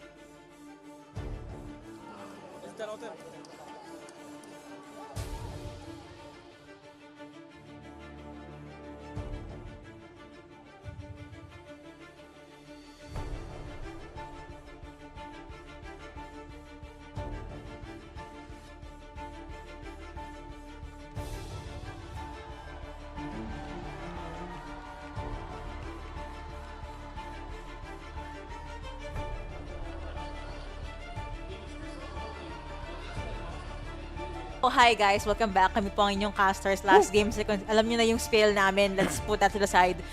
We were discussing yung possible first two picks ng red side ng ONIC ID. We kept on saying Belleric plus one hero. Belleric Valentina, sabi ko. Sabi niya, Belleric Paquito. Basta anything with Belleric. They picked up Barats. Parang, okay, goods naman. And then we realized, wait, Fanny's open. Tapos kinuha ni Kyrie. Ay, oh, si it's Odin! It's your very own Odin! Kasama si Trex. Kakalipad nga lang niya kanina eh. She just landed. landed. Yeah, it's very nice. Cho and Uranus naman ang kinuha ng Aurora Gaming dito. Walang pumapansin sa Belleric this time around, probably because it wasn't really a good game last time. Kaya mo yan. Iniisip ko kasi talaga if Cho was the pick. Pero again, you know, you gotta leave it to midnight pa rin. Kasi they do need that vision to control or counter Kyrie. And Cho is way better, I'd say. Hilda's still a possible pickup rin. Pero kasi para Cho talaga is the way to go, especially if you're gonna go with the Rosa Ura. Pero I think they should have picked up either the Moscow over the Akari na immediately. Kasi ma-dedenayan pa sila. Pero with that, they might get hindi naman Belleric pa rin. Hindi na sila mag-Belleric. I believe na they know Cho roam to. And because hindi nag-second pick Eudora yung Aurora Gaming, ang iniisip ng ONIC ID, Rosa might pick up Luoyi Kaya nag-preemptive pick-up sila ng never mind. They picked up Valentina. They even banned Luoyi. So para hindi na magamit at all ng Aurora Gaming. Yung kulang na lang dito eh. I think they're gonna be... Di naman sila pwede pa rin sila mag-Beleric eh. Kasi pwede pa, open pa yung Beleric onto the side of ONIC. So, ang sagot na lang dyan is if Aurora's gonna ban it. But they're gonna choose to deny Kelra na lang a carry. Yes. Pero alam naman natin, they get the first pickings in terms of the hero pool dun sa gold lane. Pero possible choices naman ng Aurora, they have to secure the Moskov. Yes, they do. Moskov is gonna be a crucial pick for Aurora if they're gonna go for the marksman gold lane. Pwede rin naman yung carry with the Cho para lang may burst potential. Pero Moskov is gonna be the cleanest one because you're looking to scale rin into the late game. So this might be the something new that Midnight is bringing to the table. Gaya nga ng sabi ng bossing natin kanina, hindi na afford mag-cheese pick ng Aurora Gaming kasi na-out micro na sila ng ONIC ID nung game number 4. May nag-comment po kung match point Aurora, hindi po 2-2. This is game number 5. Match Very point sila exciting. pareho. Pareha silang 2. We support Filipino players. So that's Kelra and Kyrie. So ONIC ID si Madam. Pero paano yung coach? Paano yung Filipino coach? rin. Oo, ngayon nga. Kasi Filipino, pero hindi siya player. Kasi coach siya. Take to Midnight. Stick to one kasi si Midnight. Tama. Oy, nag-comment si Ryan Ole, Hanabi daw. Mala Falcons PH na gold lane. They also banned out Minotaur. Tinanggal ng Aurora Gaming dito. And Melissa ang last ban ng ONIC ID. Lahat ng pwedeng isigaw sa venue, they're definitely yelling it right now. The perfect audience energy for me is in a best of 5, tapos game 5 na. Pag kasi best of 7, medyo pagod na yung mga tao pag game 7. Nauubos na yung tao by game number 5 rin eh. Ay. Oh, and gusto ko palang I wanna hear yung thoughts ng comment ng viewers natin. Comment down below who do you think will win game number 5. Huwag kayo mag-away sa predictions ha. I just wanna see kung ano ba talaga yung predictions ng ating viewers dito. El Clasico matchup, Claude versus Harith onto the gold lane. And yung hinahanap ko kanina na Eudora, picked up by Rosa. Alam ko, sabi din ni Brokey kanina, because may Fanny, automatic you get Eudora for the stun. Auto second skill kasi para mapigilan si Kyrie, pero kasi Sky King yan eh. Yeah, you have to respect. Talagang nung naging meta si Kyrie's Fanny ulit, even nung hindi meta kasi napapagana niya kasi sobrang linis nga at sobrang efficient ng Kyrie ni Fanny ni Kyrie. Kasi if you guys are gonna be comparing, sasabihin ng a lot of people, it's been a debate, diba? Sinabi nga ni Kyrie, mas mechanically speaking, mas magaling sina Kyle, sina King Kong sa kanya. Pero kasi yung Fanny kasi ni Kyrie, it's really about being efficient with the plays. Yes. And much as I mentioned, they are gonna be picking up the Beleric kasi alam naman nila yung Valentina is gonna be there as a way to prevent that. And I'd say this is a pretty even draft. Medyo I'm curious about the Cho. Paano yung magpo-perform yung Cho? Yeah. Pero overall, it's gonna be a good fight, good best of 5, game 5 natin. Kung usapang draft lang to again, I repeat, draft lang. I slightly favor ONIC ID kasi mas maganda yung combo tsaka let's say an ultimate misses. Kunwari lang, they still have a lot in their arsenal versus Aurora Gaming na you have to fully commit. Bawal ang situationship, kailangan mag-commit ka 100%. And ang nakikita ko lang pwedeng gawin dito ng Cho is Way of the Dragon. You can kick Kelra out of the Diamond Force. Yeah. That's pretty much it. And you also can pick up Suns kasi very squishy yung Valentina. Meron pa rin mobility siya eh. Pero tama ka dyan na hindi ngayon sa game number 5, hindi na pwede ang pwede lang. Kasi kailangan talaga magbigay all out and alam naman natin na best of 5, it's anyone's game. It's really boils down kung sino yung mas gutom, sino yung mas gustong manalo kasi alam naman natin palung-palo ang parehong teams na ito. They really want to win. Again, 2-2 ang score natin in the best of 5. This is the 5th and final game. Whoever wins will duke it out against Team Spirit. Sila po naghihintay ngayon. At kung sino matatalo ay laglag na ang MSC Dream. Yes, sir. May makikita na tayong crushed triangle. Again. And ito na nga, nagsisimula na nga. It's been a while, it's been ages since I've seen Kyrie on that Fanny and I'm excited to see how that goes. And excited to see how it's gonna match up with TNZ's Hirara kasi honestly, in our MSC, yung Hirara talaga ni TNZ has been the best performing one.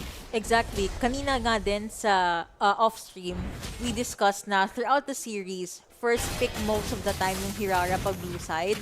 And it makes sense kasi Kyrie, TNZ, they're really the only players that can rep a Hirara ng maayos. Here the mid lane, medyo may very slight lang naman, but there was a dive from Aurora Gaming.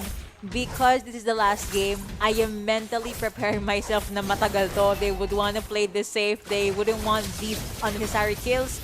Kyrie, cable in, cable out, Pago, taking quite damage. Pero wala pa namang cutthroat si Kyrie. That's level 3, right?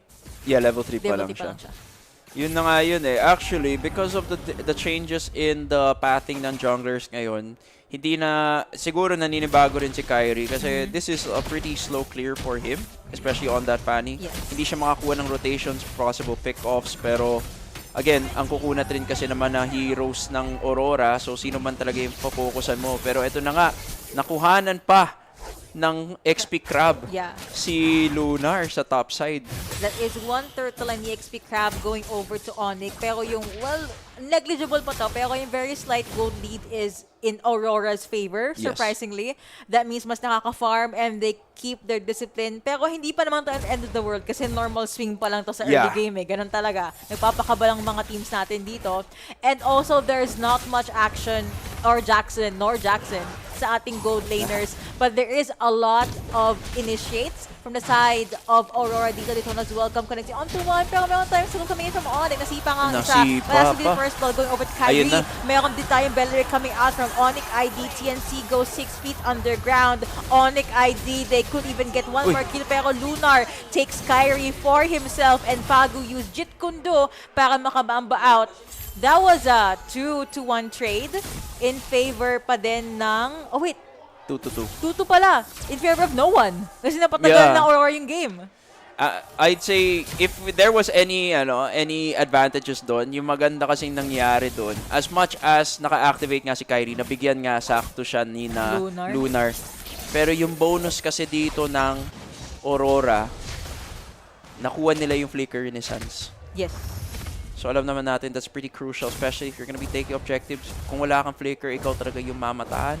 Ikaw yung ipo-focus ng Aurora. And nakikita na nga natin, nagkakasalitan na nga. Talagang balagbag yung pareho nating teams. Nakikita natin, there's currently pressure going on to the top side with 15 seconds to the next turtle. And since it's on the gold laner side, mukhang makakakita na tayo ng pagsali ng mga players natin. Sasama na si Kellera, pero bilang sama muna dito si Pagu para lang mabait or at least ma-pressure, mapalapit sa turret si Kellera dito with turtle already up.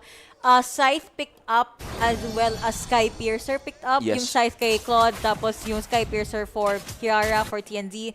But pretty much kanina, ONIC, they are positioning themselves for that turtle take pero kasama na Aurora sa vicinity. They are trying to box out ang members ng Aurora Gaming, but that is a Uranus na napaka-tanky. Yeah. You have to really respect how tanky these are. Pero sisimulan na nga with that Daytona's welcome. Welcome indeed. Wala namang na-burst down si Kyrie. Pero mukhang kay TNC pa with a blazing duet to enter. Tapos may jump in. At ako po si Pago. Nakuha pa din ni Kyrie dito. Rosa does get a kill onto Kiboy. At nangyari dito, Aurora Gaming. They tried to pull on the game. Pero teka lang, grabe. Yung dash in and dash out ni Kellera. He is level 7 right now. Despite yung good blazing duet, ONIC ID was still able to pivot that in a good pick-off para hindi ma-cement ng Rora yung kanilang lead. Although bumaba slightly yung gold lead ng ONIC ID dito. And ang tapang ni Lunar sa game na to, no? Exactly. Talagang alam naman niya, he's the only one who's providing the pressure. He is creating space. At nasipa na nga si Kellera. Delayed Purify. Ginamit talaga to bait them in. 200 IQ play coming from Kellera. Pero buti na lang wala naman siyang nasadya. Makakatakas ang Aurora. They know na walang Purify, walang Zaman Force si Kellera. Well, yung Zaman Force kasi mabilis nang babalik yan. Pero yung Purify yung mahalaga. Sans also manning ang ating gold lane. And Kyrie says hello to TNC dito sa ating EXP lane. Lunar doing his best to defend. Kahit nabuhay pa yung turret, that's still gonna die in like 2 seconds. Pero okay lang, we will take everything that we can get. As we predicted, tahimik and careful nga ang mga teams sa kanilang team fights. Dominance Ice picked up immediately by Pagu para lang mas tatagal siya sa mga jump in, sa mga dives, sa mga surprise pickups. And the Kellera looks like he is not afraid to go up against Lunar Suns, taking so much damage from Pagu. Nakapag-flicker out naman si Suns. That is one spell down for ONIC ID. And Kyrie with the retribution pa din na available. Nakuha pala, never mind, para masecure ang kanyang buff. Still has the ultimate though. ONIC ID, they are prepping for the Lord. Kaso nagamit nga ni Kyrie kanina yung retribution niya. I wonder how ONIC will behave this time around. Yeah, they're gonna try to play it slow. They can naman. They still have Loop T. Meron siyang 10-second flicker. Magkakaroon siya ng flicker. Daytona's welcome in a bit. Nakikita na natin, maganda naman yung lane management ng Aurora at mukhang sila muna yung hahawak nito. Lunar trying his best to zone up, pero alam naman natin pag yung Aura wala siyang crowd control na kasama, pwede na lang siyang wag pansinin. Pero ito na nga, nakikita na natin, pumipwesto at hindi pa rin nila alam kung nasaan si Kyrie. Mapapansin mo, no? And this is non-biased. Kaya naman sumabay sa Lord Dance ng Aurora, but for some reason, ONIC ID, they've been doing this for so long na parang they already know how to position. Sun connecting off the two, pero Kyrie does jump in, gets the turtle at mga time blazing duet at the back line. Let's see who will win. Si Pagu na sipa ang isa, pero Rosa pinako na nawala na paghiwa-hiwalay ng ONIC ID ang mga members ng Aurora Gaming. That is 2 players down and the turtle taken by ONIC ID. If may replay dito, I want you guys, I'm probably glazing the guy, but I want you guys to see yung timing ni Kyrie doon. Yeah. That was insane. That's a masterclass, Fanny. Apakaganda ng timing nga niya, especially yung entrance niya nung during the Wrath of the Dryads. Pero ito yung makikita lang natin, yung kanilang pag-focus kay Pagu. Maganda rin ginawa ni Pagu doon, keeping the team, the ONIC members away from his team. Pero dito, nakikita na nga natin, biglang lumalamang na talaga yung ONIC. And this was called, I'd say, yung minention mo, di ba, Yux, na nagka-Sky Piercer na si TNC. Yes. More or less, that put Aurora on a timer kasi as soon as hindi siya makastack sa kanyang Sky Piercer, madadali sila. And speaking of nadadali, sige bomb pa nga yung turret dive doon. Mabibigyan pa si Lunar. Medyo late si TNZ. Pero what can you do if everyone's just in your face with the Wrath of the Dryad to follow everything up? Pagu trying his best to defend TNZ pero no dice. Maniac. That is another member, Maniac for Kyrie. He is called Sky King for a reason. And he is 7-1 on this Fanny. Kahit tahimik ang kanyang start, mukhang maganda ang predictions ni Brokey. Yeah. Sabi lang, ikinasanan niya yan. At mukhang sa talent siya. Looking at the replay, guys, talagang na-box in sina si Gibom dun. Nagsaman force pa si Kellera. Yeah, hindi ka talaga makakatakas dun eh. Tapos may Wrath of the Dryad pa to follow up. You gotta give it to them na parang halos ginagamit ni Kellera yung Zaman Force niya pang set. O sige, kailangan natin kill. O ito set ko. Hindi na siya yung damage, hindi na siya maghihintay ng set eh. Ako na magsiset. Tama. Ayan. Nanggigil na. They already know what to do. Next Lord is now up. Hindi pa, sa mga supporters po ng Aurora, hindi pa naman to end of the series. Although it is heavily favored. Yes. They need to be, number 1, they need to shut down Kyrie. Number 2, they also need to shut down Kellera. Number 3, they need to zone out Suns or at least take down Suns kasi ang ine-expect ko yung Way of the Dragon ni Pagu, instant -1 dapat. But Aurora couldn't even finish the pickoffs. Yeah. What happened there kasi talaga is they're lacking the damage because they're picking so many fights or they're trying to put the pressure onto ONIC pero hindi nila nako-convert eh. And yun talaga naman yung gusto ng ONIC kasi alam naman natin hindi rin naman sasabayan sa side lane pressure ng isang Hirara si Fanny. More so yung sobrang efficient nga naman ng paggalaw ni Kyrie around the map. And nakikita rin naman natin na to the point that si Harith mismo, si Kellera mismo yung nakakahanap ng mga kills at siya pa nga yung nagsiset-up ng kills para sa kanyang mga damage dealers. Alam niyo guys, curious ako sa reaction ng mga Indo live streamers tsaka Indo streamers ngayon kasi Game 5 to eh. Diba? And last hope na ng Team Indonesia ang ONIC ID. The Lord is marching dito sa baba and it looks like ONIC ID, they're in it for the taking. They managed to spread yung mga members at perfect time. Si Lutfi nandun lang sa Gedli kasama si Kyrie while the other three are applying pressure sa ating gold lane. Mauuntog yung Lord, but I'm not sure if they can at least put a hold kasi lalaban ata yung Koko dito. Lutfi at the front line. That's gonna be a lot of damage taken by Aurora. Meron nagamit na BMI pero Zaman Force coming in from Kelra. Nanggigil na ang mga members ng ONIC ID. Holy Crystal picked up by this player and ONIC, they decide to take a step back. Aurora's base gets to live another day. Kaso, wala na ang mga outer turrets nila. Masakit na nga yung lineup ng ONIC. Idrisha, 7K is no joke and they still have the setup to potentially end the game pero they're playing a bit controlled. Mas alam naman na natin, disiplina lang kailangan. Pero Daytona's welcome catches on. That will be the flicker in as well. Ang daming damage na Lutfi does go 6 feet underground. Pero kung si TNC masyado napalalim, si Gibom also gets taken out by ONIC ID. May nabuhay pa naman nakapag-buy and sell pero Kelra dangerously low as well as Kyrie. Aurora, they wanna go with a chase. Mababa ang buhay ni Kelra at saka ni Kiboy. Will Aurora commit sa kanilang pick off? The answer will be no. They decided to play it safe and Sans is also there para mag-terrify in case lumalim ang Aurora Gaming. Nakikita na nga natin, no room for errors nga manggagaling from both teams. Nangyari nga lang, nadali si Sigibom doon. Should it have happened any other way, it might have been a different story. Pero ito na nga yung nakikita natin. Lupti with the setups, with the Daytona's welcome. Talagang kailangan abangan ng Aurora. Kasi sino nga ba sa asalo nun? Kasi nakakatakot na talaga yung pressure na binibigay ng ONIC dito. 6.2k on the board. 5-11 ang score natin. Pero nakikita na natin, gusto na talaga manalo ng ONIC. They really do. They really do. Inabangan na din yung buff dito para ma-starve lalo ang Aurora sa resources. If there is a perfect funny game so far sa MSC so far, I think it's this game. Yeah. It's Kyrie, dude. Di ba nga sabi ni Mirko, we have the best looking player in the league ba yun, in the world. Ayun, si Kyrie daw. Grabe ang face card ng mga Filipino. Ayun pa, bigla ganun eh. Tama. Lord already up 5-11 on the board, 6.2k gold lead. Booming dito sa side ng ONIC. Hail Mary play ang kailangan ng Aurora Gaming. That's why they are taking the risk. Let's see if makukuha to ni TNZ. This is a risk they have to take kasi alam naman natin kung hindi nila makuha to, it's gonna be a hard defense but it's still a defense that can be done possibly. Nangyayari nga lang nila, mapupuruan talaga sila. They will be losing inhibitor turrets when this Lord crashes into their lanes. Pero kailangan lang nila isang malinis na setup.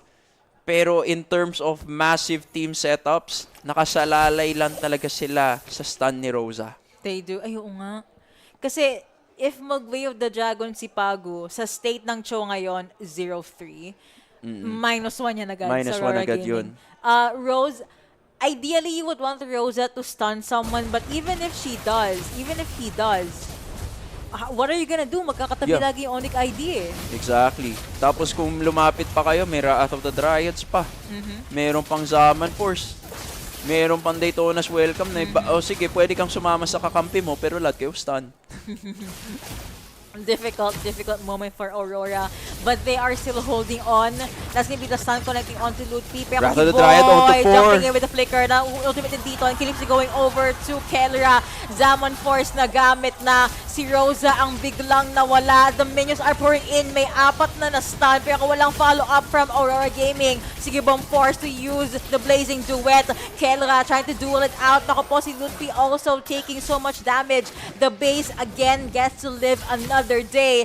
Defense from Aurora, but how long can they keep this up? It is a battle of attrition and apakaganda ng ginagawa ng ONIC para lang magawa yon. And well, buti na lang Aurora is farmed enough. Kahit dehado nga sila sa gold lane, they have enough of an item set para ma-secure to. Makikita natin dito, nagsimula yung the Wrath of the Dryads on to 4. Buti na lang medyo malayo nga si Harith pero dumistansya pre.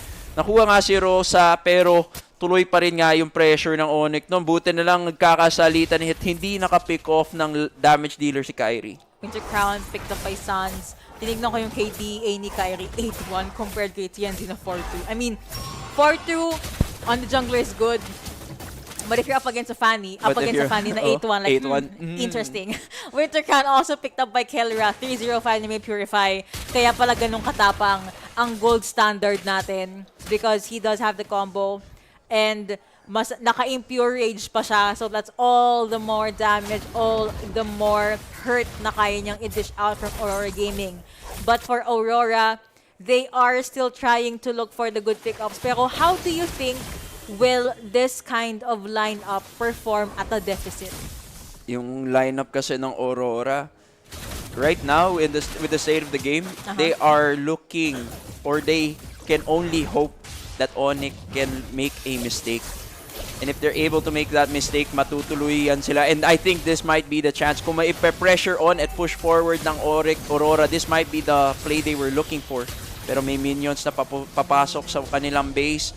Medyo yun na nga yung hinahanap nila. Too bad they were not able to connect. Yes. Pero ONIC Indonesia quick to disengage kasi they knew mintis na yung mga Wrath of the Dryads nila doon. No Wrath of the Dryads for this possible Lord sake. At na okay din sana kasi wala yung flicker ni Lutfi kanina, but because they did take their time sa kanilang mga engages and face checks, flicker is now back onto Lutfi.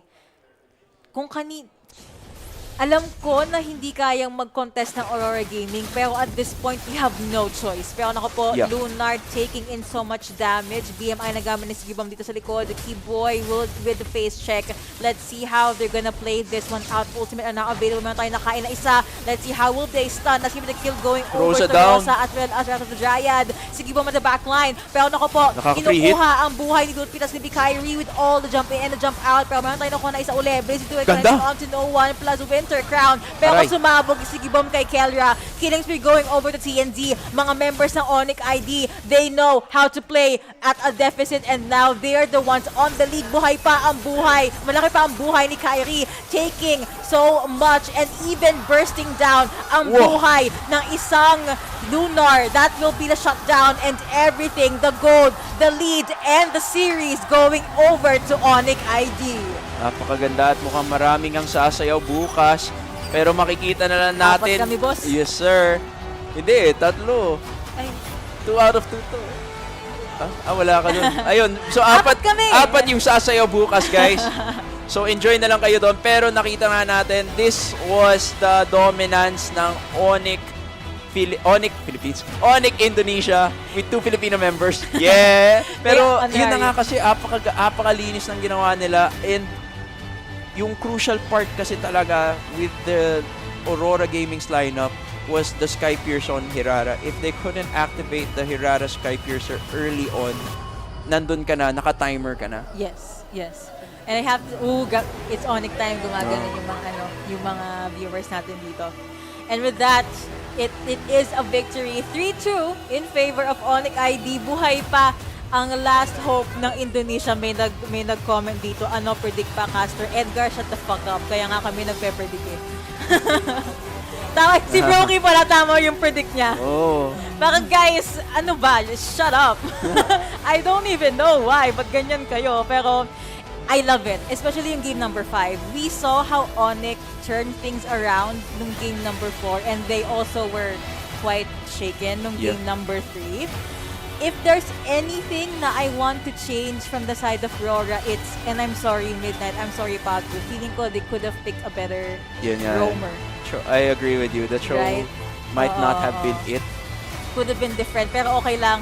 It is Ganda what pa it rin is. ng run. I'm sure naman na no team draft to lose. Kaso kasi nag-funny si Kyrie. Yun natin. Do you think makikita pa ni Kyrie yung funny niya? Yun nga eh. Tomorrow onwards? Kala ko nga yung sasabihin mo, honestly, yung ano eh. Kung meron man ako i-change sa draft na yun ay wag bigay kay Kyrie yung funny. I think that would have been a different story kung hindi nila binigay yung funny. Sige, Nikel ka. Nakakatuwa. Sumigaw eh. Doon pa ma-injure yung kamay eh. Bam! Wag. And that's the game, guys. You gotta play it safe. You gotta play it safe. But again, Yes. 3-2 in favor of ONIC ID. Meron pa tayong rep from Indonesia again. We're gonna be hopping into our post-series interview. We're gonna be seeing you guys tomorrow for the second to the last day ng MSC. But first, You enjoy lost in the our group stage. You won here in knockout. Why? What was the difference between those two games? I think in the group stage we're not ready too much because they are so aggressive and the hero is good. But now we already know how they play and we got it.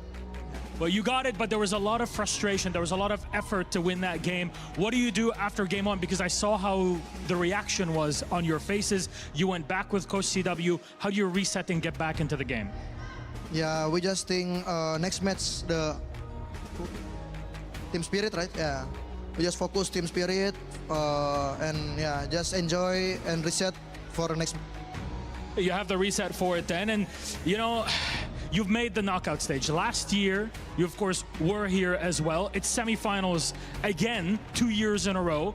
The question is, are you ready to go deeper than that? Does that add to the pressure, the fact that you're also playing a non-SEA team that wants to get to the grand final as well? Yeah, for us, we want to get the champion again, and we are ready to EWC here now. Keep in mind, there's now Zara Egoist on the other side on Team Spirit. It's not the first time that you play against them. You knocked them out last year in quarterfinals. There's also Sawo on the other team. That's your counterpart in position. I mean, what's going to change compared to that last year? Are you going to finally take them down here at MSC? Same like Aurora, we want to take the defense first, and yeah, we are ready to fight Team Spirit. Just ready, Team Spirit. Ready for Team Spirit. I have a lot of questions for you, but a question to the ONIC fans in here. What time is it? It's ONIC time. It's key crushing time. ONIC, gentlemen, come on over. You'll get to relax plenty right after this. Now let's all go to the back. Come along. Let's go crush that Aurora Gaming key.